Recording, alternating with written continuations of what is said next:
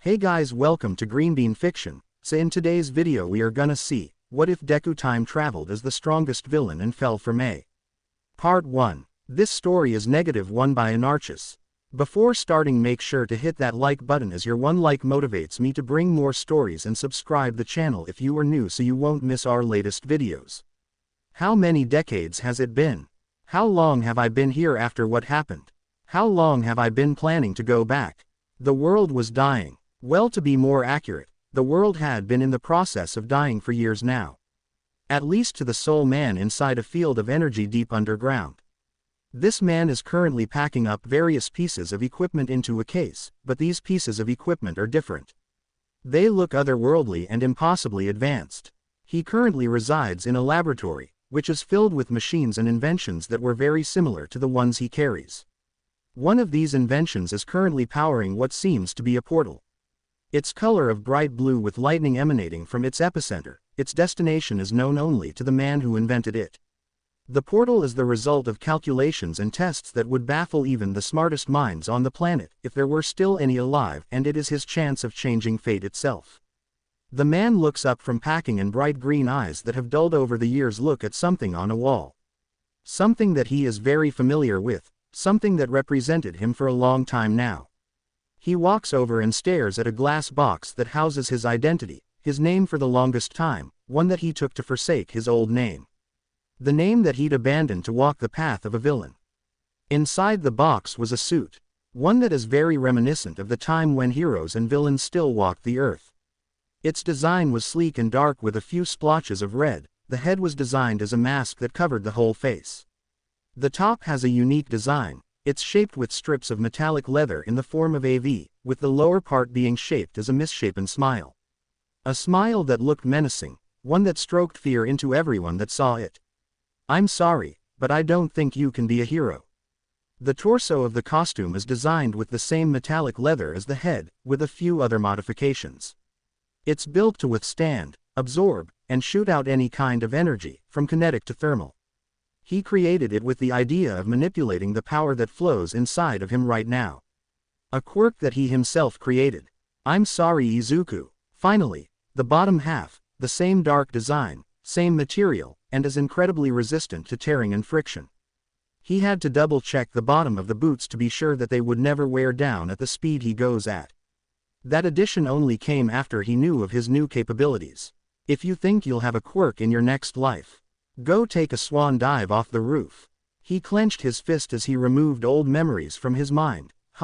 Haven't felt like this in ages. Then again, I will see them soon anyway, so I might as well get used to it. Single quote. He reached out to the glass, and a holographic screen lit up in the glass, filled with an alphabet that only he can translate. After pressing a few keys, there was a beep of acknowledgement, and then the glass box along with the suit inside shrunk.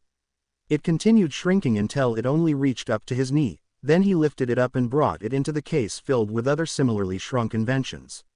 Finally, after so many years, after decades of planning, contingencies, theories, and applications, I can finally do this. I can finally come back and fix everything. The man felt a tug at his lips, and after many years of denying himself, he finally let himself smile again. But the smile was not the kind that was reassuring. It was filled with malice, and his eyes had a wicked intelligence inside them. "Soon, I will return, and I will mold the world into the future that I have long fought for, and there would be no one alive powerful enough to stop me. He's failed with his plan once, that will never happen again." He calls forth the power inside of him, the comforting emptiness that has been with him since he learned of the quirk gene's secrets. Red lightning starts emanating from his body, a mirror of his once idol's quirk, but with a whole other feel to it. It's not the symbol of peace's quirk, nor is it the quirk of his arch-nemesis. This quirk is something new, something never seen before, something negative.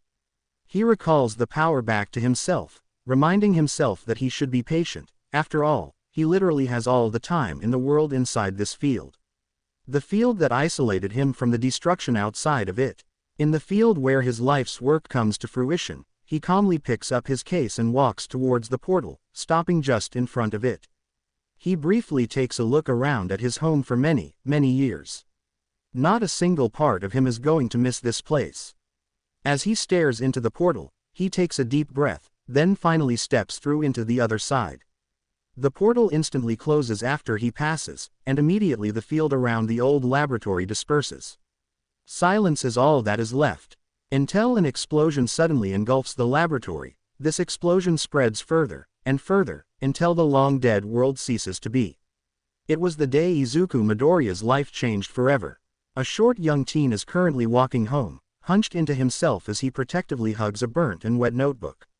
He has curly unkempt green hair, and freckles that are shaped as diamonds on his cheeks. His bright green eyes, which are usually filled with curiosity, excitement, and determination, now seem muted. Jump off a rooftop. Why would Kachan say that? Does he know what would happen to him if an investigation of my death somehow links back to his comment? He wouldn't have been able to become a hero, Midoriya mutters. Izuku Midoriya had previously been at Aldera Junior High, where he's currently walking away from just another day of being the odd one out. Today was the day when the students were asked about what careers they wanted to pursue. But the answer was obvious. In a society where superpowers called quirks were the norm, everyone wanted to be the same thing, a hero. A person who saves the lives of others, and puts villains behind bars. Midoriya is no exception to this, except for one detail that causes everyone to think that his choice in career is impossible to achieve. Izuku Midoriya is quirkless. Yet despite this huge setback, Izuku stays determined. The notebook he's currently clutching was filled to the brim with notes on quirks, their applications, strengths, and weaknesses. But most of those notes were now smudged, and barely readable, all thanks to Midoriya's former best friend, and main bully, Katsuki Bakugo, who Izuku still calls Kachan out of some misguided hope that the best friend he lost would return one day. Midoriya has always been selfless, to the point where he completely disregards his own safety and potential happiness for the sake of others, even those who make his life miserable. This is why, despite what everyone says about him, he still tries to become a hero and wishes that Bakugo would become one as well. Midoriya was taking a detour on his way home to have time with his thoughts.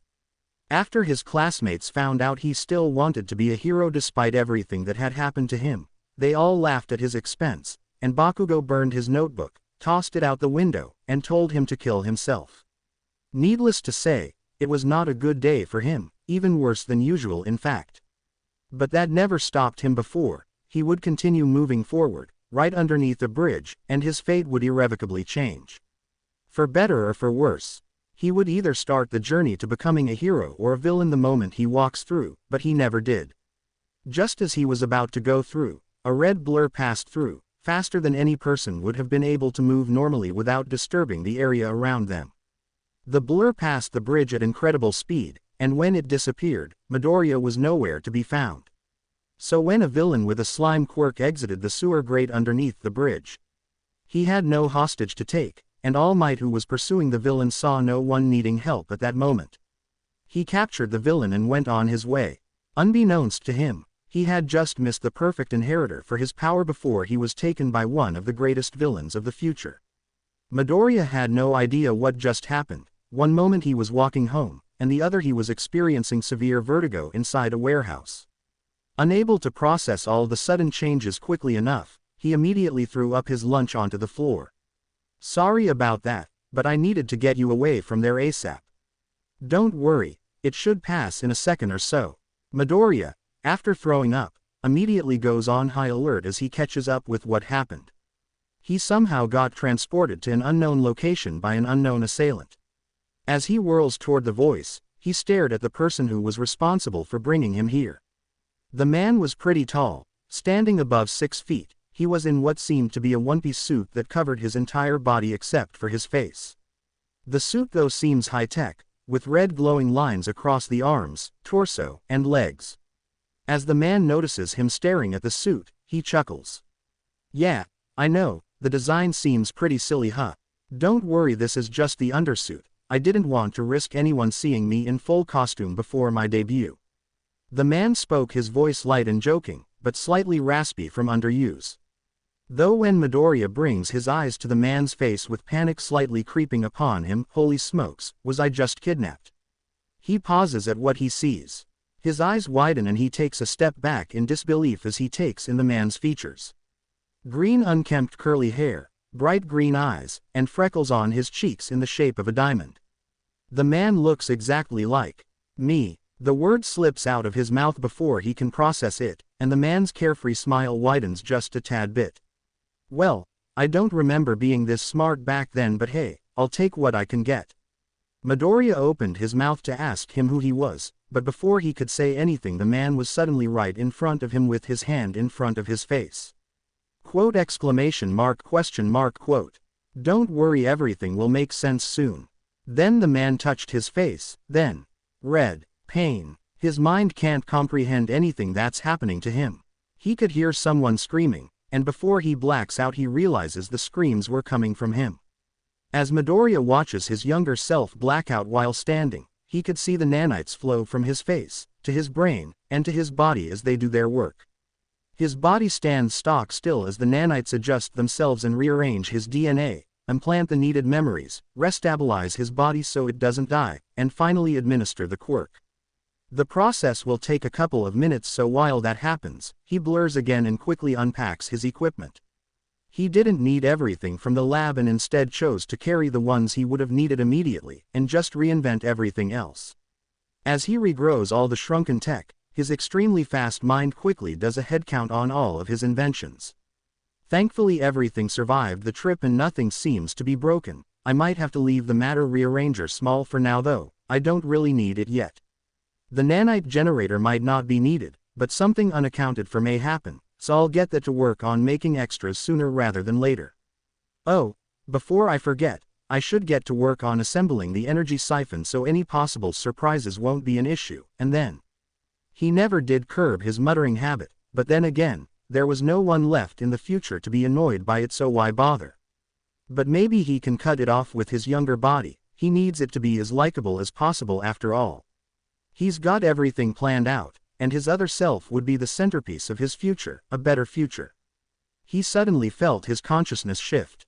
Ah, the nanites are done then.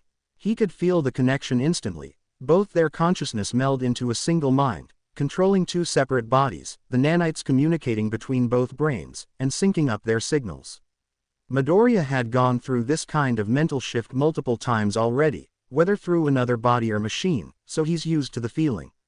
His other body though, whoa, his younger body suddenly fell down, its brain and body not familiar with all the rapid changes, even with the nanites debilitating the worse effects. Ah, I forget how much of a headache it is to transfer this much into another body. The younger body spoke. Can you stand yet? The older body asked. Gimme a minute will ya? Geez. Gotta run a fucking operation up here. The older body just shook its head at his other body's words before returning to his work. He briefly wonders if he should call the other one his little brother, and nearly laughed out loud when his other self sent him an image of a middle finger from their technopathic connection. Ha, I've missed talking to myself like this. It only took a few minutes, but Midoriya was back on his younger feet and was already walking home. He wouldn't want anyone to be suspicious of him literally minutes after his plan came into motion. This is the first and only time that I'd ever meld consciousness with another me. I only ever did this with empty-minded nomus and brainwashed husks of people. My younger consciousness instantly experienced all those years of being a villain, all of my experience and work, basically everything that I would have been, hence turning him into that same person, if a little different, while I had to experience my childhood through my own memories all over again. It's a little jarring to have two sets of identical memories of my childhood, but I can live with it. While walking home though, he had time to think, ironically being what his younger mind had been doing before getting taken. He thought back to his plans along with the timeline of his past. He didn't usually do that because he had a lot of regrets and painful memories to dig through. Not when killing Bakugo though. No, he'll treasure that memory forever, because sadly, for his plan for the future to work, the Bakugo in this timeline must live. Fuck, he's still a little pissed off about that, doubly so that his nanites don't remove any hormones in this teenage body, since he didn't bother with that. Double fuck. Well, it doesn't matter, he can still piss Bakugo off by being a dick. But back to the matter at hand, he knows what comes next, he's lived it. He studied his old memories extensively and put into detail everything that he might need to know so he could manipulate it all into what he wants. Names, locations, plans, reactions of the public, and even the personalities of every single person of interest. He was not going to take chances, everything had to go exactly as he had planned. His eyes look up from the ground and take in his surroundings. When he went back in time, he didn't really have the time to go sightseeing, he instantly had to go for his younger body and prevent All Might from even knowing of his existence until needed. But now, on his way home, he could just take it all in. Clean air, which he hadn't breathed in for decades, clear blue skies, a sight he hadn't seen in years even before he went underground, a few people just walking around, either going to work or going home, an impossibility back in the future, since everyone there was either dead, hiding, or were just wannabe heroes or villains trying to find some semblance of order in that desolate hellscape. Now it's just a peaceful afternoon for almost everyone. He'd cry tears of joy if this body was capable of it, but the nanites in his brain instantly kill any emotion that becomes too strong in order to keep his mind clear. Good thing too, because every time he remembers his legendary crocodile tears, which he inherited from his mother, he wanted to bash his head against the nearest wall. His steps briefly falter at the thought of his mother. Mom. Yes, he studied his own mother too, yet even with the nanites in his brain, he always feels something inside him churn whenever he thinks about the mother he had lost. There were no biological changes to his body every time this happened, so the only explanation for this phenomenon is a spiritual reaction. Now there is no science backing this claim, and even with his incalculable intellect, he could not find any way to test it either, but if there is no definitive answer to be found, then the most unlikely culprit is probably the answer. After all, he's met ghosts before, 8 of them in fact, who's to say that souls don't exist? But that's enough theoretical questions about the possible paranormal nature of humanity. He's got more important matters to think about, namely about all the things that cannot be calculated, no matter how much he tries. Despite everything he had planned, society just has too many variables to take into effect for him to come up with a single plan to fix it all. He can calculate the percentage of people agreeing with this hero society's ideology, but he cannot predict which individuals will do so. Every person's mind has the potential to change ideas and beliefs on the fly, either through emotional or psychological triggers. For him to have a certain reaction that he needs from the populace, he must construct a narrative that would cause every individual who hears or sees it, no matter how different, to come to the same conclusion. Either happily or miserably, their ideas all must be aligned the way I want them to. But what would be the best way to do that? Oh sure, he can think of hundreds of ways to manipulate them, but Midoriya didn't become so dangerous the first go-around by going with half-assed plans. He could use multiple plans in unison to maximize their effectiveness, but that would require other people working for him. But how could he even get connections without even having a single shred of reputation yet? As he ponders about his plans as he walks, one of those things that could not be calculated just happens to come by him on his way home.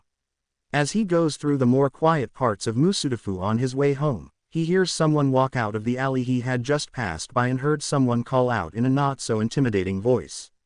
Wait a minute, is that guy trying to rob me? I heard a gun click behind me, so I'm assuming he is. Hey, ignoring the greeting from the uneducated troglodyte, he continues to walk home and go through hundreds of scenarios in his mind in just a few seconds. Hey, getting a bit annoyed by the constant pathetic attempts at intimidation, Midoriya glances at the stranger behind him in less than 1,000th of a second and takes in everything he knows about him. Male, average height, average build, around mid-20s in age, wearing a metal helmet on his head, quirk, finger guns. Ah, I recognize him. He was one of the nobodies Shigaraki recruited for the USJ attack. He had no impact there, and had no impact in history, so I only know everything about him in passing. So he does his early robberies around Musudafu. I didn't run into him last time because I was already home by then, back in my past. As the small ant continues spewing random nothings at him about wanting his wallet, an idea strikes Midoriya. Well, I do have an idea on how to make him useful. Might as well go through with it now that this opportunity fell onto my lap. Midoriya then smiles at the robber and cuts the man off mid-monologue with a question. Do you have any friends or family that would miss you if you disappeared? The robber pauses as he finally realizes that his victim isn't acting the way he's supposed to. Wah, but again, Midoriya cuts him off. Ah, never mind, I doubt anyone would miss you. Allow me to introduce myself. I'm Izuku Midoriya. Now I may only look 14 years old, but I'm much older than you think, so I can already tell that you are not very good at this whole robbing thing. I mean, I get it, I don't look very intimidating. In fact, I look practically harmless to the ordinary crooks around here, but this honestly just makes you look weak. Oh, but don't worry. You can still come out of this scenario with a win, just not the way you think. Midoriya said conversationally, as he starts to walk toward the criminal. Realizing that the kid was starting to walk toward him, he points his fingers at him and attempts to take control of the situation. Hey, stop right there, kid. But he didn't stop, he continued to walk towards him at a leisurely pace.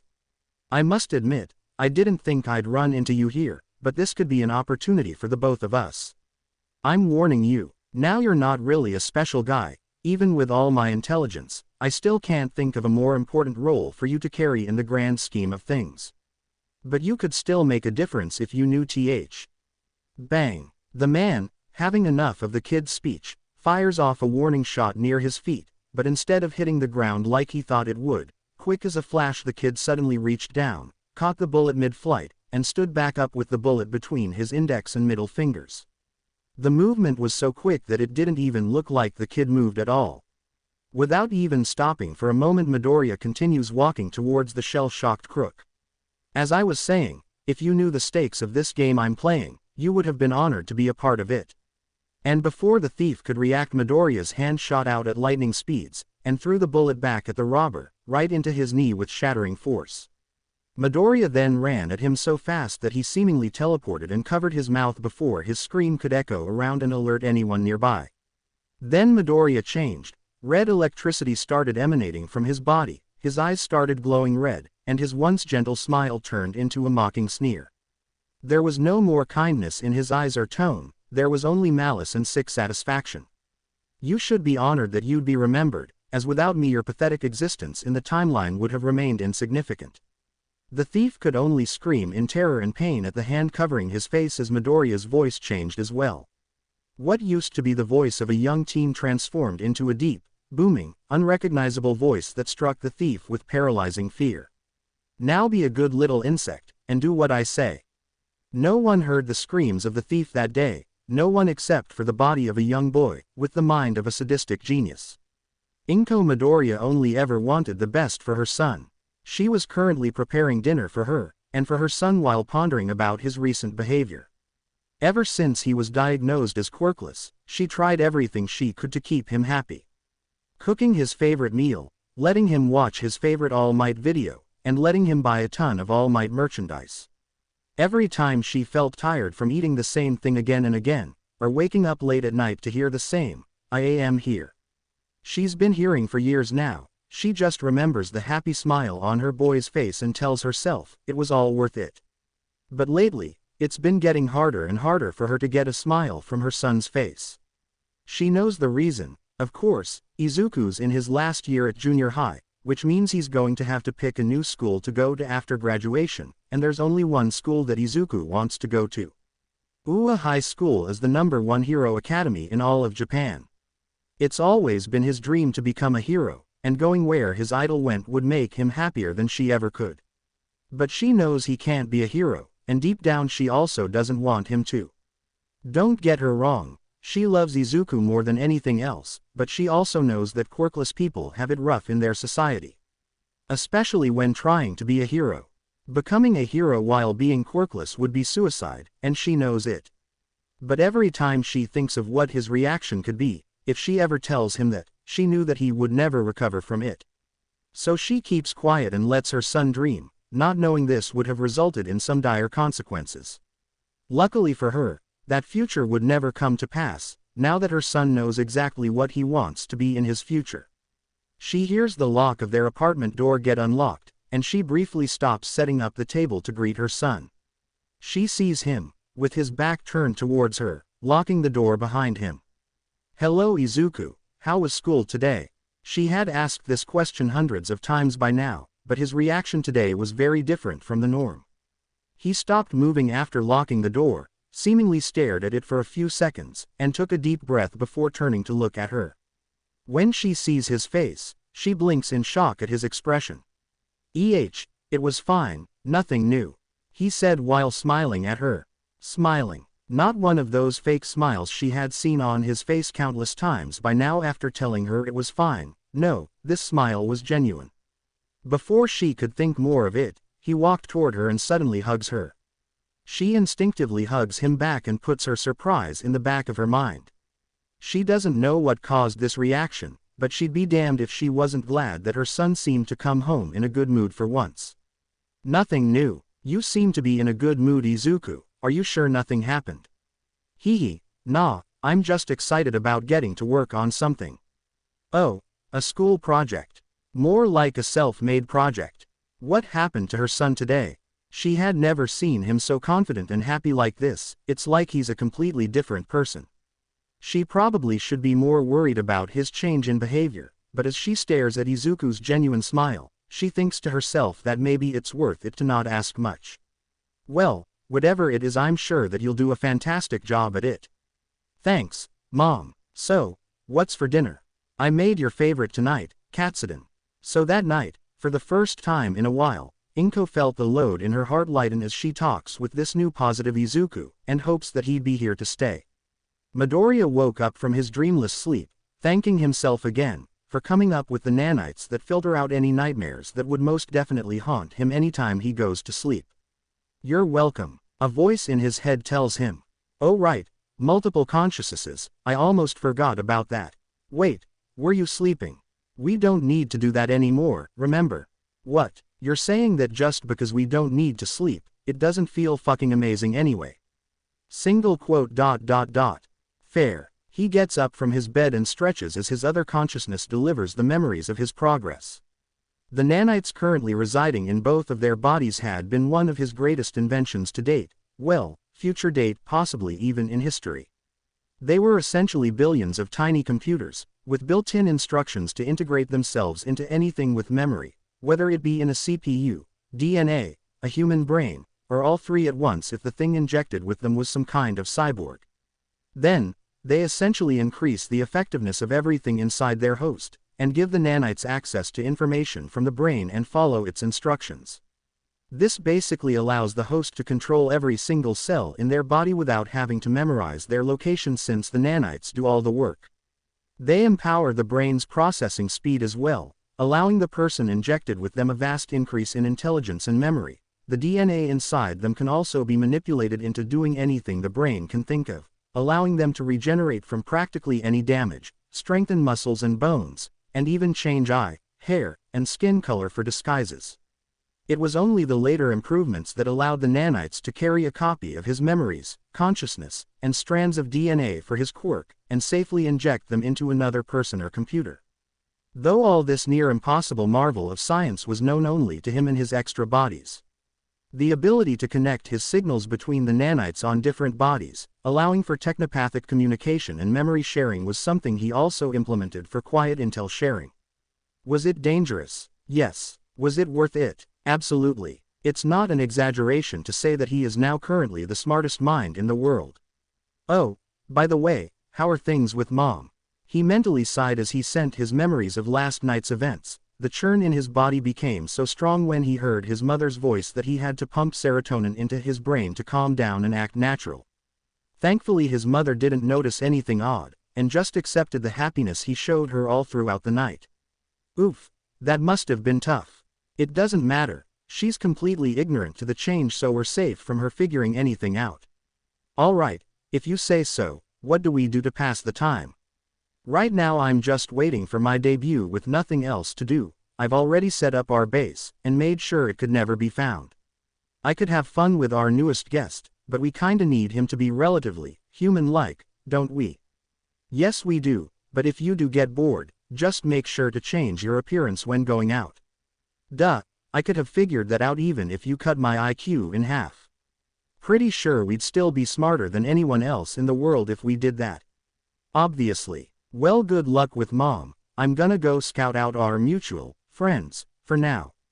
With that, the connection cut off, and Midoriya was left to his own devices. He looked around his room, at all the All Might memorabilia he had collected for years. The same man who died at his hands. Even though he had killed the man himself, and even created a quirk that acts rather similar to his to mock his memory. He never truly hated the man, even after he destroyed his dream. Angry perhaps, but the hate was from something else. On the contrary, he actually still admired the man to an extent. He had never met any other man like him, a man so absorbed into his own self-delusion that he was willing to die for a cause that had long lost its meaning.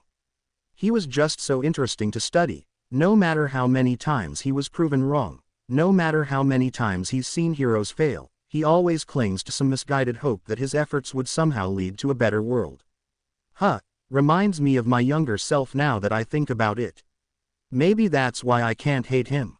Well, it doesn't matter now, he won't matter, not after I'm done. For society to truly move forward, people must move on from him. Instead of looking up to him, people should look at his colossal mistakes and vow to never repeat them. So when people look at a symbol, it won't be the symbol of peace they'd gladly flock to like mindless sheep, instead, they'd look at my symbol. But one step at a time. Right now, he has to convince his mom that he still wants to go to UA. But for different reasons this time. Inko was not expecting to see her son awake early in the morning, why would she? It was a weekday and Izuku usually sleeps in at this time. And she definitely wasn't expecting to see him tinkering with their microwave, using the toolbox that her husband, Hisashi, had used in the past, that was put underneath the sink. She was so confused at the sight, that she just watched her son work on the wiring and electronics of the microwave for minutes. She stared until Izuku finally noticed her without pausing. "Hey, Mom," Izuku greeted her, smiling, as if he wasn't doing something that she had never seen him do before. Wah! Inko could do nothing but point at the half-disassembled microwave, still too shocked to say anything. Izuku, noticing the unasked question, answered her. "Oh, this. I'm just fixing the microwave." Izuku answered her as if what he just said was in any way consistent with any of his previous hobbies. "You're fixing the microwave?" Yeah. Izuku's answer was phrased as a question, almost asking her what was wrong. "Why?" "Because you told me it was becoming faulty." "I didn't know you could do that." "Never came up." Inko shook her head to shake off any confusion. This is something that she had never seen before from her son, so of course, it would be a little hard to grasp at first. "Where did you learn how to do that?" "Online." Inko lifts a finger to ask something else but realizes that the questions could come after breakfast, so for the moment, she eventually gives up on it. Okay. Well, be careful alright. Don't worry Mom, I know what I'm doing."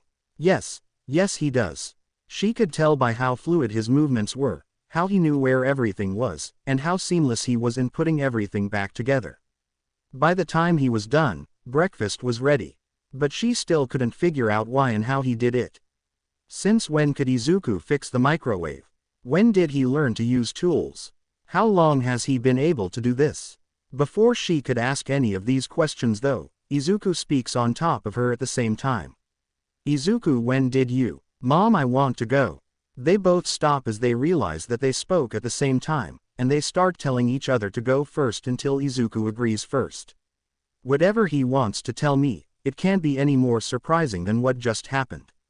I want to go to the support course in UA. Okay then, I was wrong. Something was up with Deku." Katsuki Bakugo is a young man of 14 years old, standing just around 5 feet 6 feet tall, with a slim but muscular build, and thanks to his quirk, Explosion, which allows him to sweat nitroglycerin that he can detonate into explosions, he also has fair skin. Some might even say that he looked quite handsome, but everyone that spends even just a few seconds around him would know that his beauty is also filled with poisonous content. He is brash, arrogant, rude, and overall not a very enjoyable company. But despite all of this, he is still very popular in Aldera Junior High. Why? Because his quirk makes him a near shoo-in for being a hero. Sure, there are other reasons why he could become a hero, such as his exceptionally high intelligence amongst his classmates and impressive combat potential. But in a world where everyone can obtain the power to become a hero, having an edge over anyone else in the superpower you were born with would greatly increase someone's chances of becoming a hero. Luckily for Bakugo, he was born with an incredibly powerful quirk, a quirk that is effective in combat and versatile in its application. Almost everyone agrees that he would become a great hero. Even his ex-best friend, Izuku Midoriya, who, since he was diagnosed quirkless, has been the victim of his worst attitudes for years now, even calling him by his nickname, Deku, which means useless. Taking his abuse again and again for almost all their life. Though because of this long-standing relationship between them, Bakugo is also the one other person, other than Midoriya's own mom, that knows his personality and traits. This is why he was the first one in his class to figure out that Deku was acting differently. Bakugo wasn't sure what happened to him, but right off the bat, he could tell that something was different. When he walked into class, he walked with his head up, steps confident, and with no notebook in his hands. When he sat down on his chair, instead of bringing out one of his annoying notebooks and start muttering about some hero he saw on the way here, he just sat there silently. The oddities didn't just stop there. Every time in class, he's always been very quiet, always trying to avoid drawing any attention to himself. Now though, while still not participating at all in class, he also doesn't even bother to take notes. He always takes notes, whether in class or about quirks. What the fuck happened to him? Bakugo silently followed Deku after school, ignoring the extras behind him and calling his name. Even after class, the differences keep piling up. He nearly revealed himself when saw Deku greet some people on the way out. Most surprisingly, they even greeted him back politely. When the hell did shitty Deku have friends? He's known him for almost his entire life, and not once did he see Deku hang out with anybody. What changed? Well, whatever it was he was going to find out. When they were finally alone, far enough from the school that no one would notice them, he called out to Deku in his classic man of the people way. Loud and with unnecessary swearing. Hey, Deku, what the fuck's wrong with you? Classy. He also popped a few explosions from his hands to intimidate him. These two things have never failed to get Deku to either flinch or panic. But today was different. Deku just turned around and faced him with a blank look on his face. Is there something you need, Bakugo? He nearly flinched at the unfamiliar way he was greeted. Bakugo. Why didn't he call him with that shitty-ass nickname he's been calling him all this time? Where the fuck is that shitty notebook you always carry around? Midoriya raised a single eyebrow at that. Oh, you mean the notebook you burnt and threw out the window? Bakugo didn't answer, only glared harder at him. Where was the nervousness, the stuttering, the shivers? Why wasn't Deku afraid of him anymore? Well, if you must know, I didn't need it anymore. I'm not going to be a hero anyway. Bakugo nearly choked on air after hearing that. Izuku's giving up, just like that, after years of trying. I'm trying for the support course actually, so if you don't mind, I kind of just wanna get home early today. Got a lot of practice to go through. Support course. He's never even seen Deku pick up a fucking screwdriver. Don't fucking lie to me. You don't know jack shit about any of that. Well, then I guess you don't really know me as well as you think you do, Bakugo. That stops Bakugo's train of thought in its tracks. Of course, Bakugo knew everything about Deku. They've known each other since they were kids. If Deku's been studying for the support course, he would have known about it. Right. I see you have a lot on your mind, so I'll leave you be. See ya around, Bakugo. And with that, Deku just starts walking away. Bakugo, still processing everything, only watched him go. Unable to find any answers to the questions he has on his mind, Bakugo just defaults to his classic emotion, anger. Bakugo starts walking away from him as well. Fine. If Deku just wants to be another extra, then he could go suck dick in the support course for all I care. Now, I'll be the only person in Aldera that gets to become a hero. It's what he's always been striving to achieve, to be the sole winner. The number one amongst the faceless masses. Now with Deku giving up, he should be glad. So why is it that some small part inside him feels defeated? Midoriya was bored, but that was to be expected. Nothing here in the past is really a challenge for him, either physically or intellectually, and he still needs to wait until it's time before he lets loose with his quirk. The criminal that his younger self captured was already reprogrammed to obey his orders only. He plans on using him as a sleeper agent in villain society.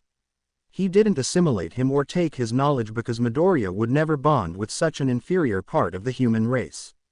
Thankfully, one of his preparations requires just a bit of a more personal touch, and while it won't really be challenging for him, he could at least get a kick out of the Hero Public Safety Commission's panic and feeble attempts at fixing their issue.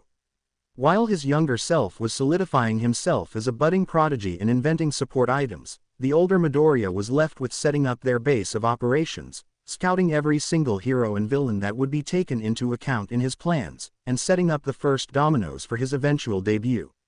He does it all in disguise. Of course, he removed the freckles on his face, turned his skin slightly tanner, his hair dark brown, and his eyes blue. Nobody would be able to link him back to his younger self.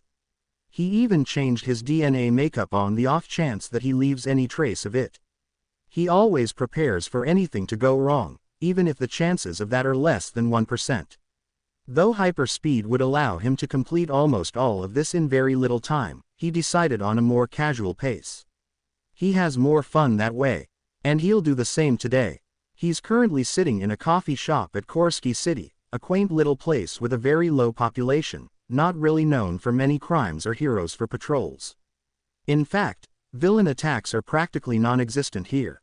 You could be forgiven for thinking that this may very well be the safest city in Japan if it wasn't for one tiny little problem. It's connected to the most secure prison on Earth, which also houses the world's most dangerous villains. Tartarus. So you can see why people aren't clamoring to live here. This also explains the severe lack of villains. Any criminal caught doing a crime here would just be thrown straight to Tartarus out of convenience, and nobody wants to be imprisoned in Tartarus. The only thing that's between this city and the prison is a 5-kilometer bridge that spans out into the open sea, onto an island that is exclusively only for the purpose of housing villains. And Tartarus itself lives up to its hellish namesake. The prison itself was meant to both figuratively and literally bury the criminals arrested. It encompasses the entirety of the island and extends up to 500 meters underground. Every single inch of this small city is lined with reinforced steel, its walls being 6 meters thick of solid steel. The top only being accessible to the staff and security. All the prisoners inside are to spend the rest of their days inside the various buildings, spanning all the way down to the bottom, never to see the light of day again. They are guarded 24/7 and monitored for every single action they take. They are not allowed to have any conversations with each other, and they have guards watching every single moment of their day. From eating to using the toilet, the prisoners are not allowed even a shred of privacy. It's essentially the dark side of society that's built on false peace. Up to this day, nobody has ever come out of Tartarus alive. To even attempt to escape the prison, someone would need to get out of their cells, without being seen by the cameras nor using their quirks, since there are sensors in their cells and every floor, monitoring any unregistered quirk use all the way to the top. Then they'd have to bypass thousands of guards, turrets, and robots, all armed to the teeth, with the order to kill any prisoner they see trying to escape, not to mention any quirks the guards might have. Somehow navigate their way through a maze-like structure that encompasses miles worth of space without getting caught. And even if they finally reach the top without alerting anyone, the walls surrounding the prison are 50 feet high and made from steel as well, and there is only one way in or out of the prison, the Bronze Gate, which is also guarded 24/7. Even after all that, they still wouldn't be free as there would still be 5 kilometers of water between them and the nearest city with only a single bridge being their connection to it, every inch of it packed with sensors, patrols, and surveillance. Needless to say, no prisoner has ever been desperate, stupid, or suicidal enough to try and get through all of that. Except for today, that is, with a little bit of help from the future. Tartarus, the most advanced prison on the planet, costing about $40 billion American dollars to make, and even more than that to maintain, built by the most brilliant minds alive today, with the highest tech security to date, with top-notch experts working to improve its security on a yearly basis. It's made to be completely impenetrable, both from the inside and out. Midoriya took a sip of humanity's greatest invention that did not come from him, coffee, as he looked through the cameras in Tartarus. Took me less than 10 minutes to hack everything and gain full control of it all. Though that's thanks in part that I've already hacked through it before when I let loose every single prisoner inside for a riot back in the future. Now I'm only interested in one prisoner. To everyone else that would look in his direction in the coffee shop, they'd only see a man working on his screenplay, because what else would anyone do in a coffee shop?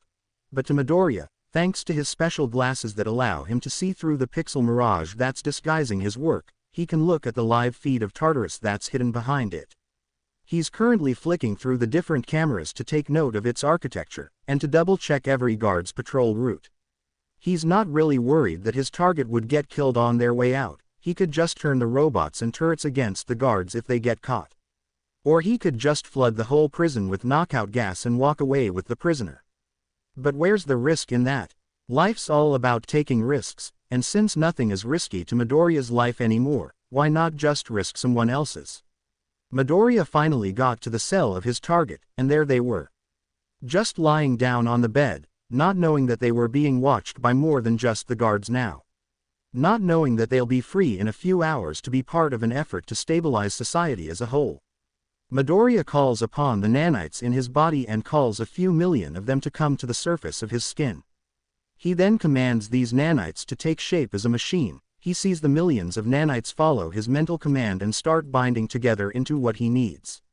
When they were done, there was nothing left of their original forms. Instead, they now looked like normal everyday house flies. The flies promptly camouflaged into near-invisible forms and took off toward Tartarus. He cuts off the sound connection to them first, as to silence the buzzing he'd hear if the sounds were to be transmitted. He'd turn it on later.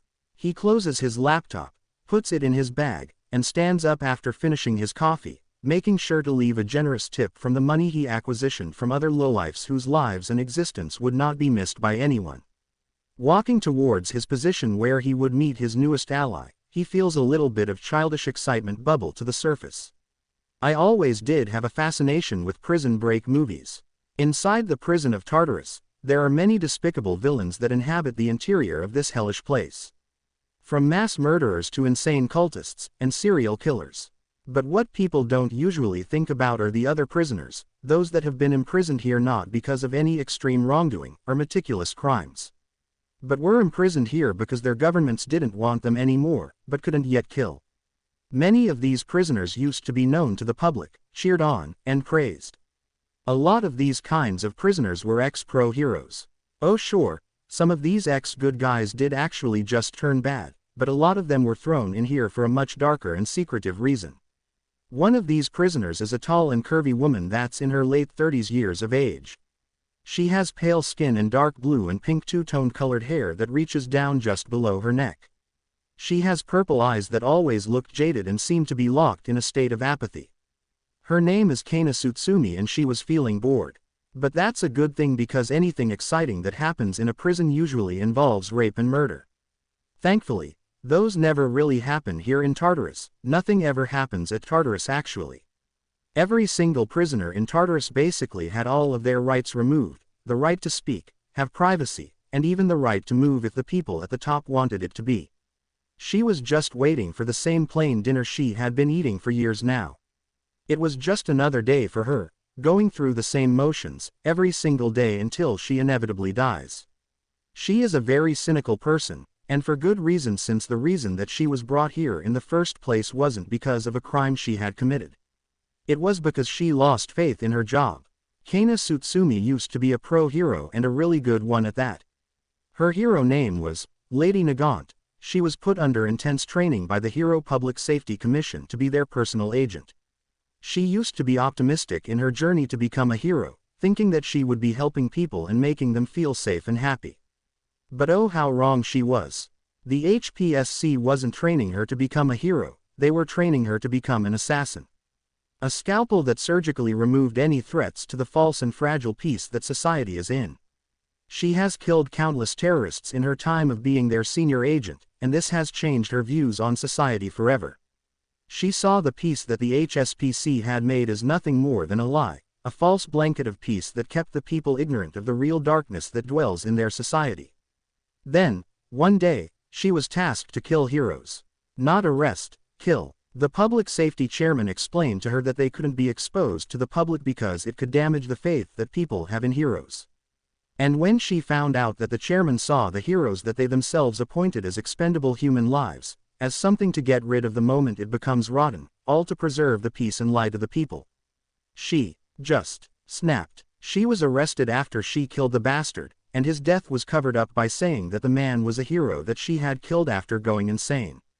Ever since then, She had a deep seething hatred for the HPSC and for the society that blindly follows whatever they say. But she knew that nothing could come from it. After all, they locked her up in the deepest part of Tartarus so that their dirty secret could never be revealed to the public. But she could wait. She knew that the fragile peace they have is just one small hit away from breaking apart, and she would be there to watch it all burn. She just didn't think that that moment would come so soon. As the panel on her cell door opened, and her dinner was brought in, she walked over to pick it up. It was the same as it always was. Plain white rice with beans, bread, water, and a single potato.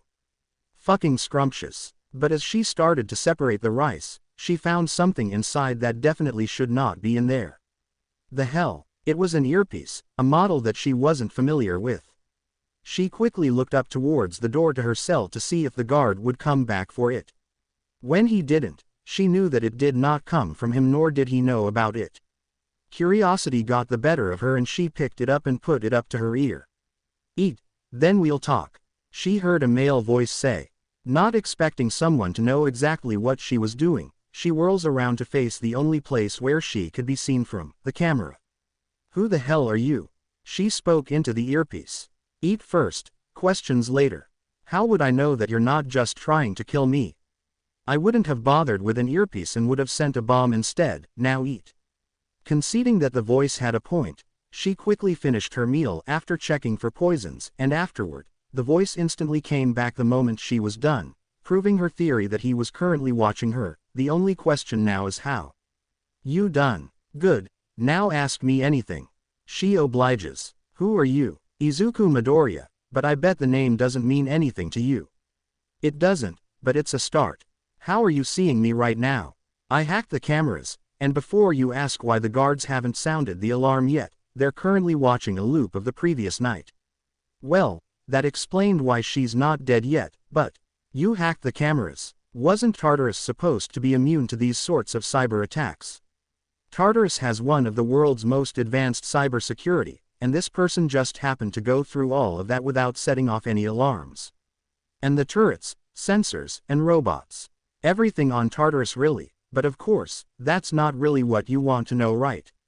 Well, at least he could tell just how sketchy this all is.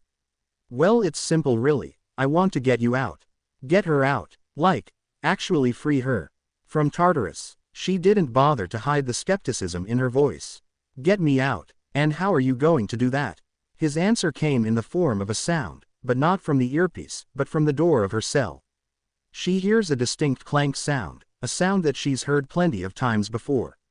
The sound of her cell door unlocking. Like that, she stares at the unlocked door for a while, unable to believe that this person could have easily just opened the door that had imprisoned her for so many years. She glares at the person watching through the camera, taking his words much more seriously now. "Why are you doing this? I doubt it's because you feel sorry for me. You're right, it's not. I'm breaking you out because I need your help." And there it is, the ulterior motive for this seemingly random good deed. She scoffed. "My help? Why should I trust a guy whose face I can't even see, nor have I ever heard of? Why shouldn't I just stay here and let the guards know your name? You're clearly going through a lot of trouble for me, so you're desperate. Desperate enough to need me aboard for whatever it is you're planning. For all I know, you could be planning to backstab me after I do what you ask. So give me one good reason to trust you." The other line went silent for a moment, before speaking again. "Because you're the only person in the world that hates the Hero Public Safety Commission more than me." Now that got her attention. Whoever this Izuku Midoriya was, he knew of her relationship with HPSC, knew of their lies, and knew why she was imprisoned here. "Who are you really? How much do you know about me? About the HPSC? Enough to be pissed off, enough to hack through Tartarus to get help, and enough to ask help from the one person I know who wouldn't refuse an opportunity to throw shit into their faces." She goes quiet for a while, before chuckling to herself. "All right, what the hell? Can't be any worse than in here." She finally agreed, and thus she decided to listen to her unknown caller, for now. "Okay then, I've disabled the turrets outside and made you invisible to all the cameras outside. You should be able to walk out no problem, just don't make any loud noises. I don't trust the acoustics of that place." She slowly opened the door to her cell, taking care to make sure to check both sides of the corridor for any guards. When saw none, she walked out and closed the door behind her. Now I'll guide you through the corridors and watch out for guards. Just keep low, stay quiet, and follow my directions. Go left for now. And so she follows his orders, taking care to keep her steps light and her body low. He relays to her which way to go and where the guards were. It took a few hours, but she managed to sneak past all of them thanks to her mystery helper. When she made it to the elevator, however, that was when things got a bit more difficult. There's only one way up towards the surface, and that's through the central elevator, whose room also acts as a monitoring room. It's guarded with rotating schedules of guards on every floor, coming in and out. She's currently standing outside of the room that houses the elevator and waiting for the man to give her the plan and what to expect. Now comes the hard part. You're gonna have to fight your way through 30 guards, 15 here on the bottom floor, and the 15 that's going to be stationed at the top monitoring room. I've already killed their radios so they can't call for backup. When you start, I'll also have to lock down the entire room with you in it so the sound of their guns doesn't travel far and alert the others. Think you're up for it? Instead of giving a verbal answer, she merely prepares to use her quirk, rifle. She takes a lock of her hair and molds it into a special ricocheting bullet. She bends her right arm inward until her fingers were touching her shoulder, and activates her quirk. She feels the flesh on her elbow open up and her bones and flesh start to take the shape of her signature rifle. Years of disuse give her a bit of an uncomfortable feeling, like a limb that hasn't been stretched or moved for weeks. Her bones make small cracking noises as they move for the first time in a long time in such a manner. Her flesh and tendons a little slow in their molding as they cover the bones and solidify again. She flexes and stretches her gun limb a bit and puts the bullet in its chamber. All right then, on 3. She closes her eyes, then nods. 1. She takes a deep breath and holds it. 2. She breathes out slowly and opens her eyes, taking a stance. It's just like old times Kana, just aim and fire. She thinks to herself. 3. As soon as the sliding metal doors opened, she quickly rushed in and surveyed the room. The door quickly closed up, locking behind her. 15 hostiles, just like he said. She takes note of their position, and the shape of the room as well in just a split second. Around 600 square meters, rectangular-shaped room, 3 desks, 1 facing the monitors and 2 on opposite sides of the room. 2 guards by the elevator, 3 looking at the monitors, 4 on each side of the room, 1 each sitting by the desks on the sides, and the last 4 being at the center of the room. The guard closest to the door didn't even have the time to react to her entrance, as she clotheslined him with her rifle, instantly knocking him out. Before the guard even hit the ground, she aimed forward and fired. Wah! Bang! The bullet traveled towards the head of the guard furthest away from her, and before he could blink, the bullet went straight through his forehead, the bullet then hitting the wall behind him, ricocheting off of it. The bullet traveled into another guard's chest on the far side of the room before ricocheting one last time into another guard's stomach. Holy shit, 12 left. She quickly rolled to the side toward the desk to her right, turning her right arm back to normal and using the desk as cover for the hail of bullets that were coming straight for her. She kicks a gun into the air away from the guard that was sitting by the desk before he could aim at her, disarming him. She then trips him and jumps over the desk, catching his gun and jumping away again to dodge another hail of bullets. She quickly fires 6 shots from it before even hitting the ground, killing the one she tripped and 4 more guards with headshots, and the 6th being quick enough to duck behind the other side desk for cover. 7. She lands on her feet and dashes forward, staying mobile to prevent being hit. Mayday! Mayday! Prisoner attempting to escape. I repeat, a prisoner trying to. The man was quickly shut up when a bullet struck him through the head, along with 3 others in quick succession. 3. Click click. The remaining 2 guards' guns were empty, and they frantically fumble with other magazines to reload. But it was too late. Lady Nagant, who was only using 1 bullet per person, still had bullets in her magazine and promptly executed the 2 swiftly. 1. She looked around the room to make sure that everyone was down, then picked up another magazine from one of the corpses to reload the gun she took from the guard. Her quirk had to be used sparingly because of the enclosed space of the room. She went towards the elevator, and as she was walking towards it, she heard the guard that she had first knocked out start to wake up. Bang! Without even looking, she aimed the gun behind her and shot the man straight in the head. 0. Ding! Just as she executed the man, she heard the elevator arrive on her floor and saw the elevator doors open. She walked in without looking back at the bodies. The doors closed behind her and she felt herself moving up. The rumors on your skills were no exaggeration, Lady Nagant. Midoriya complimented. I was rusty, she said simply. That was you being rusty. Man, what would you have done back there if you were in your prime? Everyone would have been dead in half the time and with no missed shots. You only missed once, and that was one too many. She saw that she was nearing the top and prepared the gun in her hands. Alright, you better hurry up now though, the alarms may be disabled, but it's only a matter of time until someone finds the bodies. She aimed towards the doors, waiting for them to open. Roger that. Ding. How long has it been since she's been on the surface? She can't even remember anymore. She takes a few seconds to just breathe in the air, and feel the wind hitting her face. You can enjoy the surface later after you get back to the mainland. After taking care of the rest of the guards, she finally made it outside. She was currently hiding in the shadow of the building that imprisoned her now, away from the spotlights that search around for any intruders or prisoners that could have made it all the way here. They really spared no expense on this place. Fine, now what? How do I get back? I'd get caught before I even get close to the Bronze Gate, and I can't exactly swim all the way back. Go to the east side of the prison, you'll find your exit there. She quickly moves towards the location while hiding from the spotlights above. Midoriya couldn't turn them off without alerting everyone on the island. There are multiple guards up here too, but thankfully a lot fewer. Almost all of them were inside the prison itself. When she made it to the east side, all she saw was the 50-foot wall that blocked her view of the sea behind them. I'm here, now what? Now just sit tight, I'm about to teleport you away. Tell you what, suddenly the area around her starts to suddenly spark. Realizing what's about to happen, she braces herself. And with a quick flash, she vanishes from Tartarus. When she comes to, she feels a headache bloom from her head and nearly falls down from the metal platform she spawned from.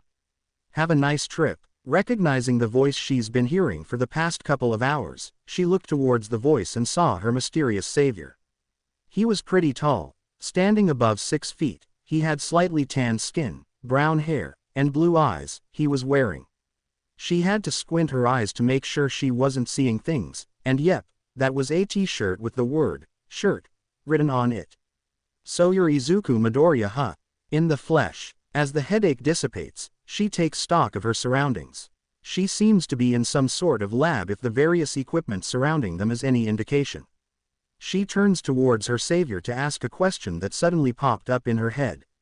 Wait a minute, if you had a way to teleport me out of there, why didn't you just teleport me out of my prison cell? He shrugged his shoulders. I didn't have the exact coordinates of your cell. I had to get you to the surface so I could triangulate your position, and find an isolated enough area to hide the teleportation. Taking his explanation, she stood up straight now and looked him directly in the eyes. Alright then, you got me out of there, so what did you need help with? He smiled at her. You know, instead of telling you, how about I just show you? Before she could ask what that meant, the earpiece that she had on the entire time they were talking, suddenly broke apart into millions of tiny little machines and entered through her ear. She only had a moment to feel the pain of nanites forcing themselves into her brain before she blacked out. The last thing she saw before blacking out was Midoriya's now green eyes. Guys, did you see Hawks flying over Hosu today? Hosu, what's he doing patrolling there? WHO cares. I'm gonna see if I can get his autograph. Just ignore her, you know how she gets whenever Hawks is involved. Lady Nagant closes the community app on her brand new untraceable phone as she looks up from it. So they sent Hawks to look for me, huh? Wasn't he my replacement? I wonder if he's up for a game of cat and mouse. What do you guys think? I don't really care, I'm happy to just watch you spread chaos amongst the HPSC. Just send me the memories of the breakout from Tartarus and the reactions of the HPSC, and I'll be happy. Lady Nagant smiled as her now green eyes twinkled with humor and intelligence. You got it. Before Hawks started patrolling around Hosu, 10 days after her escape and just 2 months before the start of the entrance exams for UA. Kana Tsutsumi feels like an entirely new person, which she should because she technically is. Ever since she was freed from Tartarus by the future Midoriya and was injected with a dose of his nanites, she had drastically changed mentally. Combining her consciousness with Midoriya's memories had warped her mind completely. Becoming someone new, she was now both and neither at the same time. And through Midoriya's memories did her side understand just why she was chosen to have his nanites. Back in the future, she was approached by Midoriya to be recruited into his crusade against society. He had hacked into the HPSC's database for any heroes that were willing to fight against the lies and hypocrisy of the current hero society and expose the shady dealings of the HPSC, and she was the head candidate. She had briefly heard of him back when she was still in Tartarus in the future. On the rare instances that the prisoners could talk with each other, she had heard some stories from some new prisoners that were periodically being brought in about some new upstart named Izuku Midoriya, with all of their stories praising him and painting him as some sort of savior of the villains. She actually escaped from Tartarus because of the riot he had started when he released every single prisoner inside as a distraction for the heroes to busy themselves with, while he and All for One continued their plans in the background. While a little put off by his young age, she did agree to work with him and over time, even became closer with him, not quite friends, but above acquaintances. She grew to respect his drive, intelligence, and forethought in planning in all of their various businesses. Plus she just really liked seeing him constantly shit on the HPSC. And Midoriya grew to like her for her skills, professionalism, and wittiness. He even asked her to train him with firearms. He was one of the few people that she knew who wouldn't screw her over, so she agreed. With the help of his nanite-empowered brain and her various lessons, she turned Midoriya into one of the deadliest shooters alive, with accuracy so on point that he could put 4 bullets into 4 skulls in less time than it takes for a person to blink, and this was before he created his quirk. He became so good at it that she was genuinely impressed at what she had created and told him that he could and would eventually surpass her. But she didn't live long enough to be there to see it. Because years after the death of All Might, the League of Villains finally saw Midoriya as an expendable part of the League. Midoriya knew that it would only be a matter of time before they'd come after him. He was becoming too dangerous, and they never had any interest in expanding society or cared for his scientific breakthroughs. They only wanted to burn down the world, to rule the pile of ashes that are left. Midoriya trusted her enough to warn her about all of it and even told her about his secret project to combat them, the quirk that would beat them all and make One for All and All for One look like sparklers compared to what he was creating. To his surprise, she agreed to buy him time to complete his project and to protect the only other person he cared about, his mother. But she failed. She fought valiantly, but she never stood a chance against Shigaraki's power. He killed her and Midoriya's mother to flush him out and finally finish him off. Unfortunately for him, she had bought just enough time for Midoriya to finalize the quirk, and in his furious rage that was so strong that his nanites couldn't erase it, he completely decimated Shigaraki, making sure that he suffered a slow and painful death. But in his rage, he failed to realize that with Shigaraki's death, he had also brought about the end of the world. So he went back, and now with his second chance, he plans on fixing the world his own way, the way that was originally intended. While Midoriya had no copies of her memories of their partnership, she had his intelligence now and combined that with her knowledge of her own personality. She could figure out exactly what her thought process was in the future and why she was willing to do so much for him. On why she stuck around for so long and even died for him. The truth was that she saw something special about him, a spark that could ignite into something the world had never seen before. His goals genuinely inspired her and convinced her that he would lead the world into the right age. Everything he's done, every life he'd taken, and every invention he built, was all for the betterment and progress of humanity. His will to change the future shines brighter than anyone else's, and she knew that if she stuck by him, she would be helping him achieve his goal of improving society. And all she ever wanted in life was to change society for the better. It was why she became a hero in the first place. So she knew that this was her second chance, her chance to make his dream into a reality, and she'll make sure to help him every step of the way. One shot at a time. She's standing atop a building in Hosu City late at night with a new set of equipment, courtesy of Midoriya's brilliance. Her two-toned hair is put in a short ponytail, and she's wearing incredibly advanced light boots that use miniaturized reactors for jet flight. She's wearing a dark full bodysuit with a utility belt for holding ammo. The belt also has built-in gravity stabilizers to help her stay in the air with little difficulty. The belt also has 2 holsters on the sides that each hold a pistol. Each pistol was custom-made to hold 36 of her bullets. These were added to her arsenal for more close and medium-range capabilities. Her bodysuit has a built-in sensor in its right elbow that senses every time she uses her quirk, opening up and allowing the rifle to come out with no issue. It's wired with light-bending technology, allowing her to shroud her body with invisibility. Its durability is no less impressive despite its plain appearance. The suit is made up of special synthesized metal fabric that is incredibly resistant to tearing and damage. This metal fiber is also incredibly lightweight and can reflect any impact thrown at it by absorbing its kinetic energy, then pushing it back. It's also heat-proof, ice-proof, electric-proof, magnet-proof, and waterproof. By using the matter rearranger, he gave the metal used in its creation an elastic quality with no change in its density so it doesn't impair her flexibility, and weaved it into the suit that now protects her body. This material is so effective at protection that he has used it on his own suit with a more elastic leather feel to it. It's the perfect material for light and powerful armor. She's currently looking at her new wristwatch on her left arm while speaking to her new mental roommates. "You know, if I had known that's how you'd feel about me in the future, I wouldn't have been so careless in getting you out of there." The older Midoriya said, "Well, it's not like you knew what I was thinking at the time. Besides, you wouldn't have let me die anyway, even if I was caught."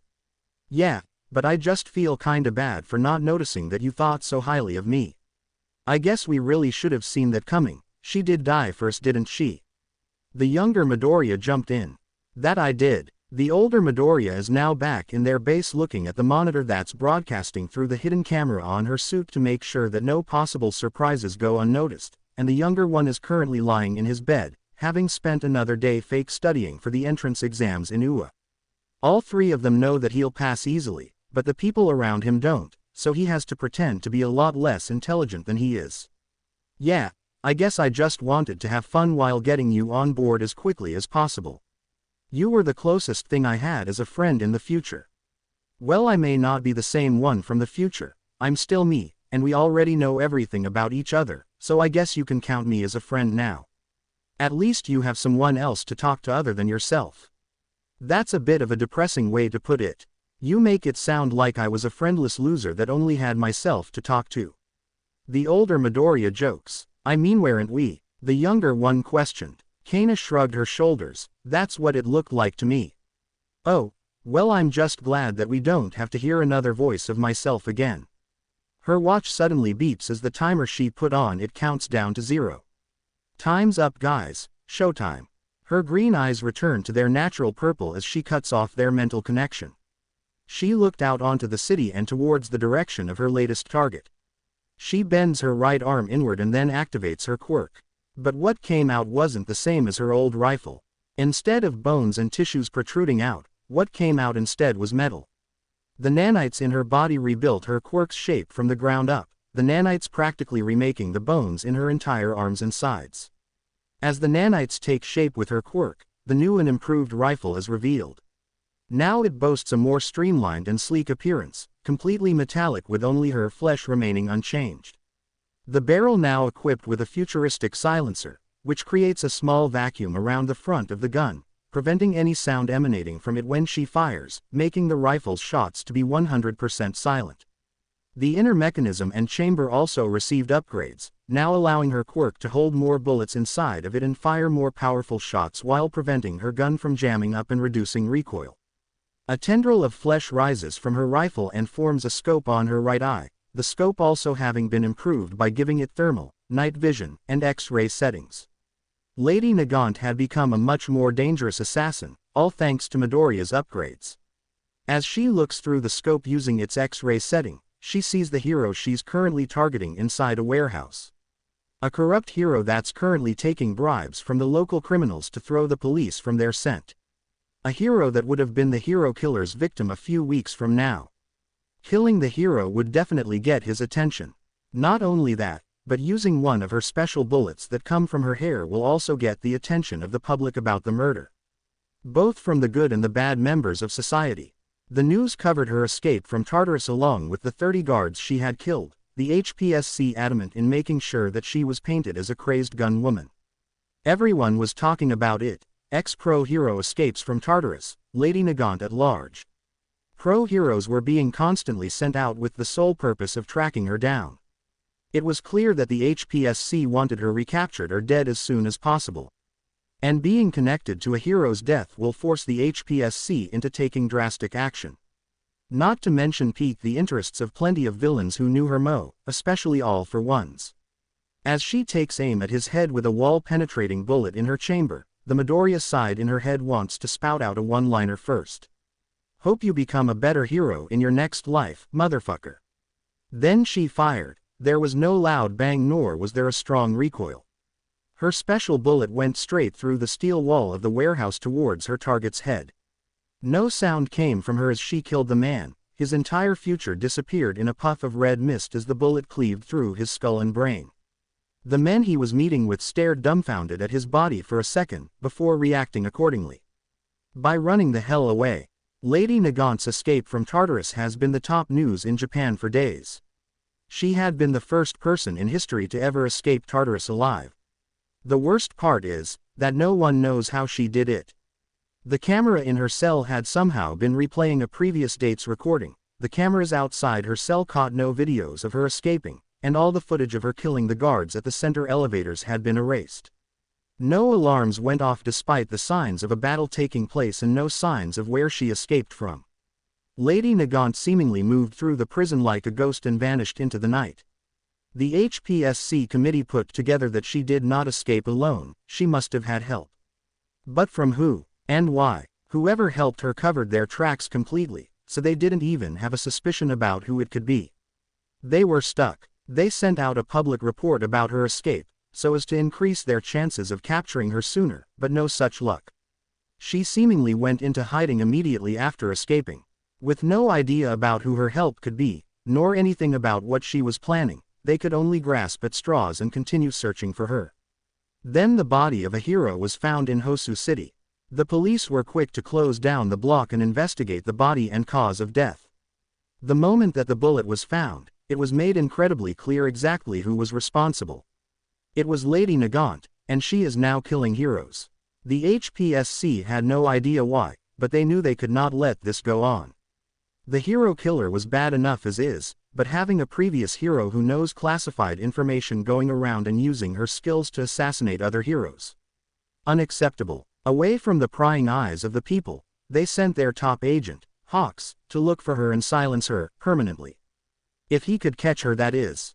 Unbeknownst to them, this was exactly as Midoriya had predicted, and recorded from their cameras since he just really wanted to see their faces when they found out about the escape and kill, they did not disappoint. A foreboding omen is creeping up on society. Dominoes are starting to fall. And when everything falls into place, will society be ready? Probably not. Sigh. Why did I agree to this? Keigo Takami hated being busy. Which was a weird thing to think about, since he chose a career that has the least amount of free time given possible. He was a hero, and not just any hero, the number 3 pro hero, codenamed Hawks. Keigo is a man of average height with a slim and narrow build. He has ash blonde hair that's swept backward onto his head with a few strands sticking upwards on the front, notably thick eyelashes, and some faint stubble on his chin. His eyes are gold brown and rather triangular in shape, with 2 little black triangles just below his tear ducts, making his eyes somewhat resemble those of a bird. Finally, he has a set of bright red wings that come from his quirk, Fierce Wings. Very inventive name. His quirk not only gives him the power of flight, but also hundreds upon hundreds of controllable feathers, each one telepathically connected to him. The feathers also have a variety of sizes, but each one being stiff, flexible, and sharp enough to cut through flesh if he so wishes. This quirk's uses and potential were brought to their fullest in his time training to be a hero. And now, those skills are being put to the test. 3 days ago, there was a murder in Hosu City. A hero was killed inside a warehouse. The cause of death, a single bullet through the head, and the bullet being quirk made from hardened hair. The culprit was obvious, and the HPSC was not happy about who it was. They were already on the verge of panic when they found out she was freed from Tartarus, but now they were just in hysterics trying to find her. Letting her live now would be too dangerous, so they had declared her as an A- rank villain with the heroes ordered to not hold back against her. They needed her dead, but not before finding out exactly who she was working with for now. But before that, he has to find her first. And right now, he's not having any luck. With no clues on why she targeted that specific hero, or if it was just a random kill, he followed the only lead that they had, the city itself. So he started patrolling around Hosu City, looking for anything that could indicate her presence, or perhaps find the reason she was here in the first place.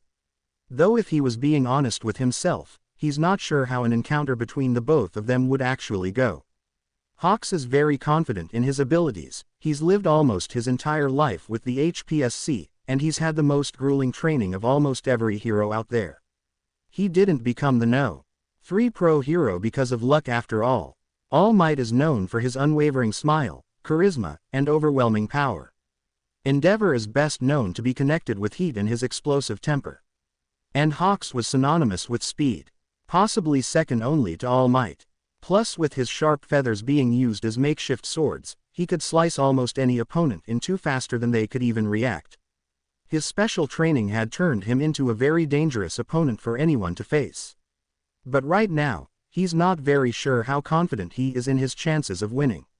Lady Nagant was his predecessor as the HPSC's top operative and was his senior colleague, hence having gone through very similar training as he had. Not only that, but she also has the edge in experience, as she had spent more years doing fieldwork for the HPSC than he had. His only comforting thought is that hopefully her years spent in prison had atrophied her skills, to the point that he could beat her in single combat. But his hopes weren't too high. It was nighttime at Hosu City, most of its residents were asleep at this time, and those that weren't were the other heroes that patrol at night. While flying low above the darkened streets but well below the rooftops, because flying around above the buildings would be suicide against Lady Nagant, he might as well attach a glowing neon sign on him with the words, "Shoot me," written on it. He saw one of the heroes waving at him from below. Well, I'd hate to be rude. So what the hell, Hawks thought as he went towards his fellow hero. The hero stood about 7 feet tall, had giant muscles, and a costume that's modeled as a truck. If Hawks had to guess what his quirk was, it most likely gives him some kind of momentum enhancement based on his size and costume. The hero waved at him as he landed nearby. "Hey Hawks. Didn't expect to see you around these parts." Hawks lazily waved his hand at him, his stance relaxed and open. "Sup? Nothing much, I should be asking you that. What are you doing here in Hosu?" It was a legitimate question. No one knew why he was sent here, though some did speculate that he was here to catch the culprit for the murder. He obviously couldn't tell him everything, but he could at least be partially honest and answer some of the rumors. "I was actually investigating the murder a few days ago. Decided to stick around just in case, you know." "Ah, yeah, I can see that. Poor bastard, he didn't deserve to die like that. I knew him, you know. He was a good guy." He put his head down mournfully and shook it before looking up at him again. "Have you found anything yet?" Hawks shook his head and answered truthfully, "Nothing. What about you? Is there anything you can throw my way?" The hero shook his head. "Got nothing either, but when I catch the culprit, I'm gonna run them over, I can promise you that." Somehow, Hawks doubted that's what would happen. "Good luck with that. Hey, listen, I gotta go." Hawks unfurled his wings to leave and continue on his patrol, but before he takes off he sends a last word of warning to the hero. "Oh, by the way, keep your head down for the rest of the night. The guy was killed with a sniper bullet. So if I were you, I'd stay away from open areas." The hero saluted him. "Will do." And with that Hawks flew away, and continued onward. A few hours later, Hawks just wanted to go home now. While still keeping an eye out, he's found nothing pertaining to her all night. He was starting to think that tonight was a waste of time. He's now sitting at the edge of a building in the industrial side of the city after having spent all night patrolling. And what he found was nothing, absolutely nothing, he said to himself. At least the murder also scared the criminals from going out tonight too.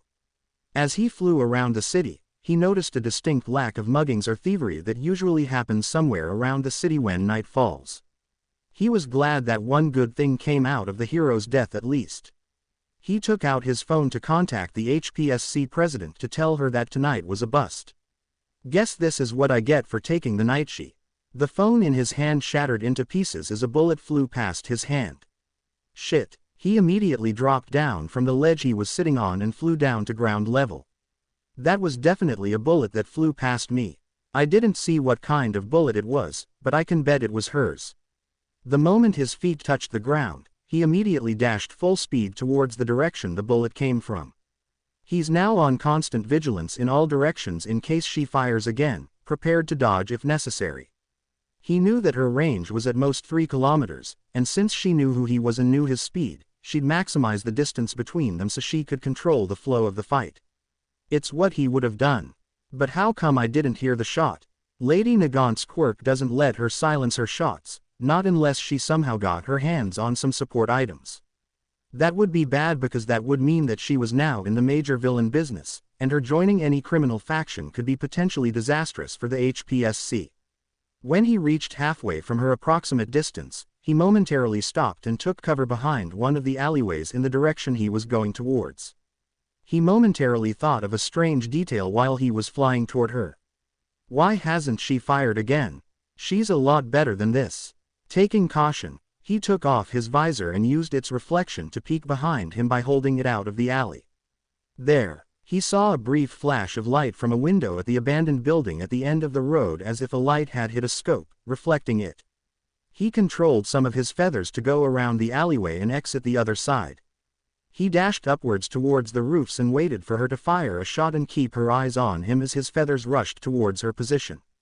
But, nothing. There wasn't another bullet. In fact, there hasn't been a single shot since after the first one.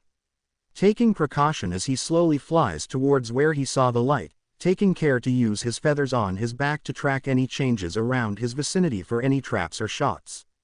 The feathers he sent out back at the alleyway slipped into the room and he used the vibrations so he could mentally map out the room.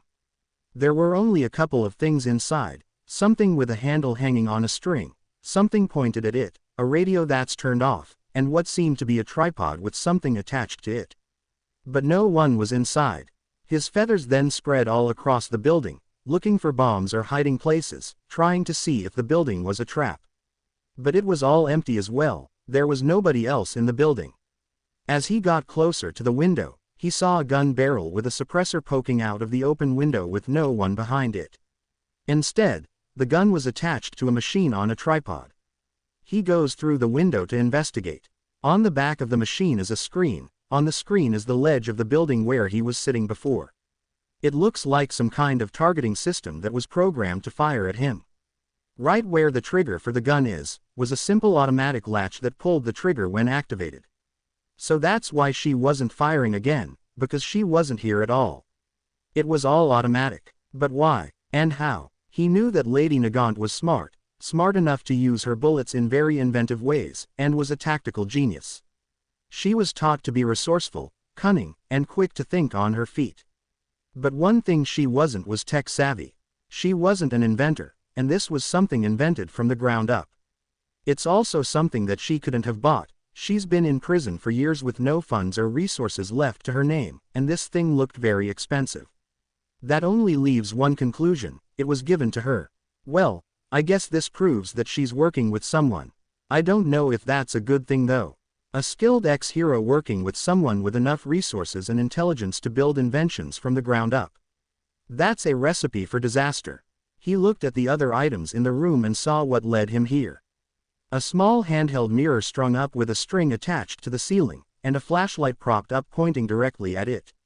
It's what emulated the reflection that he thought came from a scope. So I was led here. She wanted me to be here, but why? She could have killed me with the machine without me knowing since it was so quiet I couldn't even hear a shot go off, or she could have just shot me herself. What's the purpose of leading me here if this wasn't a trap? Hawks was left baffled and scratching his head, trying to make sense of all these clues that mean something, he just doesn't know what. Took you long enough to get here. He instantly turned towards the source of the voice and the last item left in the room, the radio. The voice was clearly female. Honestly, I was a little disappointed it took you this long.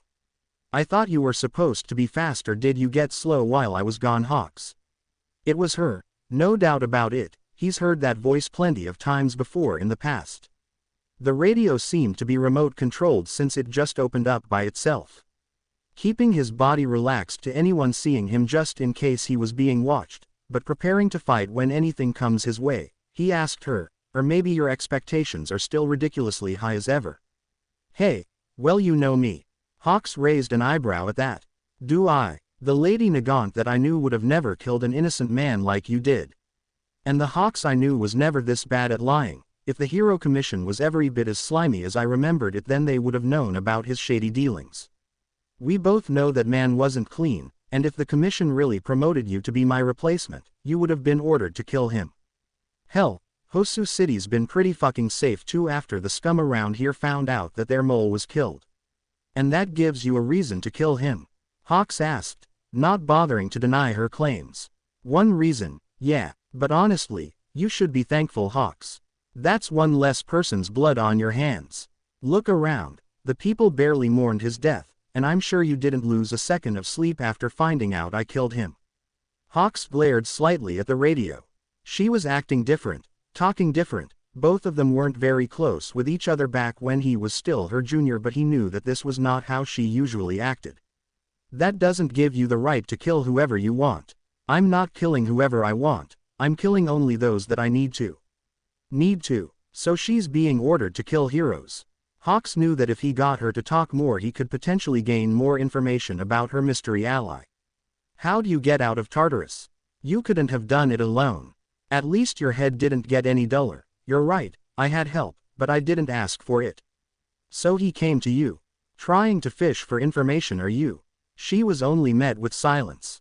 Hee. Yes, he came to me. He narrowed his eyes at the tone she used to refer to this person.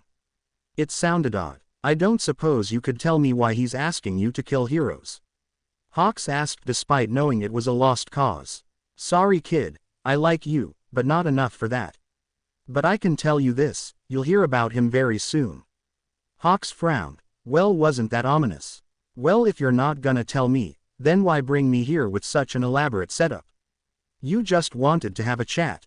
I wanted to tell you to give up on this investigation, kid. Get the commission to send someone else, because I'm not gonna stop, and you can't stop me. I don't want to kill you, but I can't let you win either. We both know I can't do that. She sighed almost pityingly. You're setting yourself up for a fall, kid. The commission taught you everything you know, but they didn't teach you everything I know. You can't beat me. Are you sure about that? Yes. You couldn't even save that truck-looking ass hero fuckboy. He paused at that, a bad feeling creeping up his chest. What? Wanna know how I knew you were patrolling tonight? It's because I saw you talking with my target a few hours back. You know, big, dumb, and muscly hero that looked like he just covered himself in super glue and ran straight through a demolition derby. Yeah, he's dead now.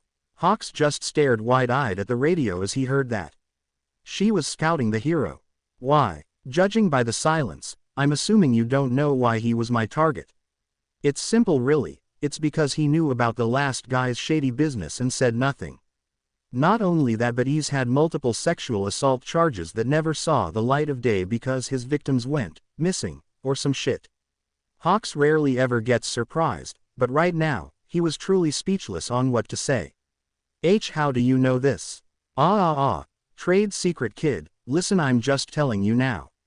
You can't stop what's coming, no matter how much you try, no matter how fast you move, and no matter how many heroes you bring.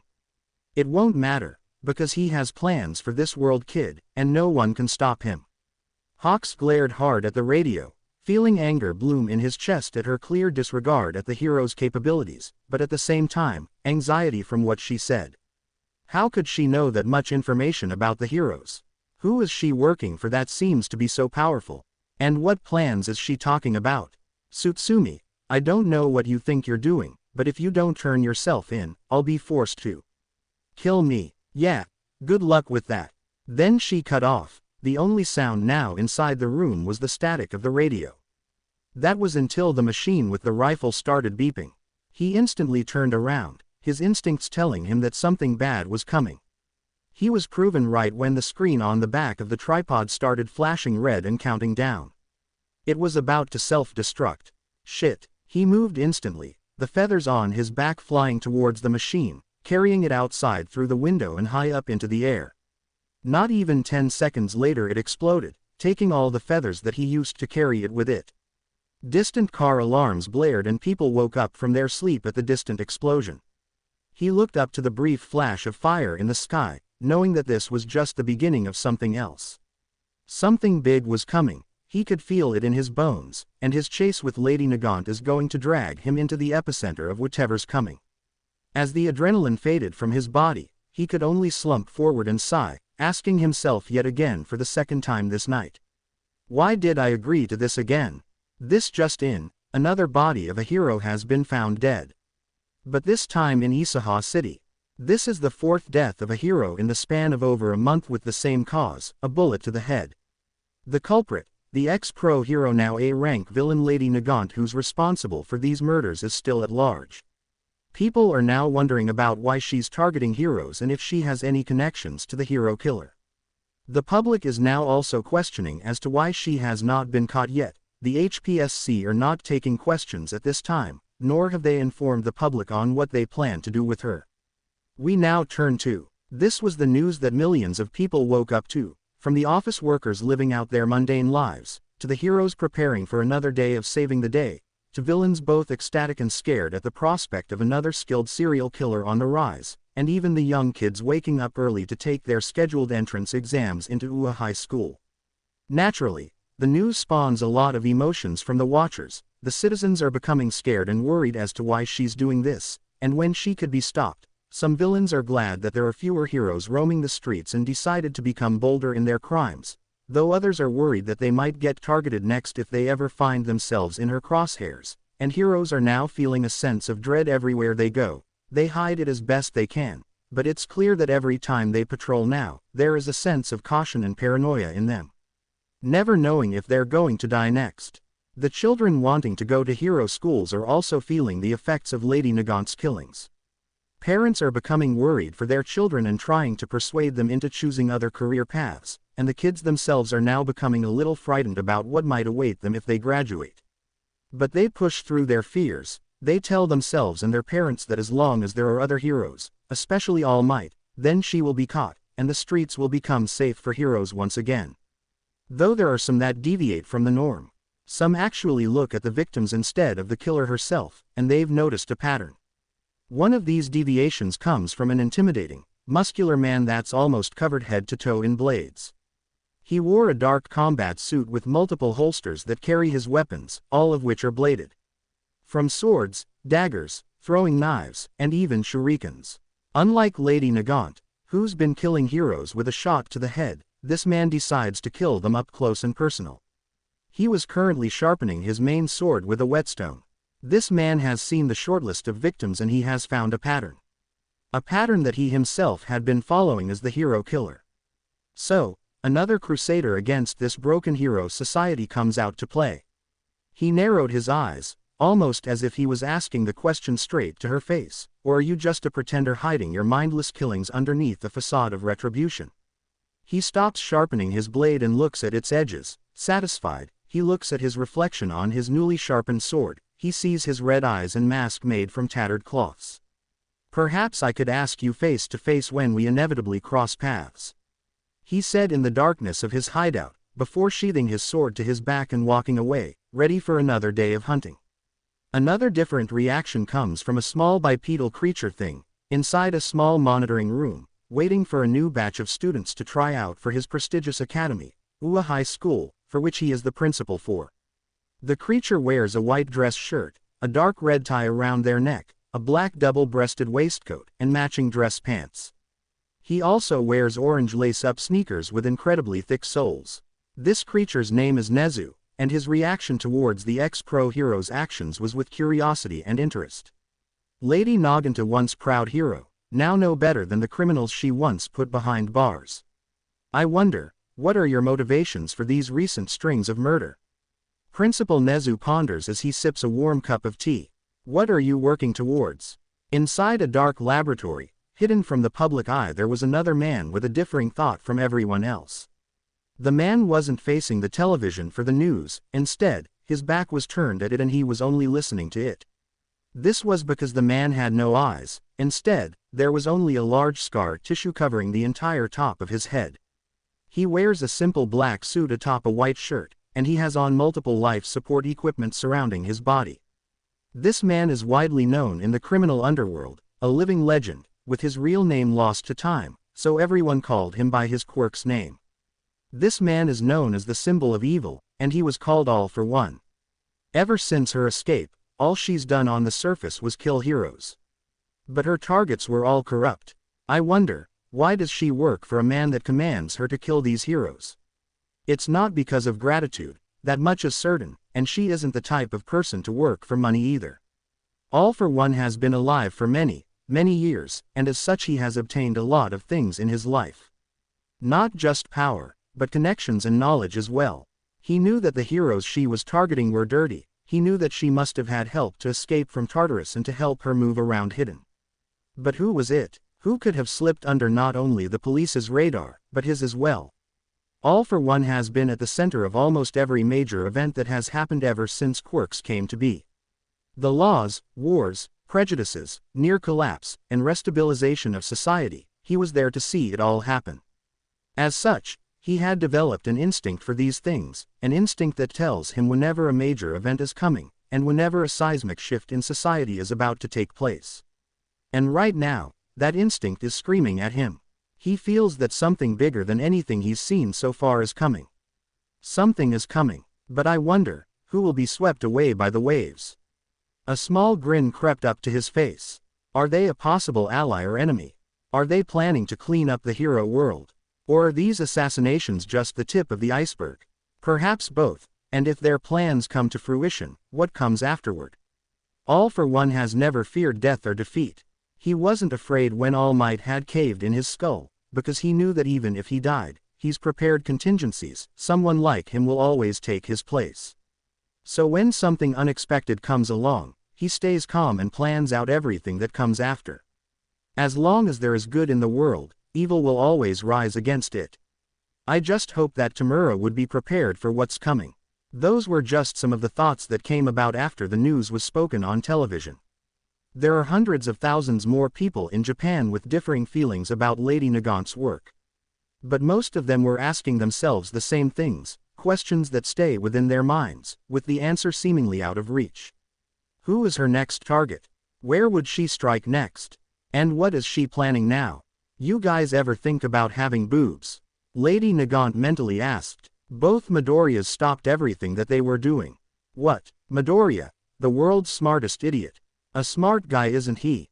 He's perfect for the support course. There was a palpable feeling of excitement and apprehension among the youths all across Japan. The entrance exam for the hero course in UA was just one day away. But before that, exams for the general education and department management came first. That was yesterday. Now is the day for the entrance exam for the support course. A long time ago, when quirks started appearing more frequently in society, the comic book heroes that everyone once thought impossible then became a possibility in the real world, and in time they were accepted and the government allowed these brave individuals to do as they pleased.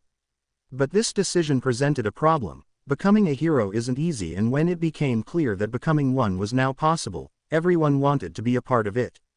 Especially the young and impressionable children.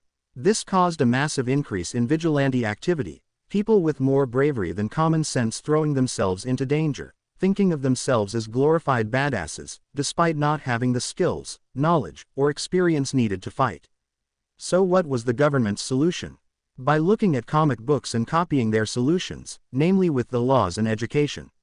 For some reason, that was genuinely seen as a smart idea back then. People were dumb back in the day. Laws were put into place, banning the use of quirks in a public setting unless it was for self-defense. This was implemented for two reasons: to dissuade people from using their powers recklessly that might cause harm to others, and to prevent any further attempts at vigilantism.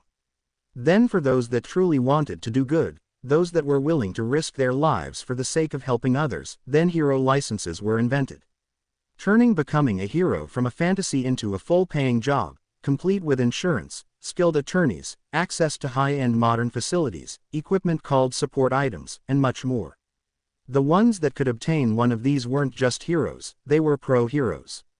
And one of the prerequisites of becoming a pro-hero was to attend a hero academy, school specifically made to train young men and women into capable heroes, building up their skills, knowledge, and combat capabilities to be prepared for any danger that comes into society.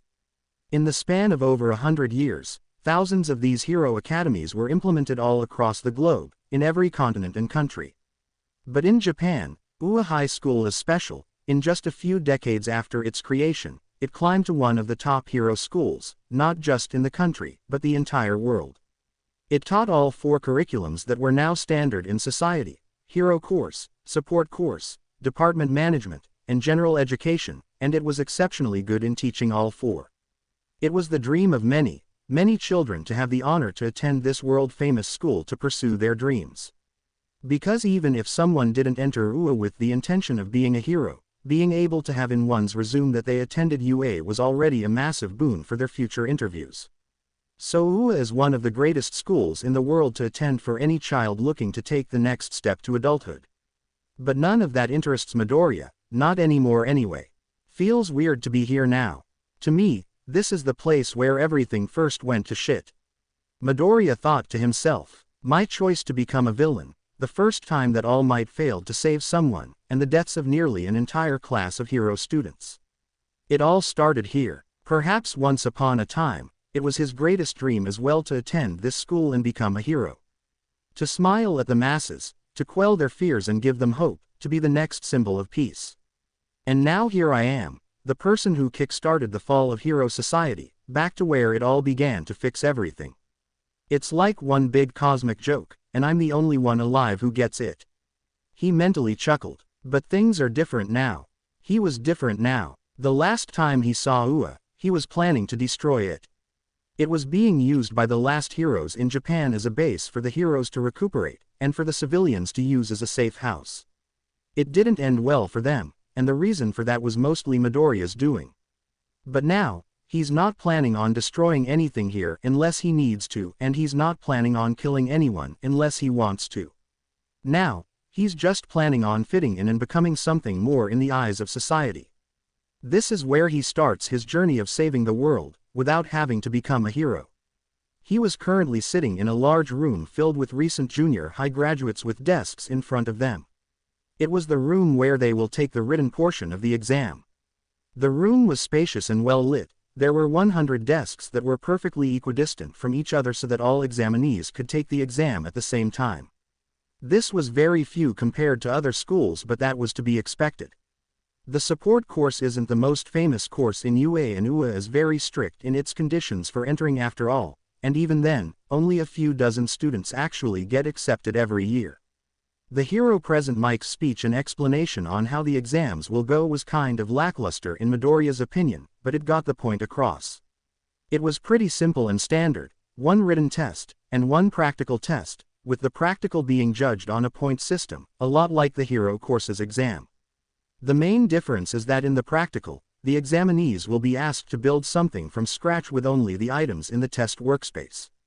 He looked around the room at the other examinees. He knows all of them by name already since he had already secretly hacked the UA database and read through all the names of the students, but he also knows that most of them will barely make an impact in the future. There was no way to sugarcoat it. These people were just dead weight in the future.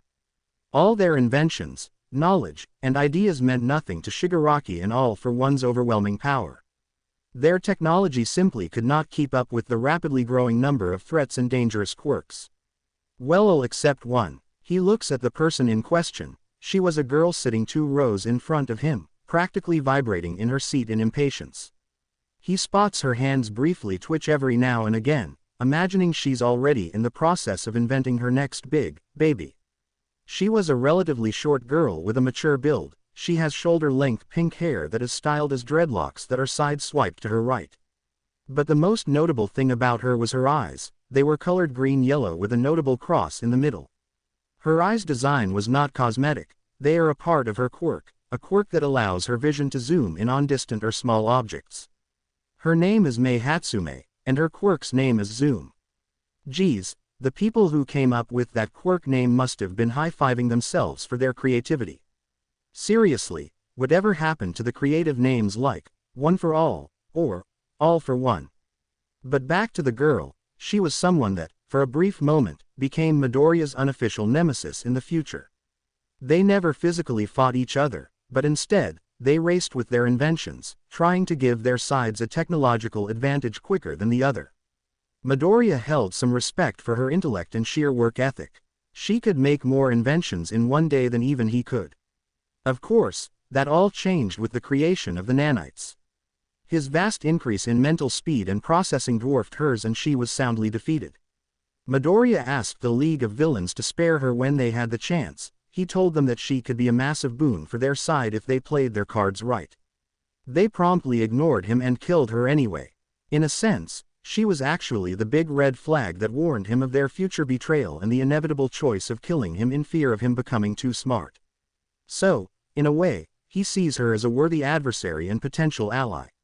Well, not an adversary anymore, she's no threat to him now, but at this moment in time, she is young and impressionable. He could turn her into a close ally and possible friend without having to inject his nanites into her. He wanted to nurture her mind the same way he nurtured his. The tests were handed out. It was a small paper notebook filled with 100 questions. They were given 2 hours to answer them all. The answers are mostly about mathematics and engineering, so they were also given extra pieces of paper for their calculations. Of course, Midoriya could complete it in less than 5 minutes if he wanted, and even less than that if he does it at super speed. But he wasn't supposed to have a quirk, so he has to answer them quickly but normally. He picks up his pen to start and, "You guys ever think about having boobs?" Lady Nagant's voice asks out. Midoriya paused, his supremely powerful brain halting in its tracks. "What?" both Midoriyas asked. "I'm just asking, what do you guys think?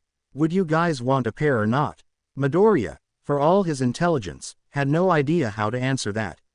So he shook his head and started to answer the test, and hopefully ignore the conversation.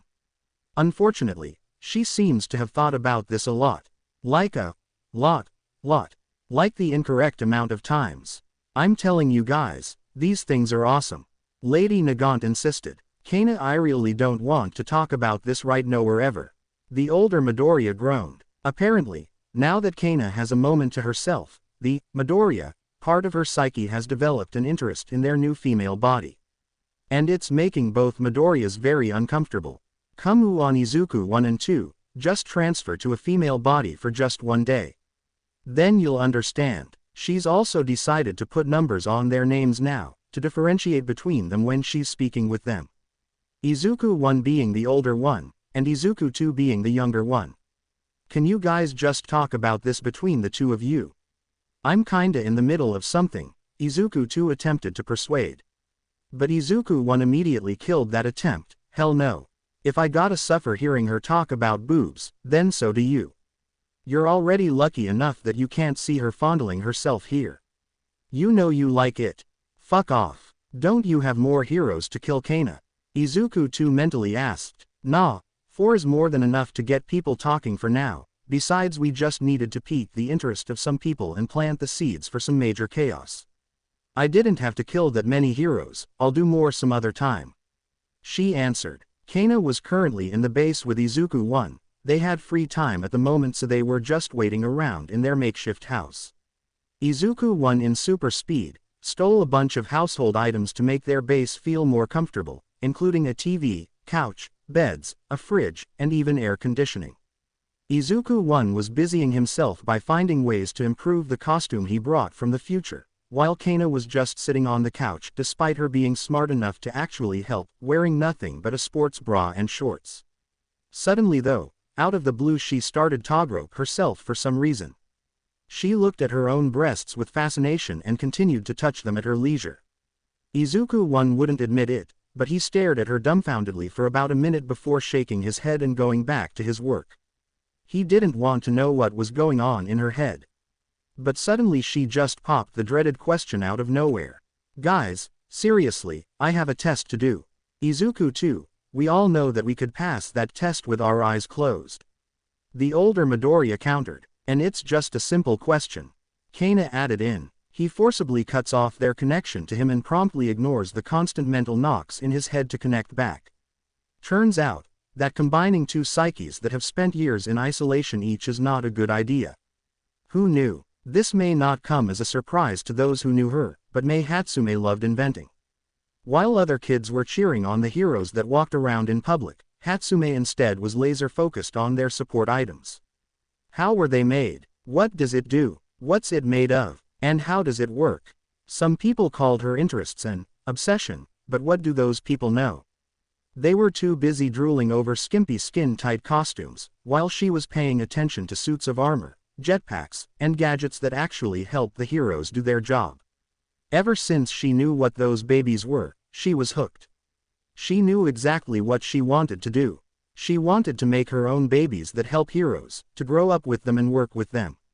She studied endlessly, to the point where she would ignore basic hygiene like sleep or baths. She just worked, took care of basic human needs such as eating, and worked some more.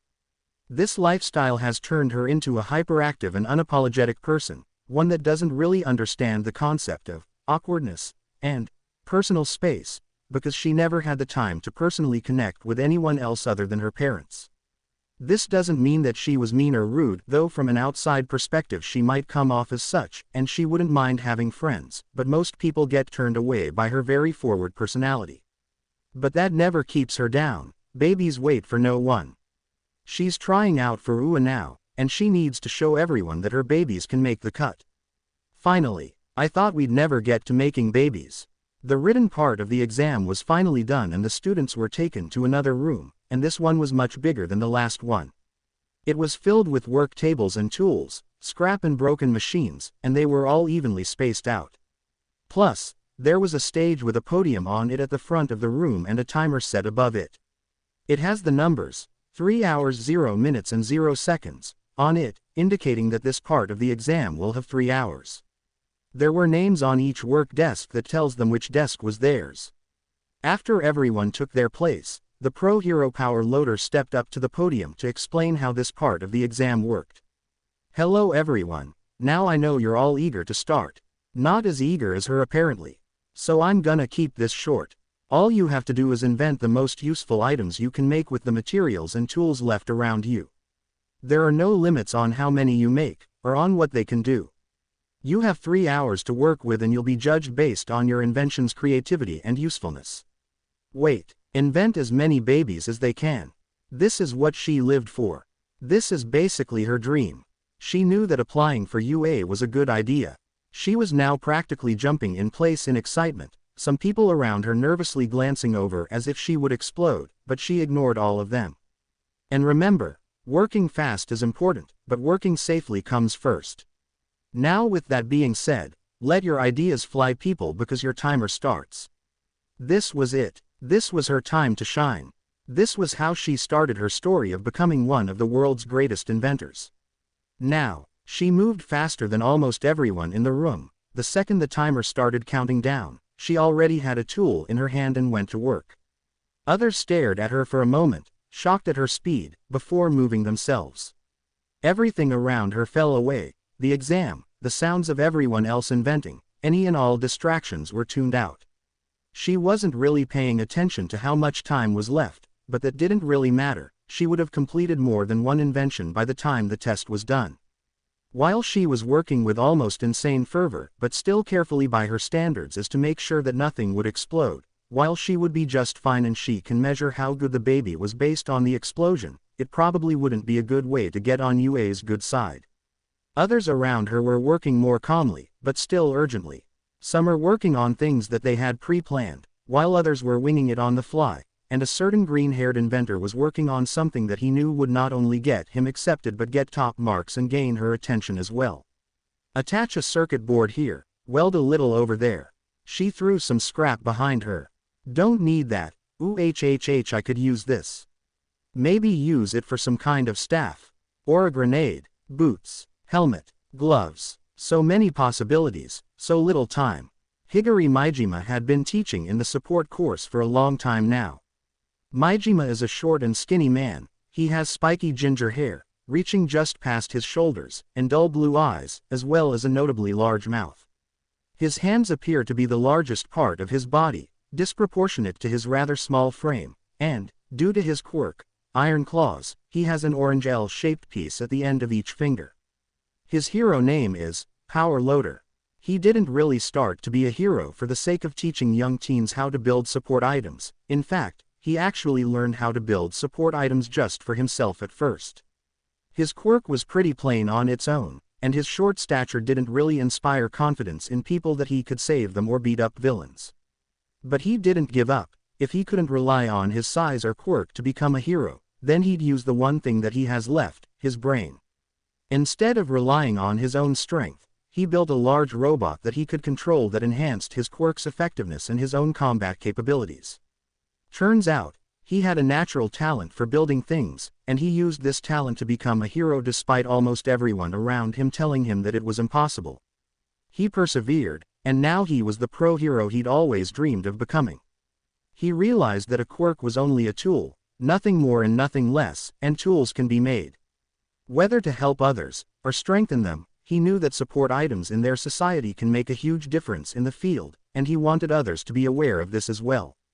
This was why he decided to teach Inua on how to build, to help them grow and become something more, maybe even teach some to become heroes through the power of technology as he did, and even if they were just fine with not becoming heroes, that was okay too. He could teach them how to actually help the heroes with gadgets without putting themselves in danger. He may not be on the field as often as he used to, but he knew that what he was doing here was helping out there, and he wouldn't have it any other way. Unfortunately, right now he's seriously starting to consider quitting. And this one is a gun that shoots out magnets that stick to opponents, then magnetizes the metals around them, perfect for slowing down villains. And this one is a helmet to help those with quirks like mine. They help to increase the distance on how far someone can see while eliminating the drawbacks. And this one, yeah, he's definitely questioning his career choice now. When the timer eventually reached 0, he noticed a student that just ignored the buzzer that indicated that time was up.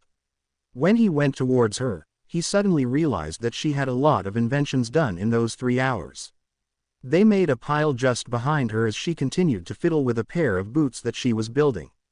He cleared his throat to gain her attention, and when she looked at him, he just pointed to the timer above the stage that now read, 0 hours 0 minutes and 0 seconds. She seemed almost disappointed that the time was over, but threw in the boots to the pile anyway. The pile that he now had to judge piece by piece. Great, just great. As each student was called individually, they showed their inventions, how they worked, and the materials used. Some were good, others were mediocre. Some created 1, while others created 2 or 3. There were even twins that worked together and invented 2 interlocking surveillance drones that when combined, turned into an aerial combat drone. He really liked that one. But then he got to her, Mei Hatsume, according to the list he was holding.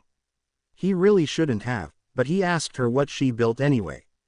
That was 20 minutes ago, and she wasn't even halfway down the pile. The other examinees that were scored already left, while the ones that haven't are now impatiently watching her, waiting for her to just be done with it.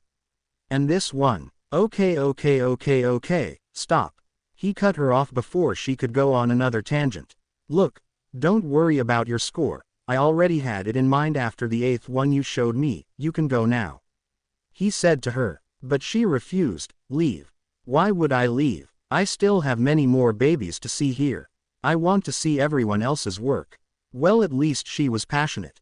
Though annoyed at her eccentricity, he was still very impressed. It was almost impossible to have invented this much in such a short amount of time, even for him. She just might pass through sheer quantity alone. Maijima had seen a lot of students come and go in his years teaching at UA, but he could tell, despite knowing that she is going to cause him a ton of headaches along the line, and probably cause a bunch of accidents because of how fast she actually builds, she was someone special. She was going to take the support industry by storm. And she wasn't the only one. As he continued to work his way down the list, he came across a green-haired boy, Izuku Midoriya, who was quirkless. Poor kid, can't even imagine how hard it must have been for him growing up. Maijima wasn't blind to the problems that quirkless people go through in their society. It was clear they had it rough. Unemployment rates, broken dreams, even suicides. He wished he could just fix all of that and yell at everybody that they were still people too. Unfortunately, he has absolutely no voice among them, and the truth was he knew that no one short of All Might has the publicity necessary to change anyone's mind about them. Though judging by the smile on his face, the kid seems to be doing well in life, which was good. At least the kid knew what he wanted to do with his future. All right then, Midoriya, explain to me what you made. Quirkless or not, he still had to judge the kid fairly. Yes, the kid exclaimed, then he picked up his creation from the work desk. It was a small rectangular device, no bigger than a piece of brick. The front had a large camera lens attached to it. He recognized it as one of the eyes from the remains of the robots lying around. Below the camera on the front of the device was a speaker that takes up about 1/4 of the space below. The back of the device had a small panel that seemed to open up if needed, probably for the batteries or wiring. The top of it had a few antennas pointing in random directions. Lastly, there was a button at the side of it. Midoriya presented the box to Maijima, who was studying the object. This is the Artificial Support Intelligence Advisor. Or Asia for short. I see. If Maijima was being honest, he had no idea what it was. Was it some kind of transponder? A signal beacon? A sound weapon of some kind? By design only, Maijima couldn't tell, but going by the name, he assumes it's some kind of device that spreads knowledge or captures it. Maybe it was a surveillance device. Okay then, well, show me what it does. Maijima might as well see what it actually was. Right, sorry in advance if she gets a bit shy, sir. That was an odd choice of words. Shy, what does he mean by that? Midoriya presses the button at the side of it and it starts to power up. The device shakes for a few moments and then goes still as they stare at the device with bated breaths. Suddenly, the front camera opened up, its lens looking around, and immediately locked on Midoriya when it saw him. Greetings, father. He hears a robotic woman's voice through the speakers. Silence. The whole room was filled with nothing but silence for a few seconds. What? Hello, Asia. Midoriya completely ignored the atmosphere. Introduce yourself. Hello everyone. My name is Asia, the robotic voice says. It is an abbreviation for Artificial Support Intelligence Advisor. According to my coding, I am an AI whose purpose is to help my father, Izuku Midoriya, as an assistant of sorts for all of his future projects. I am to evolve and adapt to solve any problem that he needs me to overcome. Midoriya put Asia back on the table and addressed him again. When thinking about what I should make, I decided to come up with something that doesn't just limit itself to being used for one purpose.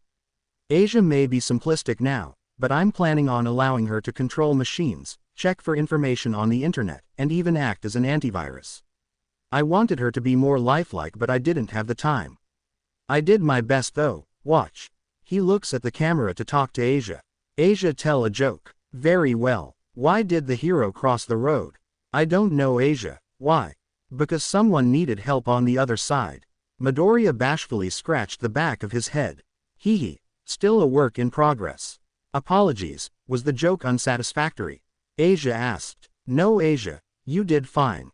You're still learning. Midoriya reassured. Thank you, father. It was only the delayed shouts of shock of the other students watching that broke Maijima out of his stupor, and when he broke out of it, he still could barely believe what he was seeing. Wait, Midoriya, did you Eustace that an AI? Did you just create an AI? Here, in the entrance exam. Furua. Maijima voiced his shock, and for good reason. This was way out of his expectations for today. He was not expecting to witness today the birth of a freaking AI. Midoriya nods as if what he just created was no big deal. Yep, she's not very smart yet. She can only answer basic questions and follow simple verbal commands. She's not connected to the internet yet, so she only knows everything I programmed into her and learns from seeing and hearing us. But with enough time, I'm sure I can program her to be way smarter and versatile in the future. Yes, that is my purpose. After all, I cannot wait to become smarter and help father. I am approximately 100% excited, Asia said in a flat tone despite the context of her words. Maijima just stares right at his future student, because of course, he's going to get accepted here, but then he hears someone shout in joy. Oh, my God, that is the most amazing baby I have ever seen. Despite the fact that the shout was filled with happiness, Majima just felt an overwhelming feeling of dread, like the world was coming to an end, a feeling he had only felt when he heard one of Nezu's crazy-ass laughs. He slowly turned towards the one who screamed, and there she was. Mei Hatsume, staring at Asia with stars in her eyes and a mad grin on her face. Power Loader had been a hero for many years now. He had been on the brink of death more times than he can count. He had been afraid before, but he learned to cope. But now, with these two impossibilities in the same place, Higari Majima had never been so terrified. If a savior wanted rewards for his actions, are they being selfish? The Hero Course entrance exam takes place the day after the Support Course exam because all teachers need to be present for the practical part of the exam to give out the villain points and rescue points that the wannabe heroes will be judged on. So sadly Midoriya couldn't annoy Bakugo for good luck before Bakugo's entrance exam started today. Speaking of Bakugo, he could tell that his change in behavior rattled Bakugo, even if he tried to hide it. The fact that the one person that seemed to have supported him nearly all his life suddenly starts acting like a sarcastic asshole was such a sharp turn in personality that he couldn't keep up. While yes, he was still egotistical, short-tempered, and self-absorbed, he's now just slightly more sensitive. Deep down, he was hurt by Midoriya's actions and he doesn't want to repeat whatever happened to him. It wasn't perfect yet, and while Midoriya can just stick him with nanites and change him directly, that wouldn't satisfy his taste for theatricality. Plus, no way in hell is Midoriya ever going to share his mind with someone he detests so much. It was much easier to change how the rest of the school saw him though. All he had to do was act more confident and bribe students with test answers unapologetically. Be the secret bad boy of the students so to speak, and do it all behind the teachers' backs. It was almost embarrassing how easy it was to change everyone's minds.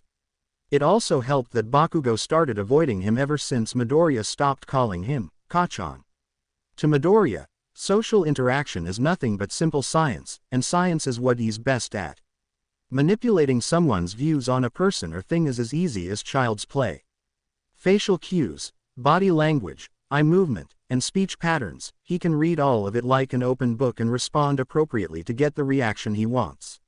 He can make any person love him or hate him, worship him, or fear him. His ability to manipulate others is practically unmatched. And it's this skill that he used to convince his mother to let him try out for the support course with no questions asked. Despite her being initially confused at his sudden change in interests, with a few smiles and reassurances, she just accepted it and moved on. He was happy and that's all she needed to know to accept it. Just like he predicted, Midoriya glanced at the clock in his room to check the time. 10 o'clock huh? Bichugo's exam has probably already started, wonder what his new score will be. Through the butterfly effect, Midoriya knew that everything would not be as he remembered it. Bakugo's new experiences in this timeline had probably affected his performance in the exam. Would his exam be higher or lower though? Midoriya would just have to wait and see. Would you like me to check this, Bichugo's progress in the exam, father? A familiar robotic voice asked. Ah yes, Asia, how could he forget? When he brought Asia home yesterday, his mom was understandably very confused and nervous about an AI now living with them. As far as she knew, ice aren't even a real thing. But Midoriya only had to beg her to let Asia stay, and she caved near instantly. Honestly, Asia was put into the plan on a whim more than anything else. Sure, she could be useful, but not necessary. Everything she could do, the nanites already can. No need for that, Asia, just focus on expanding your reach. Yes, father, but he had to admit, he thought it was pretty cute whenever Asia called him father. Asia was currently speaking from his phone. Despite what Midoriya told Power Loader, he didn't need to upgrade Asia anymore. Asia was already smart enough to think, act, and follow any order she was given from the moment she was created. Her first order was to pretend to be much less advanced to anyone other than the two Izukus and Lady Nagant. Her current order was to secretly spread her eyes and ears all over Japan. Every camera, mic, phone, laptop, and even robot will be used as surveillance if she chose to, And she can do all of this while being virtually invisible and untraceable, so Midoriya doesn't have to worry about her being hacked or tracked. They don't need her to spread chaos either, since the media will take care of that for them. Her main job is to help Izuku to establish himself to the world as a young super genius, a once-in-a-lifetime prodigy in science that will grow up to be unmatched and uncontested in the realm of inventing. Add in the fact that he's quirkless, and you'll get someone that is practically guaranteed to become world famous. And that fame will be used to its fullest to change the world. Midoriya was brought out of his musing by the voice of his older counterpart inside his head. Hey Izuku too, Asia has just finished taking control of the body of our guest. How is she on your end? She's doing fine. She got about half of Japan's surveillance already, so she already has a bird's eye view on tonight's heist. Kana's voice jumped in. Wait, I thought I was the bird's eye view. You're the backup just in case something goes wrong, and remember, if you do need to intervene, don't make it obvious. We need Asia to do this on her own for the most part. Izuku once said. Fine, I got it. When Midoriya first captured the criminal that tried to rob him a couple of months back, the first thing that needed to be done was to completely replace his mind. They didn't want to have another mind roommate, so instead, they just left him as a mindless husk for a while. Izuku 1 then upgraded the body and quirk of the individual to be much stronger than it originally was, with absolutely no change in appearance. And now that the upgrades were complete, the body can be controlled remotely, but not by them, but by Asia. Their plan is to use the newly controlled criminal as an introduction for the new faction that will slowly gain steam in the criminal underworld, the same faction that Lady Nagant is currently working for. Oh, by the way, Kana's voice came back. Her tone was conversational, but there was a tone of mirth beneath it. Oh no, both Izukus thought in unison. How many babies are you planning to make with Hatsume? Kana slyly asked. Oh boy. The reason that Kana was insinuating anything was because of Izuku 2's plan for gaining her attention in the exam. He knew that the construction of the AI would, without a doubt, get her interested in working with him. And he was right. Unfortunately, her way of conveying that desire to work with him was to chase him down after the exam was done, latch onto his back, and shout at the top of her lungs. Please make some babies with me. He knew what she meant. Hatsume knew what she meant. But the hundreds of other people that heard her did not. Thank fuck the nanites killed the feeling of embarrassment he would have felt at that moment. He just said, sure. Then gave her his number and left immediately after. No way was he going to stick around after what she did.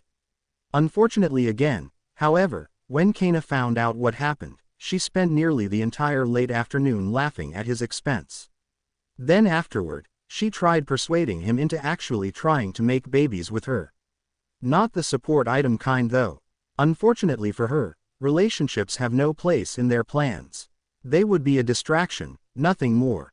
So both Izukus agreed to just take her suggestions as a joke. But for some reason, she kept pushing it.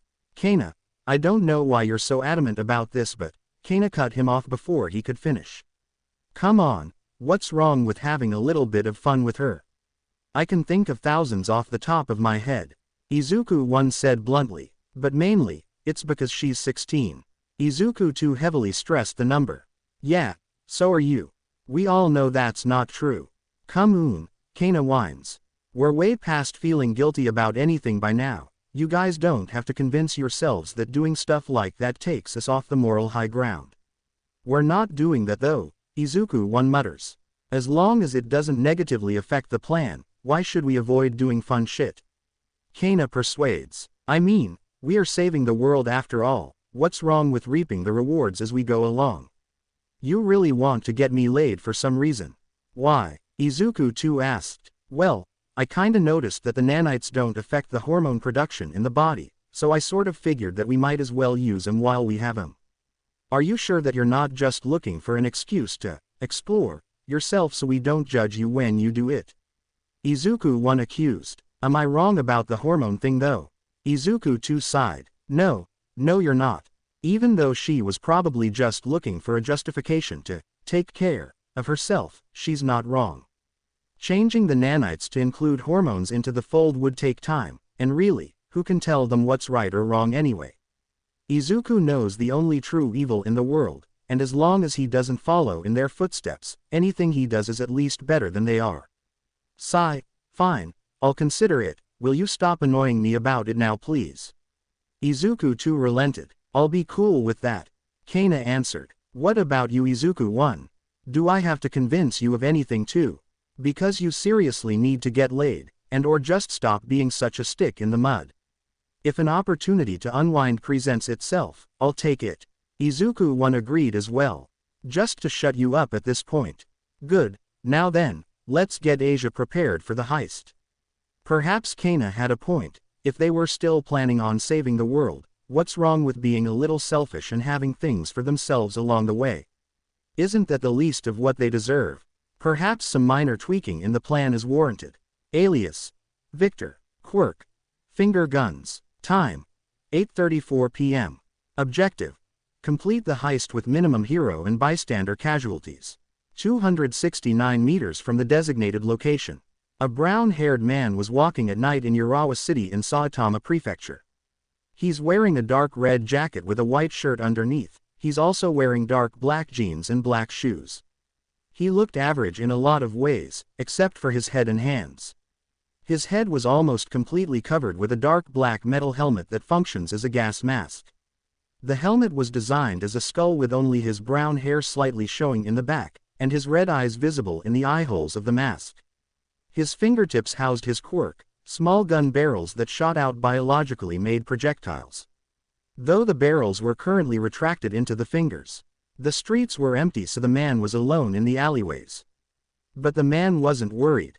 Or really, Asia wasn't worried, because she wasn't programmed to feel any negative emotions. Her sole duty is to obey the commands of her parents. And their current command is to make an introduction into the villain world by making an impression on the heist. Failure is unacceptable. The body that she was currently controlling was from the crook that tried to rob her father a couple of months ago. It only had some minor changes to its gear and appearance, but it had a lot more power under the surface. The body had been imbued with a fraction of Izuku's power inside of it, so while it was nowhere near as powerful as he was, it still is a force to be reckoned with. When Asia first took control of the body, she had to connect herself to the chip that's now inside of the brain. This chip allowed her to control everything the body uses, from its limbs to its quirk. Using the quirk and the body for both combat and interactions was already implemented into her memory so she could use all of it at maximum efficiency. And she's planning on using these memories now. She was just 47 meters away from the Saitama Bank. She stopped approximately 30 meters away from the front entrance. "Father, I'm here," she mentally messaged him. "All right Asia, you know what you have to do, right?" "Yes, Father." She raised her right hand until the fingers were pointed directly at the entrance, then the tips transformed into gun barrels and the interior slowly started glowing. Her red eyes slowly started to get brighter as red lightning started emanating from her hands as well. The quirk was charging its destructive power. "I was instructed to destroy and steal," she said in a deep male voice. She fired and 5 incredibly fast laser projectiles shot out from her barrels, formed from a 60% charge blast, and the moment they hit the building. Boom! A humongous explosion engulfed the front of the building, the entire street illuminated as bright as day from its size. Despite her relative close proximity to the explosion, she didn't even flinch with the body. It was built to withstand heat and concussive force. The reactions to the explosion were instantaneous. Shouts of surprise and terror ring out from inside homes and faraway people out on a night stroll. Alarms of cars and stores wail out into the night, adding to the sound of the roaring flames that engulfed most of the bank. Police, fire department, and heroes were already scrambling to see what just happened. She stared at the inferno, the destruction that she started, and it was beautiful. She briskly walked towards the flames straight towards the vault hidden underneath the bank. She briefly glanced at the dead and burned bodies of the guards that were inside the bank, but she started to walk away without looking back. Wait, one seemed to be moving. Cough cough. What the hell? Zap. It seemed that one survived the explosion, couldn't have that. Disintegration was warranted. After all, she only had to watch out for hero casualties. Speaking of which, by briefly looking through cameras she controlled, she predicts that the heroes should arrive in about 3 minutes and 16 seconds.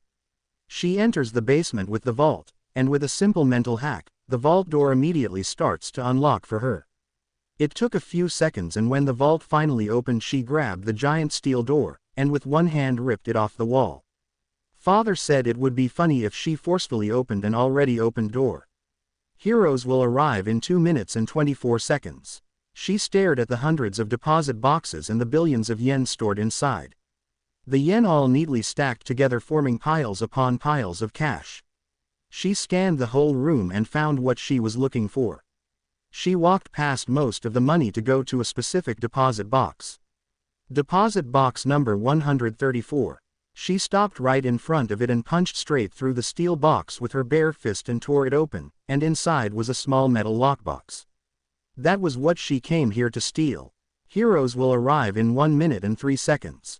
The cameras she's switching to that follow the hero's path are already picking up the distant sounds and light of the burning bank in the distance. Police and fire department sirens were also getting closer. Guess they reacted slower than the heroes. She takes the lockbox and starts to walk out back towards the front door, ready for her introduction. Heroes will arrive in 19 seconds. Activating persona. Victor. Time for her to shine and make her parents proud. It looked like the gates of hell. That was the thought that came from everyone who saw what remained of Saitama Bank.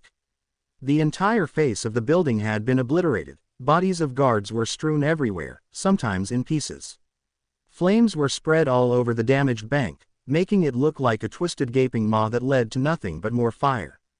The second the explosion was heard, every hero within earshot came rushing to the source, with police cars and fire trucks in tow. The cops quickly mobilized to lock down the street. People that came out of their homes to check what's happening and or just investigate what's going on were being pushed back and put behind the barriers. News vans also arrived, with eager reporters trying to see if this was the next big story. Heroes also came in as quickly as they could, by air and foot. Following protocol, the heroes completely surrounded the bank to prevent the culprit from escaping, while some started to search and secure the area, looking for any possible dangers while the firefighters attempted to put out the flames. One of the heroes, X-Les, just arrived on the scene and asked the closest fellow hero for a brief rundown of the events. What's going on? Has anyone been hurt? But before the hero could answer his question, another voice interrupted him. Oh, I know the answers to both of those questions. Suddenly, both of them were blasted away by a red ray of energy. They were knocked back by dozens of feet, alive but unconscious. The answers were, a bank blew up, and, yes, and a whole lot more are about to be. The same deep, robotic filtered male voice answered.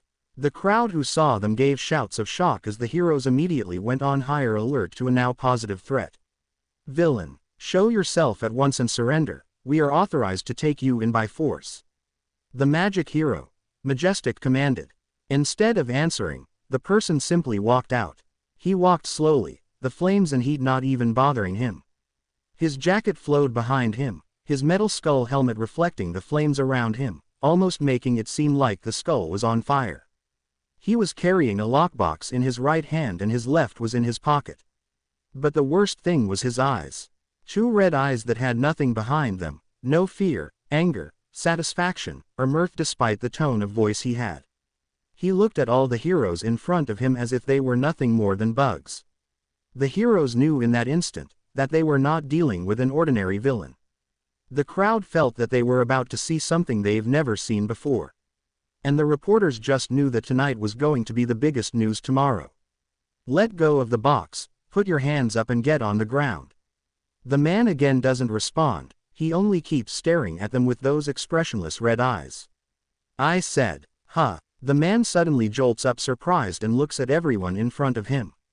His eyes are now more expressive. Oh sorry, what did you say? I blanked out there for a minute. What? The heroes stared at him confused for a moment before some shook their heads. They thought that he was just trying to distract them. The crowd from the far sidelines were cheering them on, they couldn't let them down. Let go of the box. Put your hands up, and get on the ground. He briefly looked up to the flying hero that shouted at him and started quietly talking to himself. Okay, the N first put down the box. He does so, briefly looking at everyone's reaction, though huffing when he gets nothing more than glares. Next I put my hands up.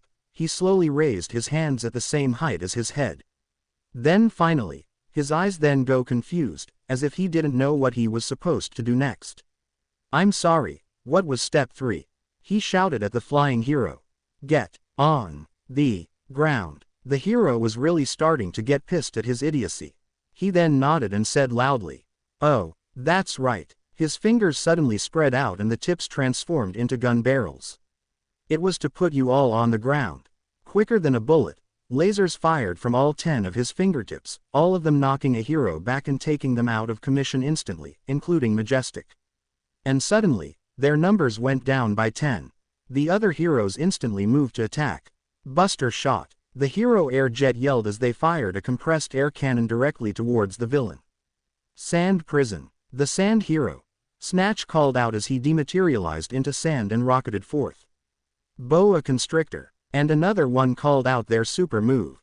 Leaf cutter. Sound crusher. 101 blows. Every single hero fired off their quirks and super moves at the same time, hoping to eliminate the villain as quickly as possible before he threw out any more surprise attacks.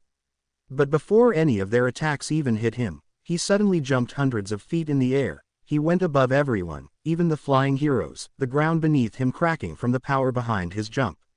The heroes barely had time to be surprised by his incredible feat before he started talking again. "Ha, you call those super moves? Nah." He pointed his fingers towards the ground beneath them. The barrels started glowing red, becoming brighter as he charged up more and more power. This is a super move. The heroes felt like a large amount of energy was being stored up, so they attempted to get out of range of the attack, but they severely underestimated its destructive power. Apocalypse. Extinction meteors. Suddenly, large energy blasts fired off from his fingers. Each hand's fingers combined their blasts into 2 big laser beams each. The lasers hit the ground far beneath him. Boom. The energy combusted so hard when it hit the ground that earthquakes could be felt from kilometers away. The blast radius engulfed every single hero far beneath him. No one was able to get far enough to not get hit, even the ones that flew. The crowd and police watching from afar were knocked to the ground from the shockwave that came from the explosion. They also had to cover their ears since the boom of the explosion was so loud that every window around was shattered. Smoke filled the aftermath of the explosion and the culprit landed inside the smoke. Nothing could be seen inside the smokescreen for a while, then the voice of the villain rang out. "Ho away." Now that was a super move. Did everyone see that? The smoke slowly cleared and showed the villain standing in the middle of the blast zone, with the lockbox in hand. A large part of the street was reduced to nothing but rubble from the power of his blast and he was surrounded by the heroes that came here to stop him, and they were all burnt, broken, and unconscious. The crowd couldn't believe what they were seeing. What? Are they dead? Holy shit man, who is this guy? Where are the other heroes? We need more now. The villain suddenly looked in their direction and everyone went quiet. It suddenly sunk in with them. The heroes were out, and they were now defenseless. They wanted to run, but the villain's stare petrified them on the spot. The police quickly point their guns at him. Stay back, or we will fire on you. A cop called out, trying to sound brave but failing when his voice quivered the entire time. They didn't expect this, no one did. They thought that the heroes were just going to stop whoever caused the explosion, then they'll arrest the culprit when they were done. They didn't expect all of the heroes to lose. The villain walked past the rubble between them and stared at them blankly. "Seriously?" the villain asked with a deadpan voice. "I just took out like 20 heroes in 2 minutes, and you think your little pea-shooters are gonna scare me?" The crowd and police all started shaking. Was this it? Were they about to die? Where are the other heroes? Were they not coming? The villain suddenly noticed the other ones in the crowd. Wait, are those cameras? Is this on TV right now? The reporters and cameramen suddenly froze as his attention was on them now. "That is so cool," he shouted excitedly, like a child that just saw an action figure of a hero. He suddenly started beckoning someone over. "Come on, bring me a camera, I want to make an announcement." But none of them moved, they only stared at him, terrified and unable to move. The man's mood shifted. "What? Nothing." He pointed at the spot next to him as he tapped his foot impatiently. "Someone get a camera over here, or I'll disintegrate every single one of you." The crowd, sensing an opportunity to live, pushed one of the cameramen past the police barricade. The police are still pointing their guns at the villain, unable to stop them. The cameraman eeped when the villain looked at him. He slowly started walking towards him, feeling like he's stepping closer and closer to his death. When he was finally right next to him, the villain cleared his throat and asked him a question. "Do I look okay, by the way? Do I need makeup, a change in clothes, or can we just do it now?" The cameraman shakily nodded. The man narrowed his eyes. Wait, was that a yes to the makeup and clothes, or a yes to filming now? He only nodded again. Sigh. The man started to massage the bridge of his nose on the skull helmet he was wearing as his patience started running thin. "Can you please give me a straight fucking answer?" he roared out, infuriated. The cameraman nearly pissed himself. Why yes. Why you'll look fine, sir," he shakily answered. "Good," the villain said calmly. He snapped his fingers and pointed to his face. The cameraman instantly pointed the camera at him, not wanting to risk angering him further. He cleared his throat and began to speak. "Ahem. Hello everyone. Especially you, Mom. Miss you. Mwah." He blew a kiss towards the screen. "So anyway, you're probably very scared about what you just saw. You're probably like, oh shit, that guy just killed a bunch of heroes, but you don't have to worry. They're all fine." He looked away and screamed behind him at the strewn about heroes. "You guys are fine, right?" No one answered him. "Yeah, they're fine." He addressed the camera again. "But enough about them, you wanna know about me, right? Well, my name is Victor, that's with a K, by the way.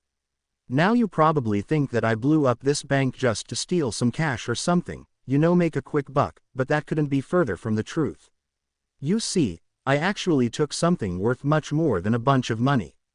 Something hidden far away from prying eyes from everyone else. Something so secretive that just knowing about it will put you in danger. Wanna know what I took?" He went quiet for a few seconds, then said, "Well, go on, ask me." The cameraman, while still terrified, asked him, "What did you take?" He clapped his hands loudly, causing everyone to jump briefly in surprise. "That's a good question, boyo. Well, let me tell you." His voice then changed to a dramatic tone. One that wouldn't be out of place from an announcer. He raised the lockbox so it was visible to the camera. "I took this from Dun Dun Dune. Deposit box 134. Awkward silence swept the entire street. Only the sounds of the flames and a few awkward coughs broke the silence. Despite their better judgment, the bystanders all started to calm down from their earlier bouts of fear. They couldn't help it, the villain just acted so hyperactively, that unless he was threatening them directly, it was hard to stay scared. Seemingly noticing the awkward silence, he awkwardly cleared his throat and went on. "Well, yeah, I know that number doesn't mean anything to you people, but that's to be expected. You see, it was hidden from you all. Inside this lockbox is," he suddenly cut himself off. He briefly chuckled then relaxed his arm again, putting the lockbox out of view. "Well, that's a spoiler, but don't worry, you'll find out soon enough." Then the atmosphere shifted. Despite the flames around them, everything started to feel cold. Their bodies felt heavier, sweat started to pour out of their heads, and it had nothing to do with heat.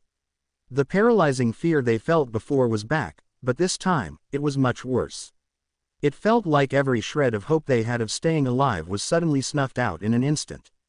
His presence grew into monstrous sizes and made everyone feel like prey, staring at an angry predator.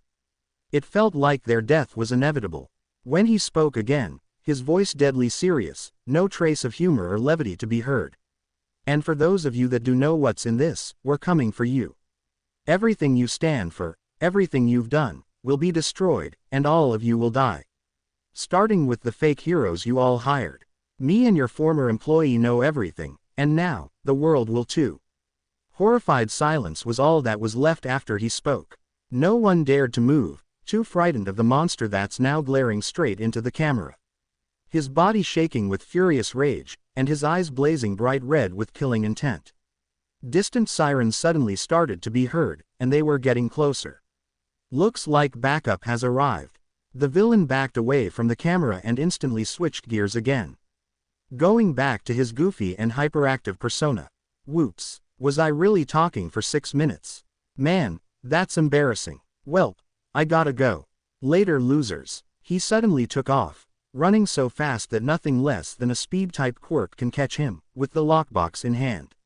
But before he was out of earshot, he suddenly yelled out, "And remember, we're watching you." Other pro heroes arrive, along with paramedics. They help take the wounded heroes into ambulances and take them to hospitals for burns and injuries. Though they noticed something strange, everyone around them seemed shaken, the crowd, reporters, and the police. Like they just saw something absolutely terrifying. They'll only understand why when the footage becomes viral tomorrow. Because, even when scared shitless, the media will always deliver the news. What did you think of my performance, father? Asia, Izuku 1 started. You were the best hype woman that I could have ever asked for, you did everything perfectly. The emotions also seemed really convincing. Good job, Asia. Yep, you looked awesome out there, girl. Kana piped in. While there was no mouth for Asia to currently use, they could tell from her tone that she was smiling. So when do we plan on using it? Kana asked. When everything reaches a breaking point. Izuku 1 explained. Besides, he looked at the items inside of the lockbox, files, and documents with encrypted messages all over it. Decrypting it on site was laughably easy. He smiled as he read the contents. It'd be amusing to watch them connect the dots. We now hold confidential documents that could set back trust in the government for decades, Kana said seriously. Let's give them hell anxiety and hide it for now. That's the idea. 32 unread messages. Midoriya sighed as he checked his phone, already knowing who the messages were coming from. He presses the notifications and lo and behold, Hatsume was sending him messages non-stop. Crazy_eyes, Midoriya. Crazy_eyes, Midoriya, I passed. Crazy_eyes, Midoriya, did you pass? Crazy_eyes, what am I saying? Of course you did. Crazy_eyes, you still haven't told me how Asia works. Crazy_eyes, Midoriya, we're gonna be classmates. Crazy_eyes, Midoriya. He scrolled through all the messages that she sent him, most of them starting with her saying his name in all caps. Despite the number of messages and her over-eccentric personality, he can't help but crack a smile. Cute. It truly was. There was something very endearing about her forward personality, something refreshing that he's never experienced before. She was the first person he's ever interacted with since he came back that was like this. She wasn't afraid to speak her mind or say what she thinks about people. She's very open with her emotions and wears them on her sleeves. In other words, she's a person that would never tell a lie.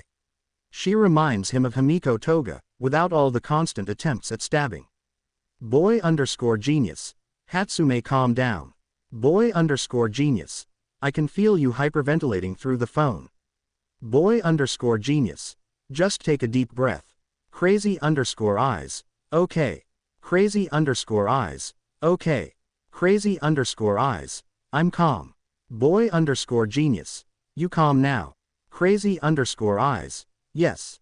Boy_genius. You sure? Crazy_eyes. Yes. Boy_genius. Okay then. Boy_genius. You're right, I did pass, and I got first place. Crazy_eyes.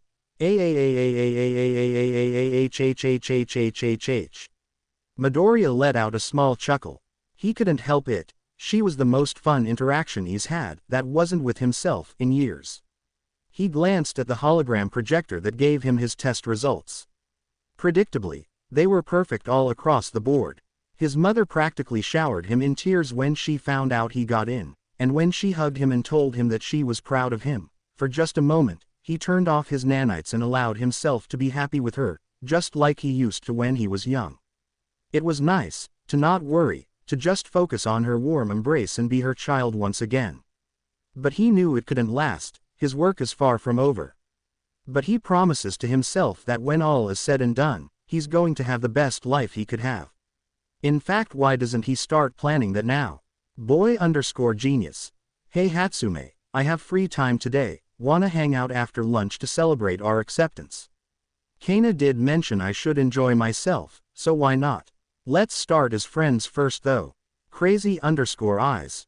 Sure. Where do you want to meet? Midoriya knew just the place. He told her where to meet him and checked the time. It was currently 11:40 a.m., so he decided to tell her to meet him at 1 p.m. at the location.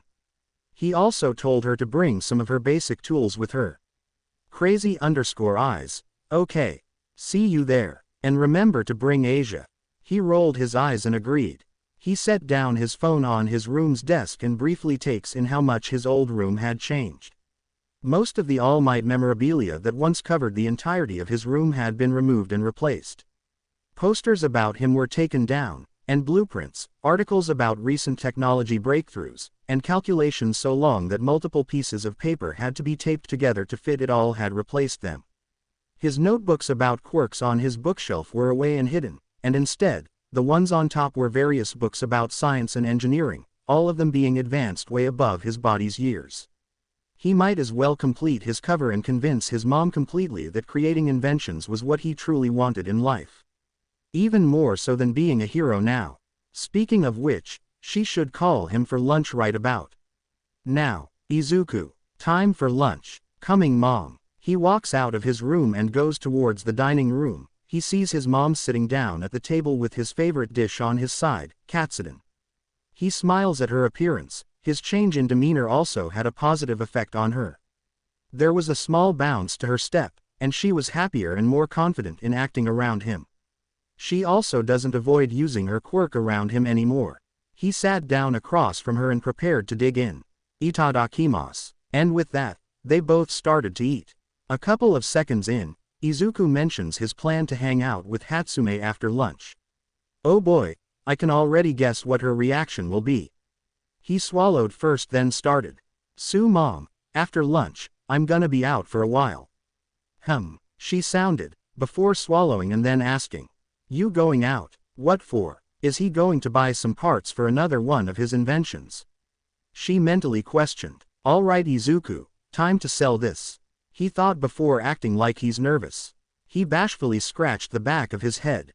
Well, you see I have a, I kinda want to. Inko tilted her head slightly in confusion. This is kinda familiar, I haven't seen Izuku act this nervous for almost a year now. Izuku then stuttered, I wanna hang out with a friend. She briefly blinked in surprise before it processed. Oh, a friend from school perhaps. No actually, we met at the entrance exam for UA. He could see the shock play across her face. He could understand why. He might have been acting more confident for these past few months, but she still doesn't know much about what he does outside of their house. So to hear that he'd already made a friend after one day of meeting someone is still a little surprising to hear. A new friend? She questioned. He nodded. She rid of her shock and smiled at him. Of course sweetie. It's nice that you're making new friends. What's his name? There it is. Actually, my friend's a girl. Clink clink. She dropped both her spoon and fork and stared at him in silence for nearly a minute. Maybe she won't overreact this tea. No wait, yep, she's shedding tears. Here we go. Slowly tears start pouring out of her eyes, her lower lip started quivering. He could already tell what she's thinking. Then suddenly, it all burst out. Waterfalls of tears shot out of her eyeballs and she cried out loud. Wah, my baby boy's going on a date. Mom, it's not like that. Hopefully, he could calm her down before 1 p.m. Such a shame, this place used to look so beautiful. Toshinori Yagi couldn't help but be saddened at the sorry state of Takoba Municipal Beach Park. Yagi was a sickly-looking man with a very thin and frail build. He has messy blonde hair that sticks out in strands and two longer strands were placed in front of his face in the shape of an upside-down V. He is wearing a baggy white shirt with baggy pants to match. His eyes were sunken and his cheeks were hollowed. He looked like a breeze could knock him down. Unknown to everyone that looks at him, Yagi had an alter ego.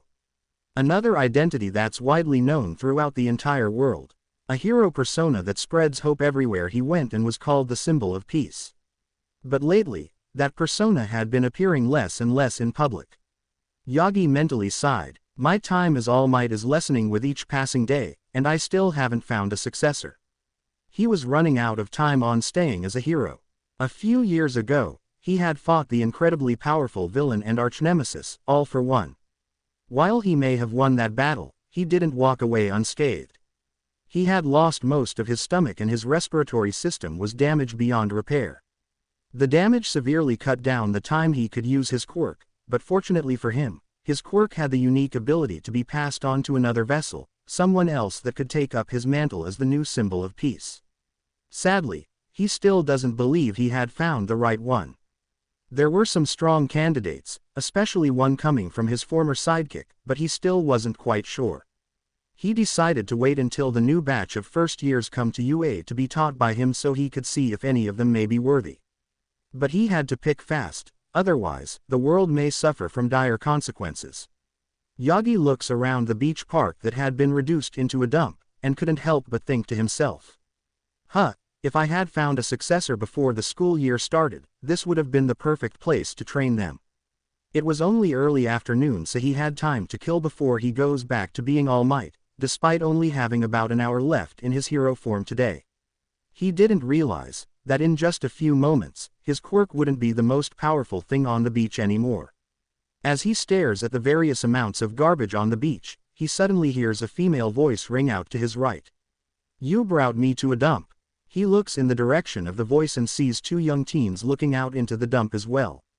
The boy was rather plain looking with diamond-shaped freckles on his cheeks and curly dark green hair. He was wearing a white shirt with the word "shirt" written on it and simple pants with red shoes. The girl had pink dreadlocks and she had yellowish eyes with crosshairs in the middle, and she was wearing a simple black top and green pants with black boots. Both of them were carrying a toolbox each. Yagi felt like he should know those two from somewhere. The boy shrugged and answered her question with a simple, "Yup." The girl looked at him in silence before screaming so abruptly that Yagi nearly had a heart attack, and what she said didn't help matters. "This is perfect. Think of all the babies we could make here." PFFT. Yagi spat out blood in surprise. Babies. What the heck are kids doing these days? Yagi mentally shouted as he wipes off the blood from his mouth. Hatsume. What did I say about phrasing? People might think that we're making something else other than support items. The boy said exasperatedly. Like what, Midoriya? Like you know what, never mind. That's what she meant. He calmed down as he realized that by babies, she meant support items. Suddenly he remembered where he knew the two from. Wait, Midoriya and Hatsume. I remember those names. Didn't Power Loader mention having nightmares about those two? It happened around the time of the Hero Course exam. Power Loader just went into the monitoring room with a bottle of alcohol in hand and dread in his eyes and posture. The man looked like he barely had an ounce of sleep, and he probably lost more after his conversation with Nezu about them. Flashback. Yagi and the other teachers were just waiting around in the monitoring room for the exam. The written portion had just finished, so now they were only waiting for the students to change and get to their designated test areas. They were now only waiting for Power Loader, which was a bit odd according to Nezu. All Might hadn't started teaching yet, so he didn't know, but according to the principal, Power Loader was usually a very responsible teacher. He's usually one of the teachers that arrive early. Thankfully, they didn't have to wait long as he walked in 20 minutes before the practical exam started. Principal Nezu greeted him. "Oh, hello Power Loader, you sure took your time. Any reason for your..." He paused as he takes in Power Loader's appearance. Everyone else also pauses to take him in. Quite frankly, he looked awful. His eyes were tired, his hair was messy, his helmet wasn't put on correctly, and his clothes were all ruffled. And he had a half-empty bottle of scotch in his hand. While everyone else just stared as he made his way to his chair right next to Yagi's, Nezu was the only one that asked what they were all thinking. "Well, don't you look spry this morning?" His only answer was a grunt. Nezu hummed. "Problem with the examinees yesterday." Power Loader sighed and said, "You have no idea." Everyone calmed down a bit after hearing that. Problem children have always been an issue in the entrance exams. He probably just had a few rowdy students. The principal took a sip of his tea and swerved around to look at him, his hands crossed as he patiently waited for him to say what the problem was. He sighed. "Well, we're about to have 2 students in UA, and they might just be the death of me." Nezu raised an eyebrow at that. "Oh, But the other teachers still haven't judged the inventions themselves, and you already think two have passed. He ruefully chuckled. Trust me, both of them will pass. Hell, you'd love one of them. Nezu smirked at that. Really now, what makes you think that? Well, the first one will cause me a lot of headaches, but her work ethic is unbelievable. On her own she's a pain but tolerable. But combined with the second one, he shivered in place. That kid is an absolute genius, boss. I had to talk to him after the exam was done just so he could explain to me exactly what he made, and even then I still barely understand. I'm not even sure if there's anything I can teach him at this point. Well, that's quite a claim. Yagi joined the conversation and reassured Power Loader. Oh, I'm sure there's plenty of things you can teach him. What did he make? Nezu also listened to know. He then sighed, and said, I doubt it'd be easy to believe. Nezu brushed it off. Oh nonsense, with the current world anything is possible, so what did this young genius of yours create? Power Loader sighed again and reluctantly explained what was made. Yagi was experiencing a major sense of déjà vu from this because he had no idea what was being said. He was reminded of the old days when his friend David Shield would explain to him how something works, but since Yagi wasn't a technology expert, everything said goes in one ear and exits the other. He hears a lot of words like learning algorithm, and artificial learning curve, all being combined into a jumble of techno talk that he couldn't comprehend. So he did what he used to do with David, look at the other person listening in and hope they could understand what was being said. The good news was based on his expression. Principal Nezu did know what was being described. The bad news was the smile on his face could only be described as sadistic glee. The moment Power Loader was done, he had gained everyone else's attention as well because he talked for so long.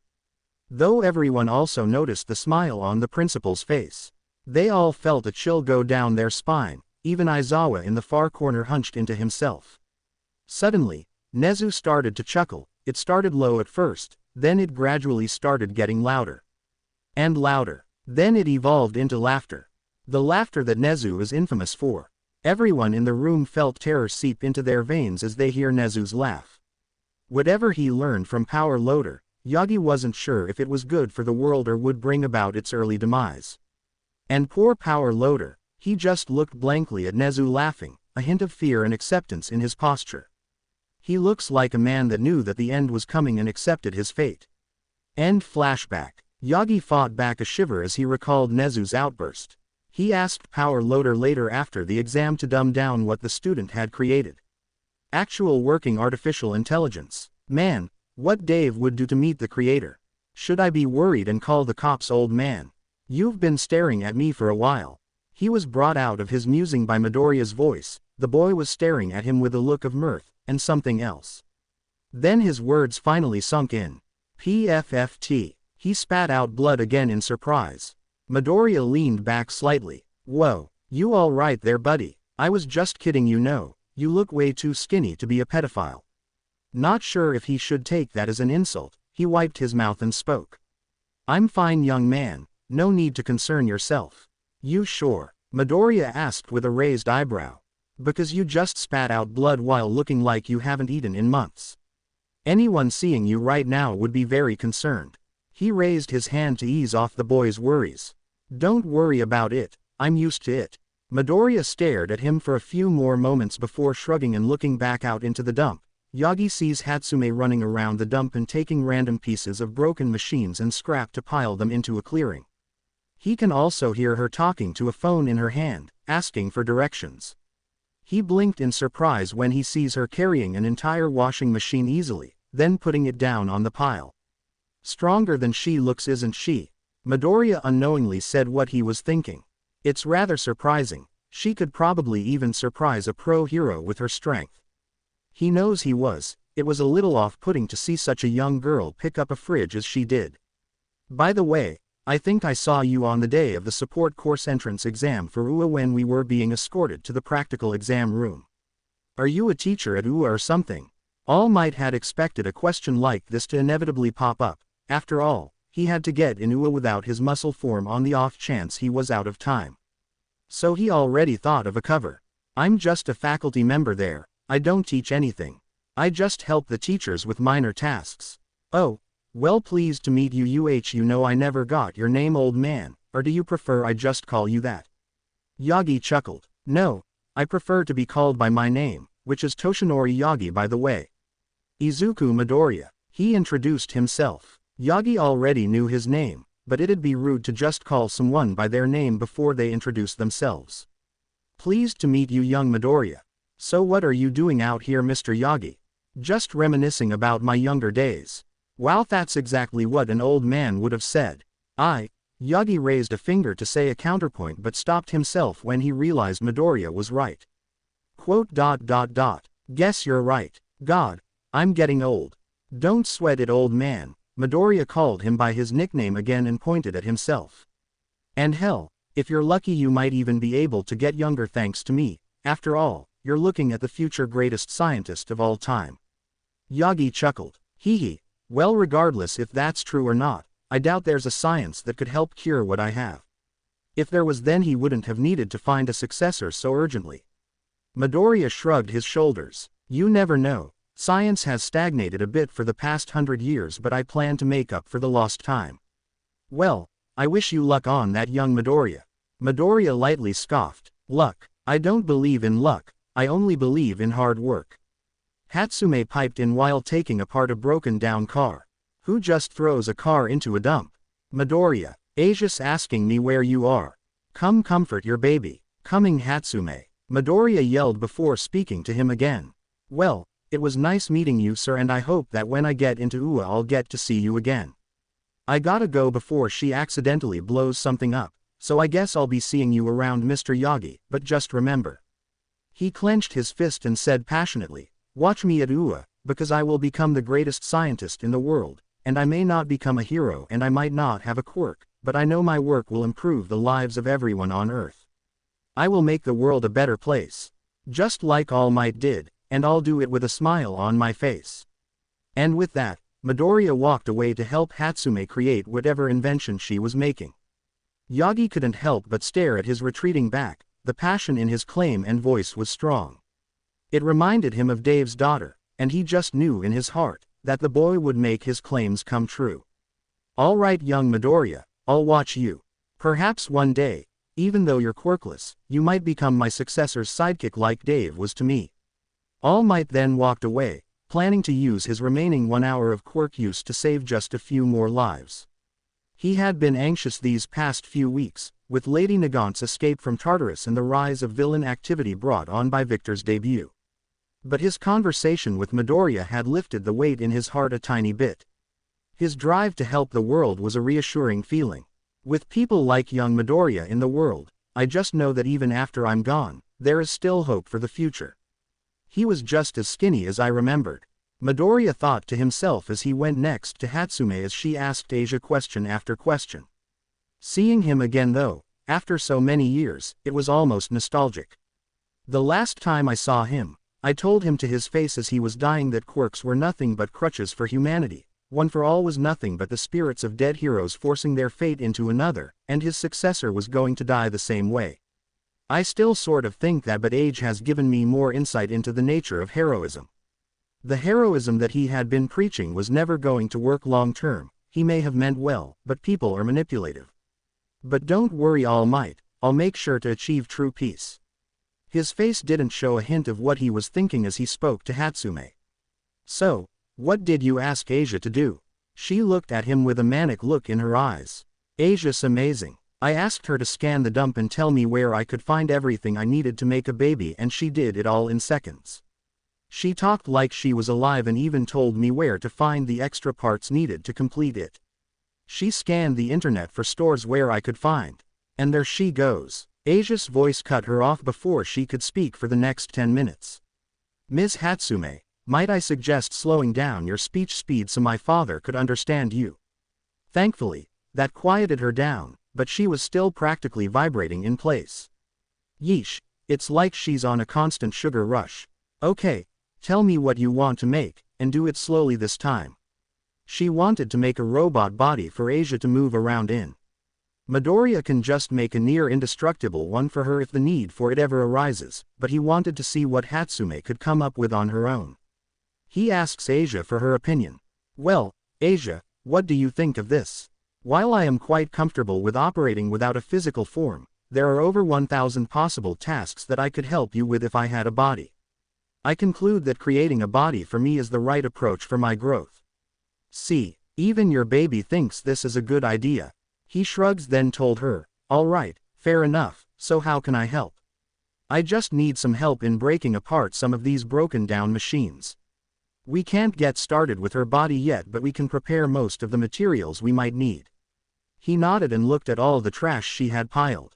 They were all stacked up at a height of nearly 15 feet tall. Man, she sure is motivated. Well, let's get started then, he said as he picked up a broken television from the bottom of the pile. And so, they spent hours breaking all the scrap down and disassembling some of the other machines for useful parts. 4 hours later, Hatsume stretched her back as she got up from a crouch. A few small snaps were heard from her back after being in a crouched position for a while. She gave a small sigh of relief. Sigh, we finally got done with most of the things we need here. Now we only need some extra parts from the department stores, but we could get started on that another time. She then faced him. And we completed this much all thanks to you. Midoriya also got up and stretched his neck and back as well. A few small cracks were heard. And don't forget Asia. But I do not have a body yet, I did not help with all the scraps. Midoriya waved a hand to wave her off. Awesome antics, you also helped us find the parts we needed from this dump, so you helped too, Asia. I see. In that case, thank you, father. She giggled at Asia's response. She believed the existence of an AI easier than anyone else, but she was also one of the most excited ones to learn about her. The entire time they were working, she asked him and Asia exactly how she was built. They gave her vague answers, of course, but she swore that she'll figure out Asia's secrets. Midoriya covered his face with the front of his shirt to wipe off the sweat, briefly showing his six-pack abs to the open air. The reaction was quick and completely involuntary. Hatsume's eyes drifted down to the exposed sweaty muscles. She hadn't paid much attention before, but Midoriya was a lot more fit than she thought. When Midoriya put his shirt back down, Hatsume was looking at his face again with just a hint of pink on her cheeks. Oh, so she enjoyed the show, huh? Slightly smirking, he asked her a question. So, when are you free again? Huh? She asked, confused before her brain caught up again with their conversation. Oh, right. She cleared her throat a bit awkwardly before answering. I'm free next Saturday. Great. He had a wide smile on his face. You can get started with the main blueprint for Asia's body and I'll bring the hardware we'll need. Sounds good. She then smiled at him, not like one of her manic ones, but a genuine smile of happiness.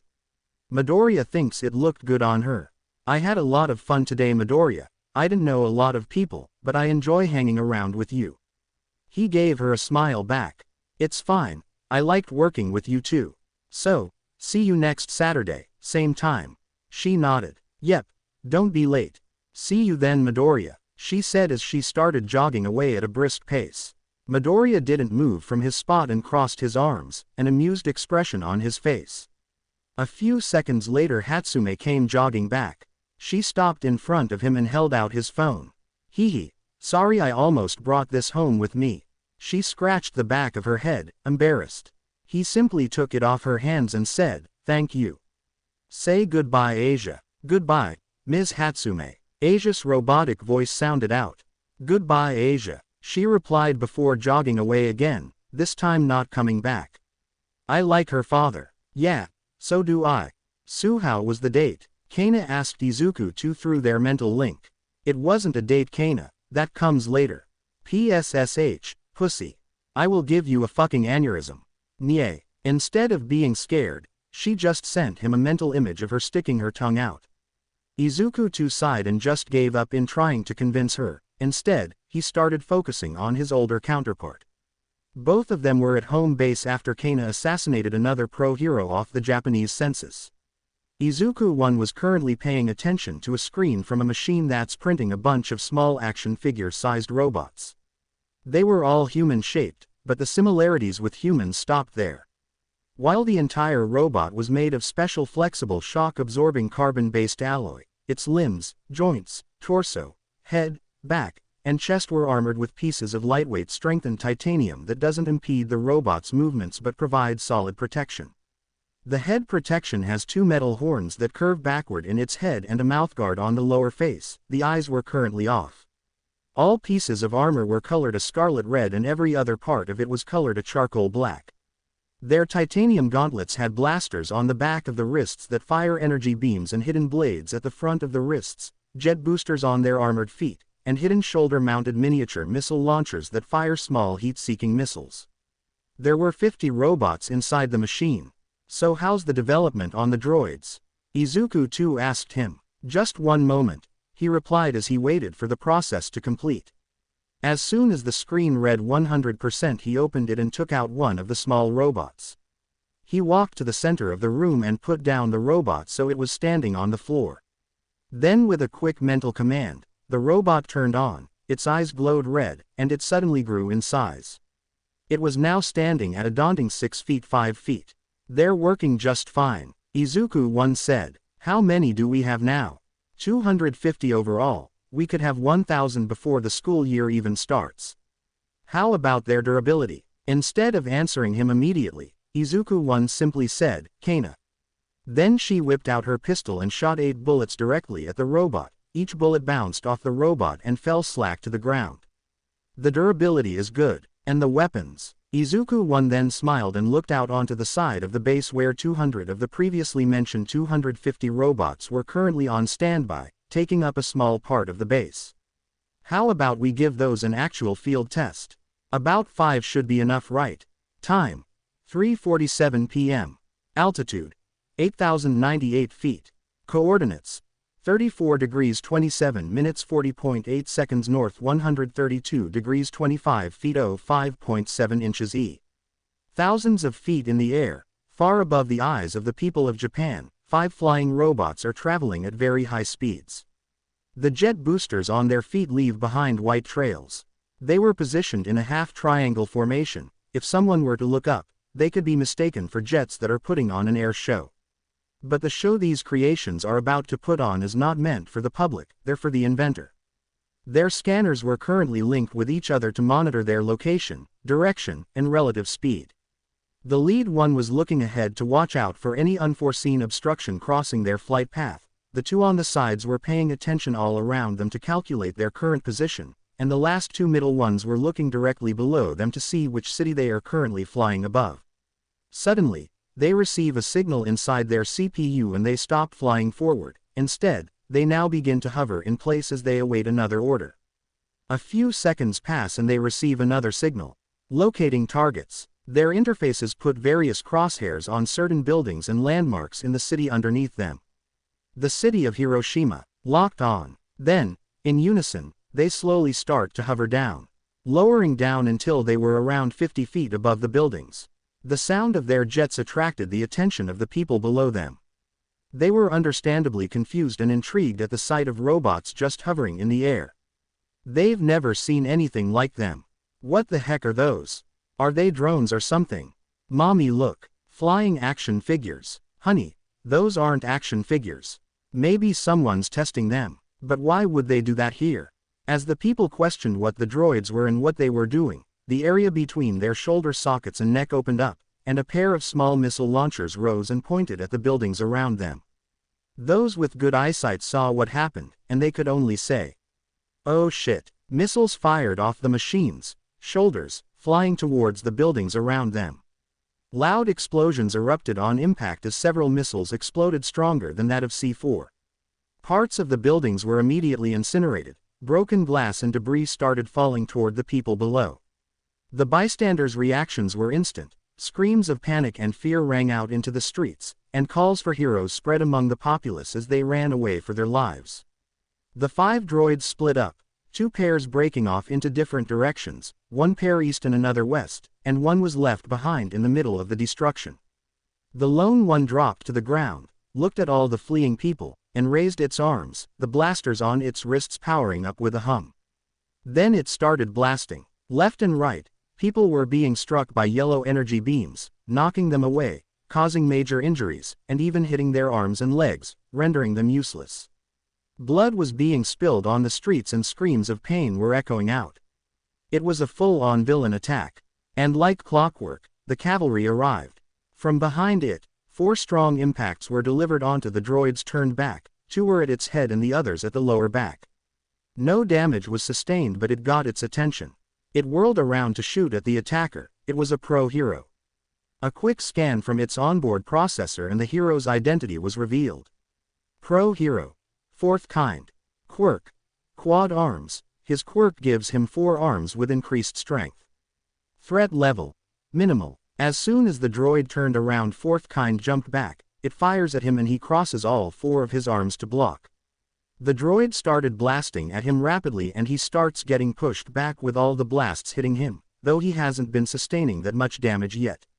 He braces himself and slowly starts walking towards it, tanking all the blasts. Damn, it barely even flinched when I hit it. But at least it stopped shooting at the civilians. Seeing that its method was not working, it stopped firing. It crossed its arms in front of its head for a moment and then threw them out sideways. Shing. Blades came out of its wrist. They were dual-edged swords that extended outward up to 2 feet in length. It then went into a simple sword fighting stance, body low, 1 blade in front and the other prepared to strike. Of course, it has swords, why wouldn't it? He thought to himself sarcastically. So, you want to do this up close and personal, huh? He asked it with a slightly pained grin. He didn't receive an answer, but it did turn its head to look behind him. When he heard loud voices helping others evacuate and footsteps going toward him, he knew what was happening.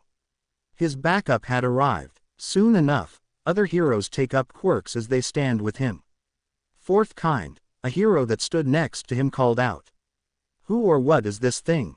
He glared at it, noticing that it was just staring at them, not even minuscule movements in its stance and only a small constant hum coming from it.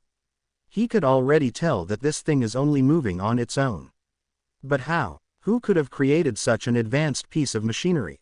He knew that UA had some impressive robots for their exams and training, but none of those had the durability this thing had, not even the giant zero-pointers. I have no idea. There were others but they went in different directions and I can't leave this one alone. Hopefully, she can take care of them, but one thing I do know is that it's only a machine. It's not alive, so don't hold back. There's nothing inside it to kill. The heroes around him nodded and readied their quirks, fully intending to use them to their fullest. Right, a hero called out from behind him. Then let's break this tin can. The droid scanned them all for their identities, skills, and quirks. The number of hostiles, 16. Threat level, moderate. Watch out, I think it's about to attack. Its eyes glow brighter. A humming sound emanates as it pushes its energy source for more power. Various crevices on its body start to glow as its power increases. The blades on its wrist start emanating electricity and the edges were producing steam. Get ready, and with a loud boom, it jets forward towards the heroes, ready to fight till it breaks. The pair that went east were attacking a nearby office building. On the way, any hero that tried to reach them or pull them out of the air was either shot down and or blown up. The people inside were already being evacuated and the guards were already firing their guns at the droids, but their bullets couldn't even damage their shells. They were currently on the 8th floor of the building, shooting out from the windows at the automatons.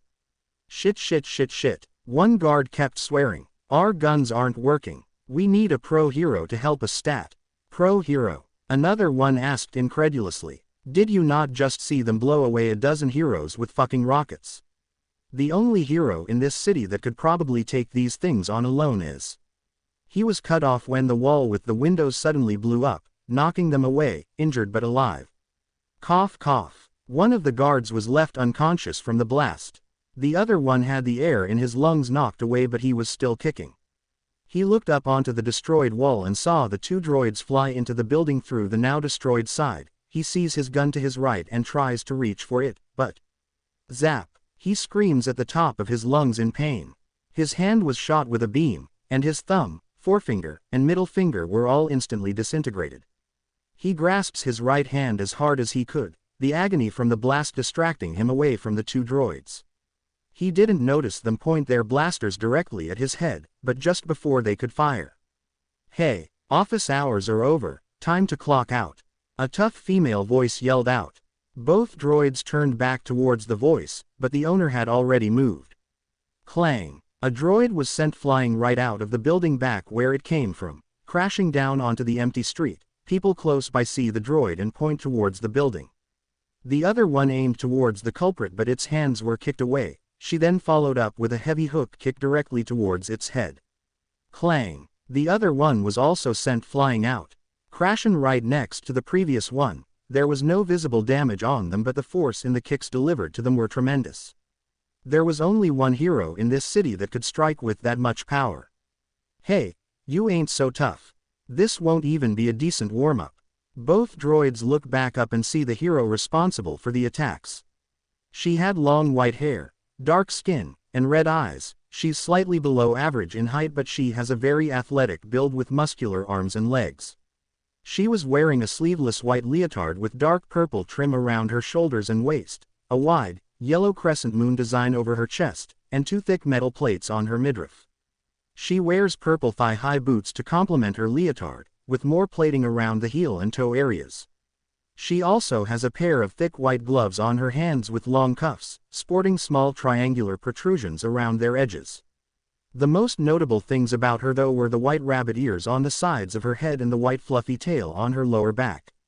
The droids didn't even need to scan her to know who she was. The rabbit hero. Mirko. Threat level. Major. Look, it's Mirko. We're saved. People close by started cheering for the city's top hero as she looked down at the droids with a cocky sneer on her face. Both droids start powering up to combat this new threat. Their eyes grow brighter, their entire bodies heat up, and they unsheath their blades. Oh, you want more? She questioned mockingly. Well, I got plenty more where that came from, so come at me. I'll send you dumb bots to the scrap heap. With a mighty leap, she jumps down to kick their asses just as the droids fly up to fight her. Meanwhile, in the east, the last 2 droids were intercepted while they were in the air. Whatever it was too fast to initially be seen and processed. They were hit from all directions rapidly so they dropped down on top of a building. You know, a flapping sound was heard descending onto the building with them.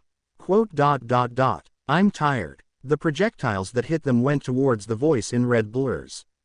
Quote, I've been busy for weeks.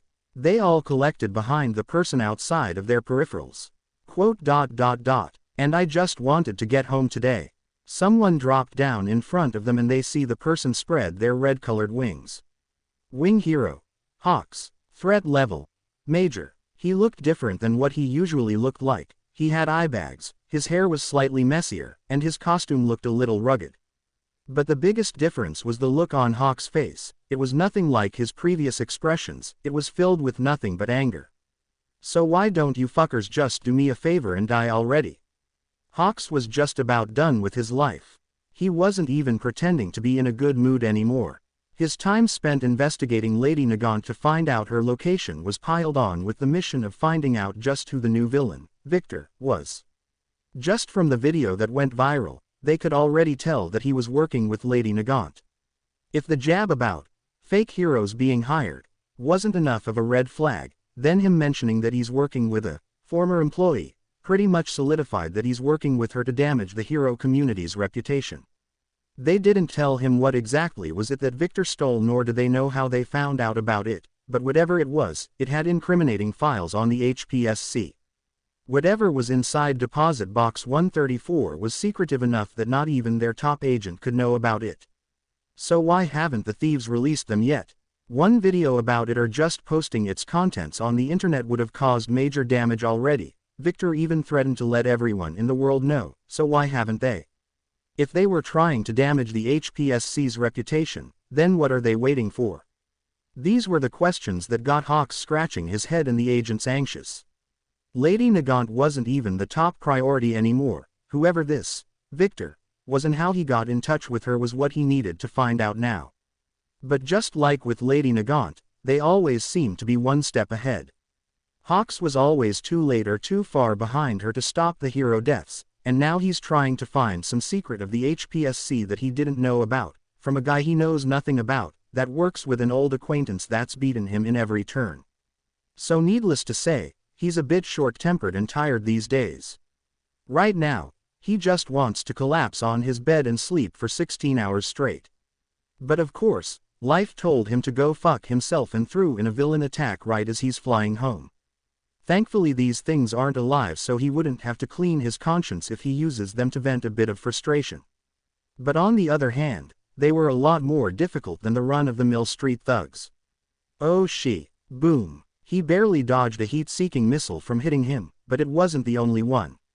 When he started combat against the two droids, he made sure that they followed him into the air, away from the infrastructure and civilians below, and now he's currently in an aerial dogfight with them. He shoots out some of his feathers at the two droids to probe for weak spots, but so far he hasn't found one yet. Whoever made these things knew what they were doing, he thought to himself as he dodges energy blasts with evasive maneuvers. They're tough enough to resist my feathers and they're fast enough to somewhat keep up with me in the air. He barely dodges another energy beam. And their weapons are no joke either. So far, he's only been dodging and there are only light scratches onto the droids, shells from repeated attacks, but he couldn't keep this up, he needed a plan. He turns back and looks at the two droids chasing after him. He sees their shoulders open up and fire the heat-seeking missiles again. This fucking sucks. I'd like to see these fuckers eat a missile up there. Then suddenly, he gets an idea. He grins in preparation as he outspeeds the missiles again. Alright then, come on you flying fucking washing machines. Show me what else you got. Back with Mirko. A kick to the dome. Hi-ya, a roundhouse to the chest. Whoa, duck beneath a blade. This pattern of attacking and dodging had been going on for over 20 minutes now, but she's no step closer to destroying these things. Her kicks only push them back. She tried aiming for the weapons on their wrists, but she barely made dents on the damn things. And it's pissing her the fuck off. Why? Kick. Won't. Another kick. She dodges again. Fuckers. They both fire point blanks as she jumps back to dodge. Die. In her rage, she rockets forward full speed and kicks one of them in the chest. She sent it flying far back and crashing through walls of cement, but she knew it wasn't down for the count. The civilians already backed off to a safer distance as the fight dragged on. She could still hear them thanks to her sensitive ears, but right now, she's only focused on the fight. Reaching her breaking point, she attempts something different. She dodges a lunge from the other one by jumping over it and in the middle of her arc, mounts the droid's head and grips it tightly with her legs. Luna Tijeras. Calling out her super move, she twists her body and pulls with all her strength, intending to tip its head off. To her satisfaction, she hears the sound of metal tearing and sparks flying. The droid seemingly stops in its tracks and stands idly with its head partially ripped off and only attached to the body with wires. She stands upside down with her hands as her feet hold the nearly decapitated head. I've figured you two out. She boasted. You guys have the ability to absorb impacts. That's why my kicks haven't been damaging you. But I can still tear you up limb. She pulls with her legs, ripping the head clean off on putting it between her feet as she stands up straight again. From limb, she sees the now headless droid drop on the ground, the humming noise coming from it finally quieting down. Like I said, not even a warm-up. She looks back at the other one that she knocked away. It walks out of the hole from the wall that it was kicked into and didn't even acknowledge the now broken body of the other one. She grinned ferally as she prepared to break it too, now confident more than ever as she figured out their weakness. Back for more. Alright, this won't even take a minute. With Hawks. Come on. Hawks had a plan to win now. He knew how to beat these things. He never was good against power-type opponents or opponents with strong durability, and these robots can qualify as both. Fortunately, he may have just found a weakness. He was still in the air dodging their attacks and waiting for his opportunity. Just have to keep dodging until. Then he sees it, the droids preparing their missiles again. There. That's my chance. Hawks had been probing the robots the entire time they were in the air. His feathers weren't sharp enough to damage the shell. So if I can't damage it from the outside, just as the launchers come out of their shoulders, then I'll damage them from the inside. Small feathers that he hit on them while attacking shot forward towards the launchers. Before the missiles even fired, the small feathers struck them and detonated them while they were still with the robots. He sees the explosion travel throughout the robots, and sides through the opening on their shoulders and they fall slack to the ground far below. They crash on top of a roof, the cement underneath cracking from the speed of their fall and dust briefly flying into the air. Hawks dropped down onto the roof with them and waits for a few moments to see if the bots will move again. They were smoking from the pre-detonation and there were some scorch marks on the red parts. But thankfully, they didn't move again. He sighed in relief. He walks closer to the downed bots to see their design up close. Huh, never seen these kinds of designs before, they're loaded with weaponry. Who made them? But before he could think more of it, he hears something in the distance, a lot of things. A while back at the lone droid. Blood and smoke fill the street as the battle goes on. More and more heroes arrive on the scene to help against the droid, but so far they've only managed to slow it down. The droid only had minor damages visible on it, and it was relentless. Any attempts to lock it down or capture it was met with extreme prejudice. But the heroes aren't giving up, they will stop this thing, or they'll try anyway. Fourth Kind yells out to the others. Don't give up, just keep fighting and we'll. He was cut off mid-sentence by a loud shout. Don't worry about that, because I am here. That was not All Might's voice. They look towards the one who yelled, and they say a familiar black skull and infamous red light standing on top of a destroyed store. 10 fingers with gun barrels were pointed toward all the heroes. Hey everyone, Victor called out enthusiastically. Did ya miss me? Before anyone can react, he started firing at an extremely rapid pace, his arms blurred as he continuously switched targets. Most of the heroes didn't even have time to react as they were hit with powerful lasers, knocking away even the toughest of them. Those that attempted to dodge only delayed the inevitable. Bang, bang, bang, bang, bang, bang, bang, bang, bang, bang. Victor yelled out rapidly as he kept firing. A rain of lasers showered the heroes, not even giving them a chance to retaliate. When Victor finally stopped firing, the street was filled with nothing but holes on the ground, walls, and windows, along with heroes that now have circular burns on them. All of the heroes were on the ground, groaning and grunting in pain, but they were all still alive, if barely. Victor looks at the droid that the heroes were fighting, and he gives it a thumbs up. Surprisingly, it gives one back. All right, the test's over, let's get you back to. He quickly ducks forward in a blur to dodge a hero that attempted to kick him from behind. The hero passes over him and skids to a stop on the road below. He looks up to see who the hero was, and it was none other than Mirko herself. So you're Victor EH? Mirko questioned. Why are you using robots to do your work, huh? Are you scared of fighting me? I don't blame ya. You got a choice here. You could either wake up in a prison bed or a hospital bed. She cracks her knuckles as she looks up at him, with no fear in her eyes or voice, only eagerness for a fight. Please tell me you pick the latter. Victor stands back up straight. Ah, you must be the hot bunny girl of the city. The fuck did you just call me? He merely shrugs and reaches for his wrist. While I'd love to enjoy spending the night in bed with you. Oh, you are fucking dead. She jumps at him in rage and is prepared to do a front axe kick at full strength. I'm just here for the cleanup. He touches a high-tech looking watch and presses a button on the side of it. Sparks start to show up around him. Ta-ta, Luna arc. But before her kick could cave his head in, the sparks around him erupted into a bright light, briefly blinding her. Her foot meets nothing but air and the force only damaged the roof beneath where he was. When her vision returned, she looked back up and saw no sign that he was ever there. What? She looks at the street behind her and saw that the robot disappeared as well. That mother foo, Mirko. She hears someone call her from above and looks up. It was Hawks. He drops down onto the roof and looks around their area. He sees the damaged streets and buildings. Looks like I'm late. Yes you are. She deadpanned. What the hell took you this long to respond if you were close by? Not that I needed the help, but the other weaklings could have used yours. Well, she sure doesn't mince her words, does she? Mirko had always been known for flying solo, no pun intended. She refuses help whenever offered and she rarely works with anyone else. But still, she treats being a hero as a serious duty, so she still can talk normally with other heroes if the need for it arises. Even if she is a little difficult to talk to. He raised his hands to placate her. Hey, gimme a break, will ya? I had to fight 2 robots before going here. Bots. So you fought some too? Wait, there were more than 2. He asked, shocked. How many did you fight? She holds up 2 fingers and said. They weren't that tough. Hey, guess I beat them faster than you did, huh? She bragged. He ignores her jab and focused on the fact that she fought robots just like he did. Suddenly the bad feeling in his chest comes back. He looks around at the damage around them. Can you tell me what happened here? She shrugs and pointed her thumb at the fallen heroes below them.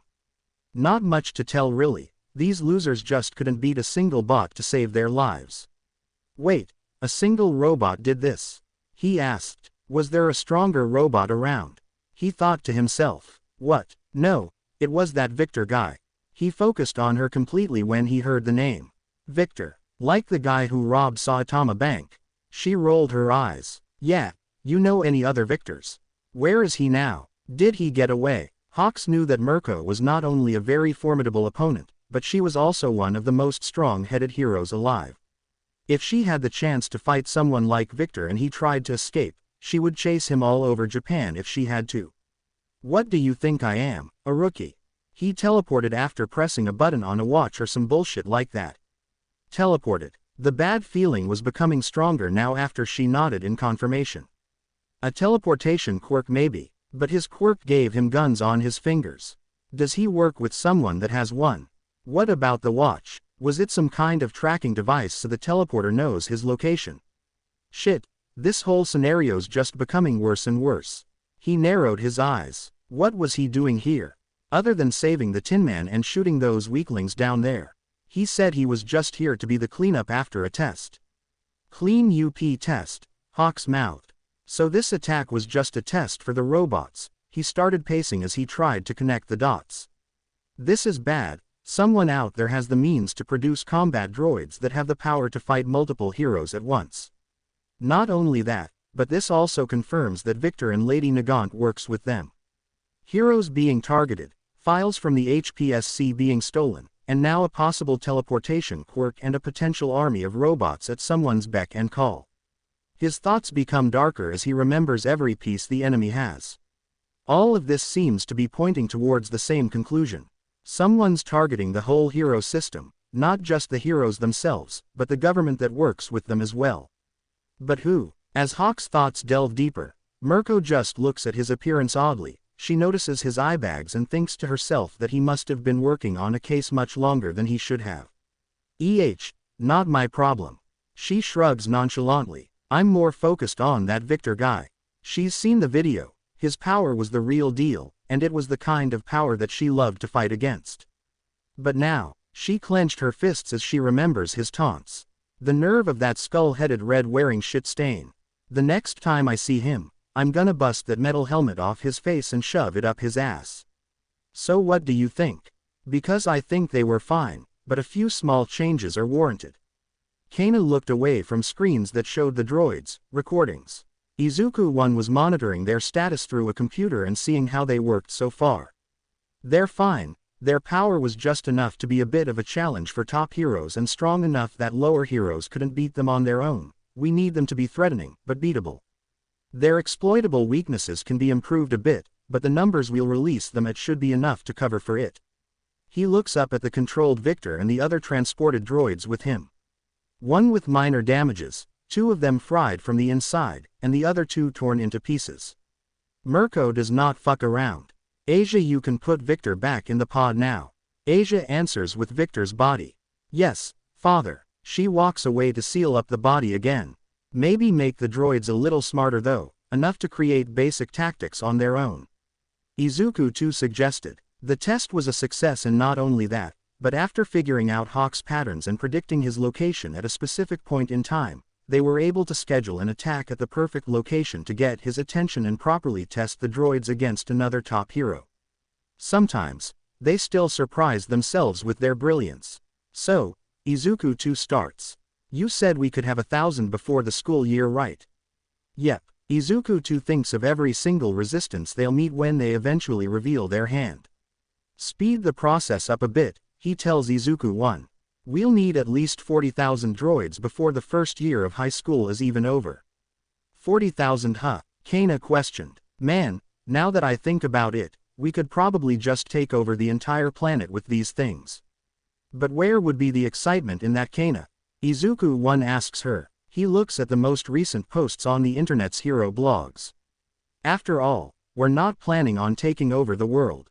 Holy shit guys. Did you see those weird robots today? Robots. What the hell happened there?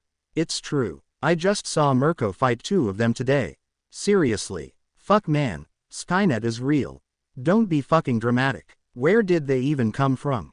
I feel like the government should have known about something like that. Maybe they are from the government. They escaped from the test lab and now want to enslave us all. Alright, cool your jets everybody. Conspiracy theories have no place here. Talks about the droids are already happening. Videos from phones have already been posted. By tomorrow, everyone in Japan would already know about them. We're planning on advancing it. Have you packed your notebooks, Izuku? Yeah, Mom. Your handkerchief. Yep. And Asia will call me and the authorities if anything happens, right? Asia. Yes, grandmother. If anything unfortunate were to happen to father, I will immediately send out a message to you and the authorities of father's location. Asia's familiar robotic voice sounded out from his phone, but now it had a bit more emotion with it. To Inko's knowledge, Asia had been upgraded to be able to follow pre-programmed commands and to be able to think and feel for herself to an extent. She can do much more than that, but his mother didn't need to know that. What about, Mom? Izuku chuckled as he puts his hands on her shoulders to calm her down, giving her a reassuring smile. I'll be fine, it's just the support course, it's not like I'll be in any danger. It was the month of April in Japan, the air was warm and it was the perfect time of year for tourists to come by. But most importantly, it was the first day of classes for the new first-year students at UA High School. This was the day that Izuku Midoriya starts his journey to becoming the greatest scientist in the world. Or at least, that's how it would seem to everyone else. He was already standing at the front of their door wearing the standard UA male uniform with his bag behind him. The uniform consists of a light gray blazer with dark turquoise trimmings over a white dress shirt and dress pants, along with a red tie. Despite the uniform coming with shoes, Izuku decided to swap them out with his signature red high tops with white soles and black laces. Intellectually, he knows that the shoes he wears are ugly as hell. Personally, he just doesn't give a damn. He will fight whoever may tell him to get rid of them. He was ready to leave, but in her classic motherly way, his mom had to quadruple check everything to make sure that he wasn't forgetting anything. It was already impossible for him to forget anything, even before he had the nanites, but it was her job to worry anyway. She looks at his confident smile, she sees no fear or anxiety in his expression. She takes a deep breath to calm herself down. "You know Izuku, but you know that I can't help but worry about you." His smile became softer at her admittance. "I know, Mom, but seriously, you have nothing to worry about. I'll be making inventions for heroes, I won't actually be in the field so I won't be in any danger." Inko looked at him in the eyes, looking for any doubts about his path behind them. Even after all these months of showing her that he liked inventing, she still had a few reservations about whether or not he was doing this because he wanted to. On some quiet days, she would check on him, to see if he was still longing for his old dream, but she only sees him working on machines or talking with Asia in their house now, occasionally still helping her with some chores.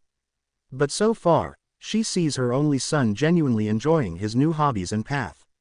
She sighs in acceptance and says, "All right. Izuku too just wanted to tell you that, I'm proud of you. You're going to do great things, son." Izuku's eyes briefly widen at her honest words. Positive feedback, still not used to it. He blushed and scratched the back of his head, a slightly embarrassed chuckle escaping from him. Hee hee, aw shucks Mom. You don't have to tell me that. He then grins in a jokingly arrogant way. "Because I know I'll do great things." She giggles at his bravado. The sound of her happiness lifts his spirits and mood. "Well, when you become famous and when you stand up at the podium with a speech about your success, just be sure to mention who raised such a smart boy. You don't have to worry about that, Mom." He opens the front door and begins to walk out.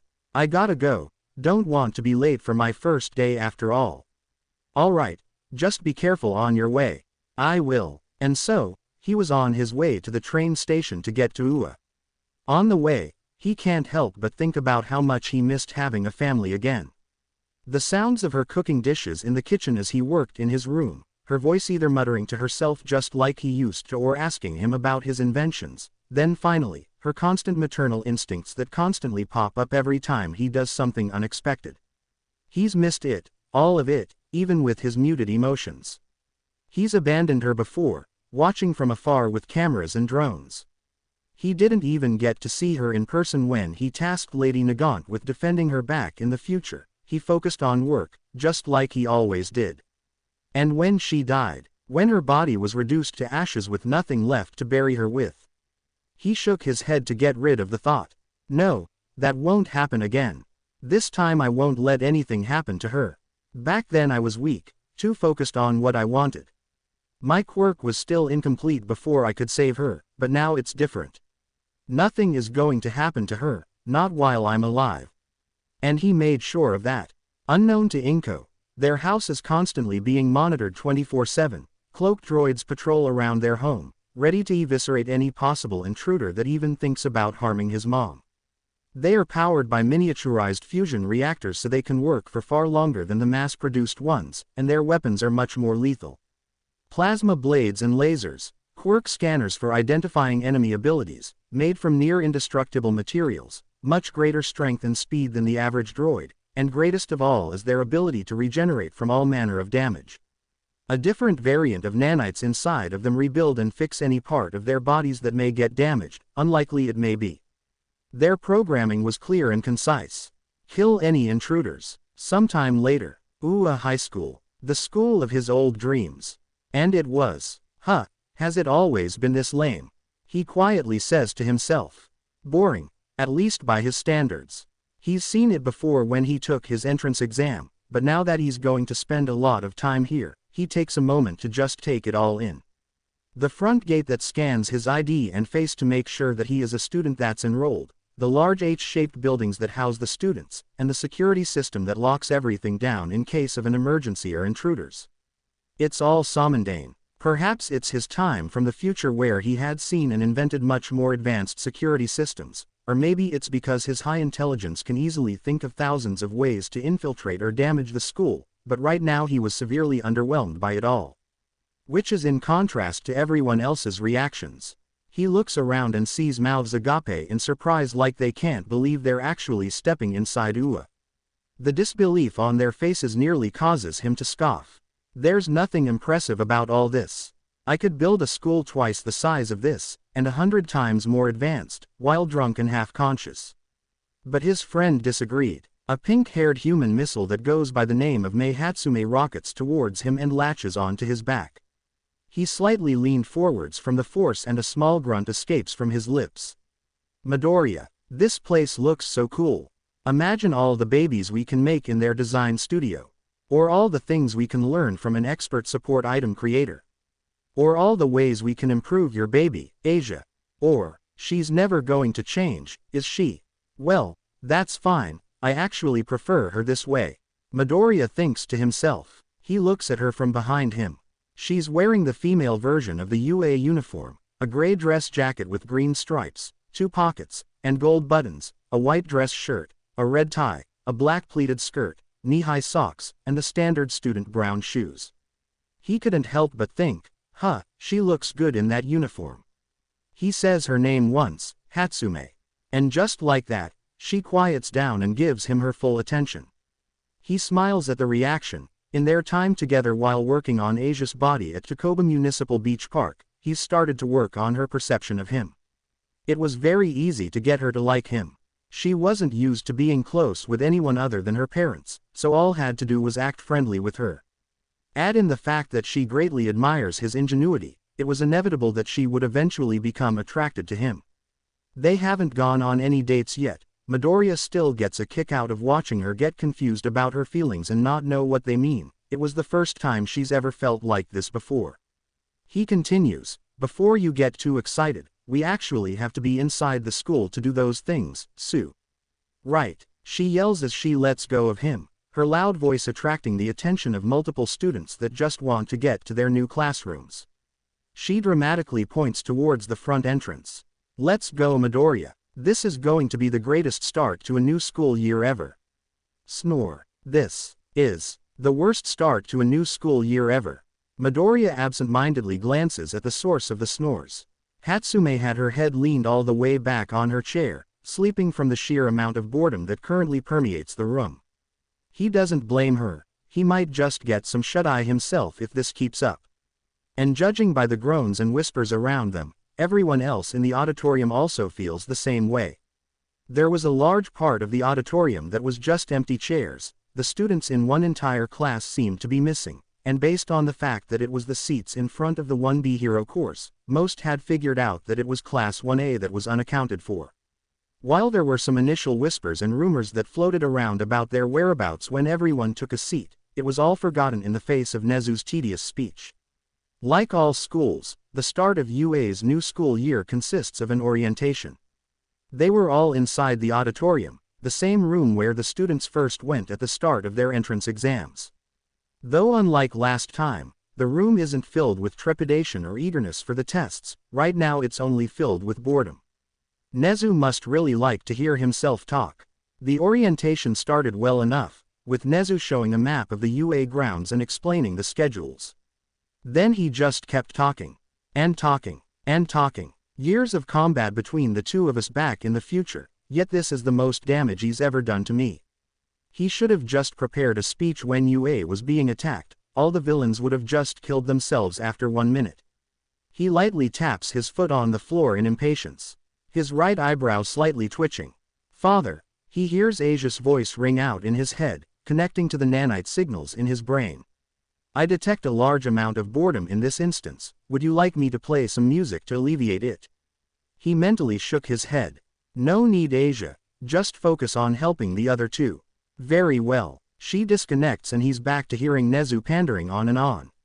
Then suddenly, die, boom. Nezu didn't bother stopping his speech, though he and everyone else heard it. A very loud and obnoxious voice rang out in the distance, which was immediately followed by an explosion. While the students muttered about what it could be, Hatsume suddenly woke up from the distant sound. Huh, she heard that. She must be used to listening for explosions, even in her sleep. She's the only other person in the world that I'm sure had been in close proximity to an explosion more times than anyone else, other than Bakugo. She asked half-consciously. She rubbed her eyes and cutely yawned. She then looked at him with half-lidded eyes. Did I leave one of my babies outside or something? She asked him tiredly. Cute. Midoriya chuckled and shook his head. No, that wasn't one of your baby's explosions, that was a man-baby's explosion. But since you're awake, the speech is about to end, so you should probably stay awake now. She nodded her head and tried to keep her eyes forward. He sees her eyes slowly start to fall again in the effort. He sighed tiredly and just leaned back in boredom. He couldn't help but think of his two partners in crime. I wish I could have just gone with my other self and Kana, at least they're having fun. Cannonball. Splash. Kana shot out of the slide and dove straight into the deep pool below. A splash that reached up to 20 feet into the air was the result of her incredible speed. The water rose up so high that the older Izuku that was watching her from a boat was about to get rained on. Izuku-1 is wearing an unbuttoned green dress shirt that has the word Hawaiian shirt written in white on the back, and green swimming trunks. He looks up at the water about to hit him and sighed to himself. He raised his right hand and pointed his index finger towards the falling water. His finger sparked its iconic red lightning and the electricity shot out, but instead of hitting the water, the lightning manifested into a force field that spread and encompassed the entire ship. The water harmlessly bounced away from the force field, leaving the ship completely dry, and with a flick of his finger, Izuku dispersed the red shield. If one were to hear about both of their antics, one might assume that they were enjoying a trip or a vacation, but in reality, they were still working. They just decided to have a bit of fun with it. A few seconds later, Kana resurfaced from the pool. She lays on her back and just floated on the water. She's wearing a two-piece swimsuit that has the same color scheme as her hair. She sighed in contentment and opened her eyes to look up into the sky. Right into the roof that covers this entire facility. You know, it's no wonder that you and some villains easily broke in here last time. The security in this place is abysmal. She loudly voiced her opinion to the future Midoriya. Anyone with a basic working brain could probably break in here. He shrugs. What did you expect? No one had ever had a reason to break in here before. The USJ was just used for training, there's literally nothing and no one of value here. The Unforeseen Simulation Joint, also known as the USJ, is a training facility used by UA for teachers to train hero students on rescue operations. The dome-shaped building composed of 8 main sections, with 6 of them emulating a particular disaster scenario. The entrance and the central plaza were just the pathways into the USJ, with the central plaza being connected to the 6 disaster areas. The Ruins Zone, which emulates a destroyed urban environment, with buildings found in precarious conditions. The Landslide Zone, which simulates sloped terrain with assorted debris. The Mountain Zone is an area with a rocky, mountainous area filled with cliffs. The Conflagration Zone, which is just a town in a perpetual fire. The Downpour Zone is where the environment is constantly hit by heavy rainfall and strong winds. And finally the Flood Zone, the area that is supposed to simulate strong floods, but in all honesty it just looks like a water park. There's even a slide to complete the whole look. And since it just looked like so much fun to be in, it would practically be a sin to not have fun here. So they packed up some swimsuits and told Asia to turn them invisible to the sensors and audio, and they got to work. Ah, no one of value. She pouted, poked her cheeks together, and tilted her head. I'm here, so what about now? Am I not worth anything? I thought you loved me.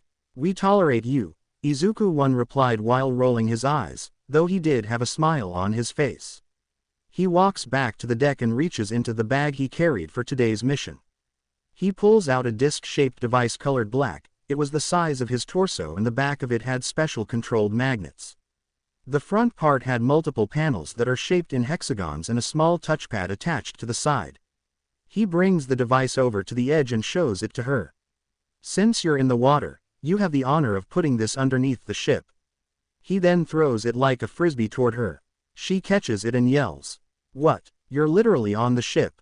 Why don't you do it? Because. She waits for a few seconds for the rest of his sentence. When he didn't say anything else she shouts. Because what? He gives her a shit-eating grin and says, just because. He points down towards the bottom of the ship. Chop chop. Get to it. She angrily glares at him, but her glare was more adorable than it was threatening, so he just meets it with a raised eyebrow. Finally, she starts to swim towards the ship with the device in hand, grumbling under her breath the whole way. Her grumbling stopped when she dove underwater and went directly below the ship. She clamps the device on the bottom and the touchpad lights up. She then sets up the device for the intended purpose. Activation settings. Incapacitation mode. Range. 20 meters. Password.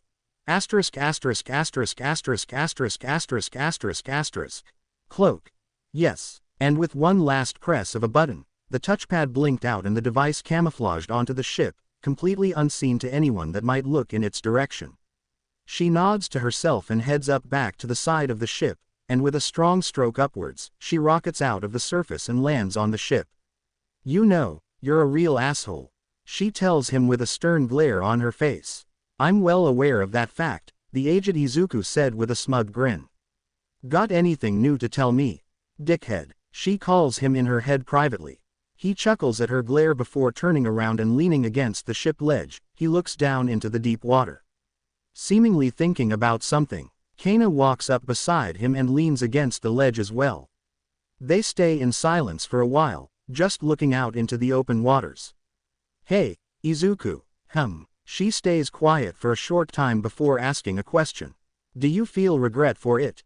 Killing those kids here back then? He pauses at her question and doesn't answer for a few moments. He merely looks down onto the deep pool. He remembers what he did here with perfect clarity.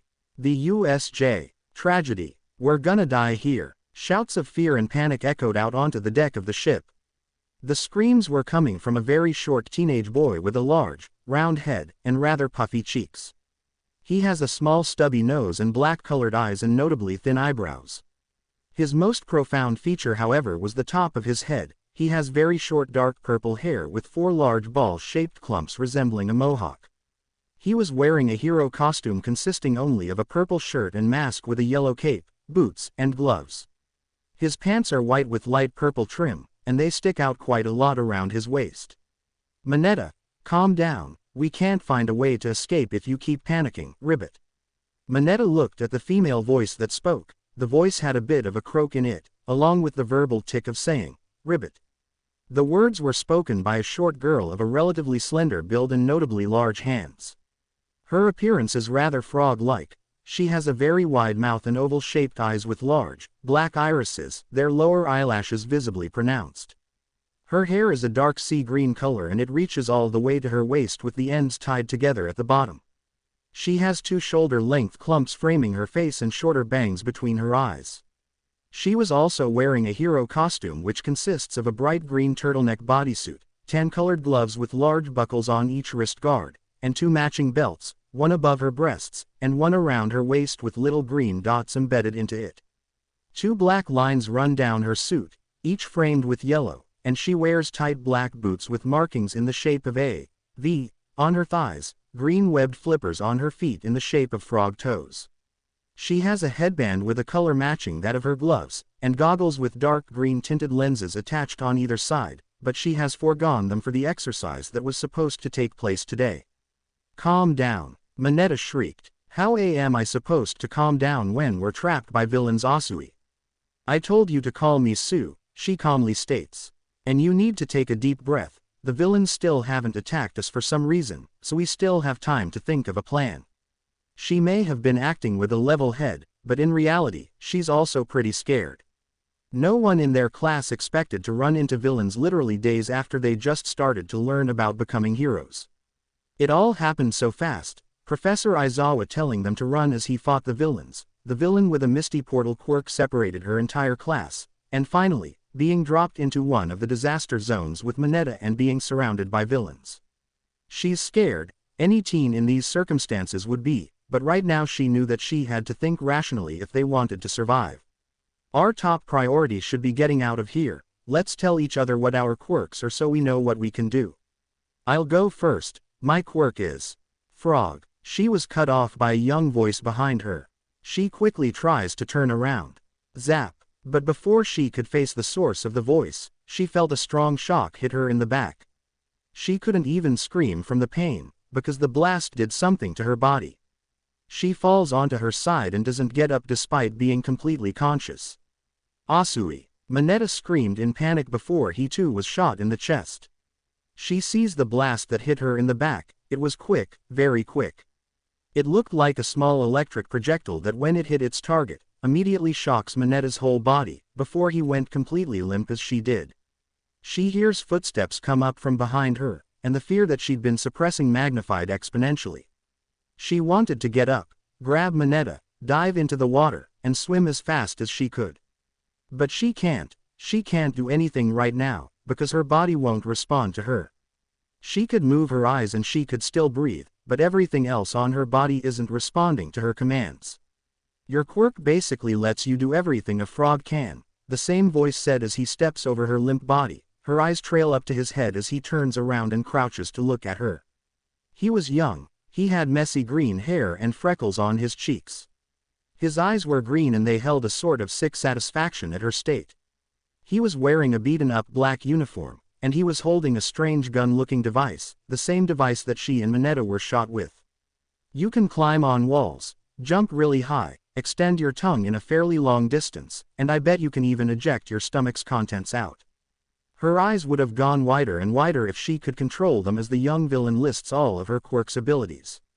"How does he know?" she thinks. "How does he know?" He voiced out. "That's probably what you're thinking, right?" He didn't need to see her nod to know that he was right, the look in her eyes was enough. He sat down across from her and spoke conversationally as if she was his friend. "Well, I'm a bit of a quirk nerd, so when I heard that we were going to see a bunch of hero students in action before we kill All Might, I became ecstatic." He spoke excitedly, his eyes going into some sort of crazed state. "So I hacked into UA's database and checked what all your quirks were, and I gotta say, they were all so cool. I even saw Kachan's name there. Oh, but you probably don't know who that is." He shrugged and looked to the side. "So I knew all your quirks, but you're lucky that I didn't tell Shigaraki about them. That's probably why a girl like you with a quirk like that ended up here, where your quirk is actually at its strongest." He looks back at her and notices the surprise in her eyes. "Oh, you're wondering as to why? Well, He put his hands on his knees and stood back up. I was actually curious about who I was working for. When I heard that a bunch of villains was joining forces to kill All Might, I laughed so fucking hard. He chuckles as he remembered the moment he found out. But, I'm a nosy guy, so I looked around, and found out that someone was planning to use a bioengineered weapon against the symbol of peace. Like, how fucking cool is that? I mean, if they could make one, it was pretty obvious they could make more. He then grabs her by the hair and starts to drag her across the deck. The pain in her scalp caused one of her eyes to flinch, but she still couldn't move. He continues, so I wanted to join such a group. I figured I could make it far in the villain world if I joined them, but I needed to do some research. I didn't tell him about your quirks because I wanted to see just how smart he was. I wanted to see how he would handle enemies whose abilities he was unaware of. He reaches Monetta's paralyzed body. There were tears in his eyes and full-blown panic was overwhelming him. And you know what? That guy fucking sucks. He treats everything like it was a game. Bosses, mobs, NPCs, like what the fuck, right? So it wasn't so hard to figure out that this guy was completely off his rocker, and definitely not leader material.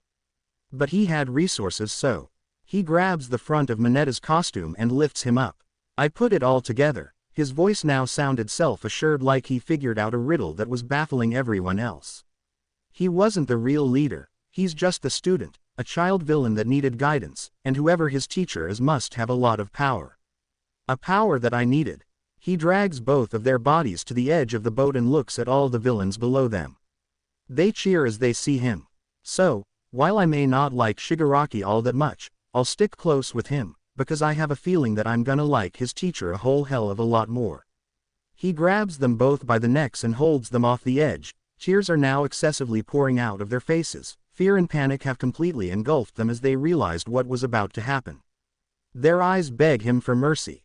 But he ignores them. Now, why am I telling you all this? That's probably what you're wondering, right? He smiles viciously at them. Well, it's simple, because you won't be alive to tell anyone about it. Then he lets them go. There were no screams. There was only the splash before the sharks came. Back to present. Hey. Izuku feels a nudge at his side as he was distracted by his memories. He looks at his side and sees Kana looking at him with a worried expression. He lightly shook his head, as if to shake off the memory of his crime here. He smiles at her slightly. Sorry about that, I got a little lost down memory lane. Her worried eyes don't change. She was just as smart as he was now, and she knew that he is probably thinking deeply about that moment. She knows what happened, of course, but she's only got a copy of those memories, not the real thing. Her psyche may be a combination of his and hers, but in order to stabilize her sanity, the emotional parts of his memories had to be muted. So she knows what happened and what he may have thought about it afterward, but not the emotions that may have come with it, both the muted and non-muted ones. She feels the atmosphere around them become a little uncomfortable. So she decides to lighten it up a little. PSSH. She sneers with a cocky smile. Lost. How the hell could you get lost? She waves her hair dramatically to the side and strikes a sexy pose. Both of her hands were behind her head with her fingers interlocked with her hair, and her hip is slightly cocked to the side. When you have this smoking hot beacon right next to you. He stares at her blankly for a full 10 seconds. PFF'd. Before cracking up and laughing quietly to himself. He turns off the nanites just so he could enjoy the small laughter for its full duration, and to her credit, she wasn't really wrong. Her two-piece swimsuit wasn't exactly the most conservative piece of swimwear. Her incredibly built and well-endowed body was practically on show, with only a few parts being covered up. She was hot, and to deny it was to deny reality. But he wasn't about to let her have the bragging rights of him admitting that. He laughs for a good solid minute before finally calming down. Hee hee. Oh man, that was a good one. Thanks, I needed that. He smiled genuinely. She gives him a thumbs up in response. He looks back out into the water with a more relaxed smile on his face. To answer your question, by the way, I've had a long time to think about everything I did with the League. This is where it basically started, you know. I killed them both for two reasons. One was to gain Shigaraki's trust. I was honest in wanting to know who his teacher was. The second reason, though, he chuckles to himself as he remembered his justification for it. I was just young and dumb. I was angry at All Might, angry at the world. I knew that killing them would hurt people, would hurt him, so I did it. Do I feel regret for it? Yes, but maybe not for moral reasons. If killing them were to advance our plans now, then I'd do it again in a heartbeat. But I know better now. Their deaths would be too much damage to hero society too quickly, completely unfixable damage to all heroes, and it lets the villains gain too much power. All of Class 1A needs to live because they'll be useful to us, and that's it. She looked at him in contemplation before humming to herself.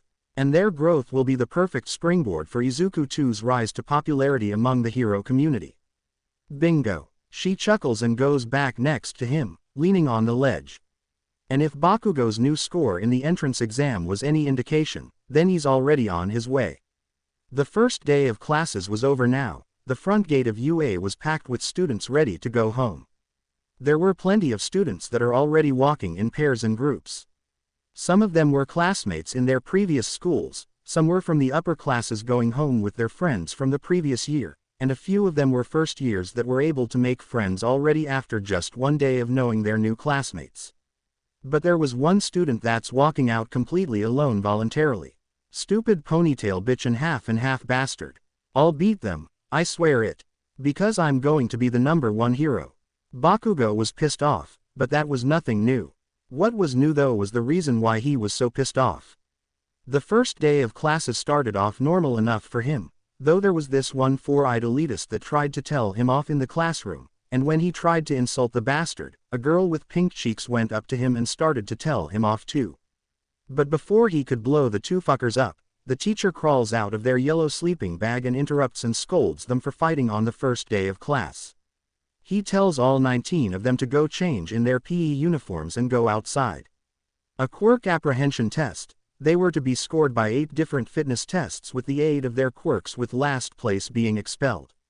Hell, yes. He didn't care about the expel part. If someone got expelled, then they obviously didn't make the cut.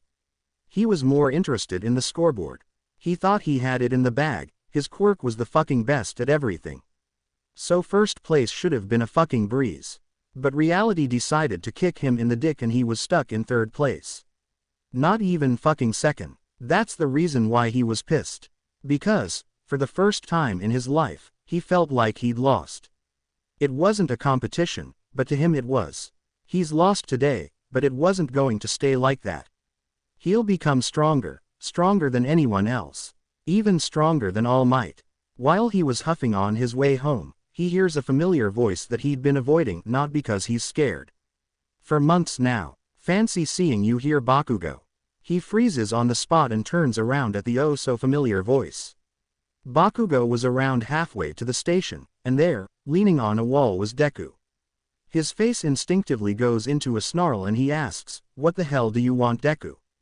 Deku had the gall to look shocked at his antagonistic tone and says, "Oh, is there anything wrong with talking to an old acquaintance?" Bakugo growled, "You didn't answer the fucking question. What the fuck do you want?" Deku only smiled at his anger, further infuriating him. "I only wanted to say congrats. I knew you'd make it into UA. Hell, you even got 1st place. That was a no-brainer, Deku. I've always said I was going to be the #1 hero." "Oh, I know about all that. What surprised me was the score you got." "What of it?" Bakugo asks with gritted teeth. Deku holds up 5 fingers. "You got 5 rescue points." Bakugo only glared at him, practically yelling for him to get to the point. "Hee 5 rescue points, huh? I'll be honest with you, I didn't expect you to even get even one of those when I heard about them. But color me surprised, 75 villain points and 5 rescue points." He then abruptly laughs uproariously, barely able to get his next words out. 5 rescue points. What the heck did you do to get 5 rescue points? Did you kick someone over that was about to be attacked? Bakugo's quirk pops off sparks from his fingers as Deku continued to laugh at him. Like he was mocking him. Deku slowly stopped his laughing fit and looked at him again. "You know, I've always seen you selfish and vain. I still think that, and maybe the rescue points were just a fluke, but hey, I hope you can see from this that helping someone can have a reward, you know. Maybe it might even help you win. Who knows?" He shrugged before turning back around. "You might even become #1 for doing it." And with that, he just walks away without another word. Bakugo stared at his back confused as all hell. The fuck? Winning by saving someone, he scoffs. What a load of bullshit. He resumes his walk to the station. But Izuku's words still stick with him the entire way home. To be continued. I hope you guys enjoyed this video and make sure to like and please hype this video. Now we will see you in the next video.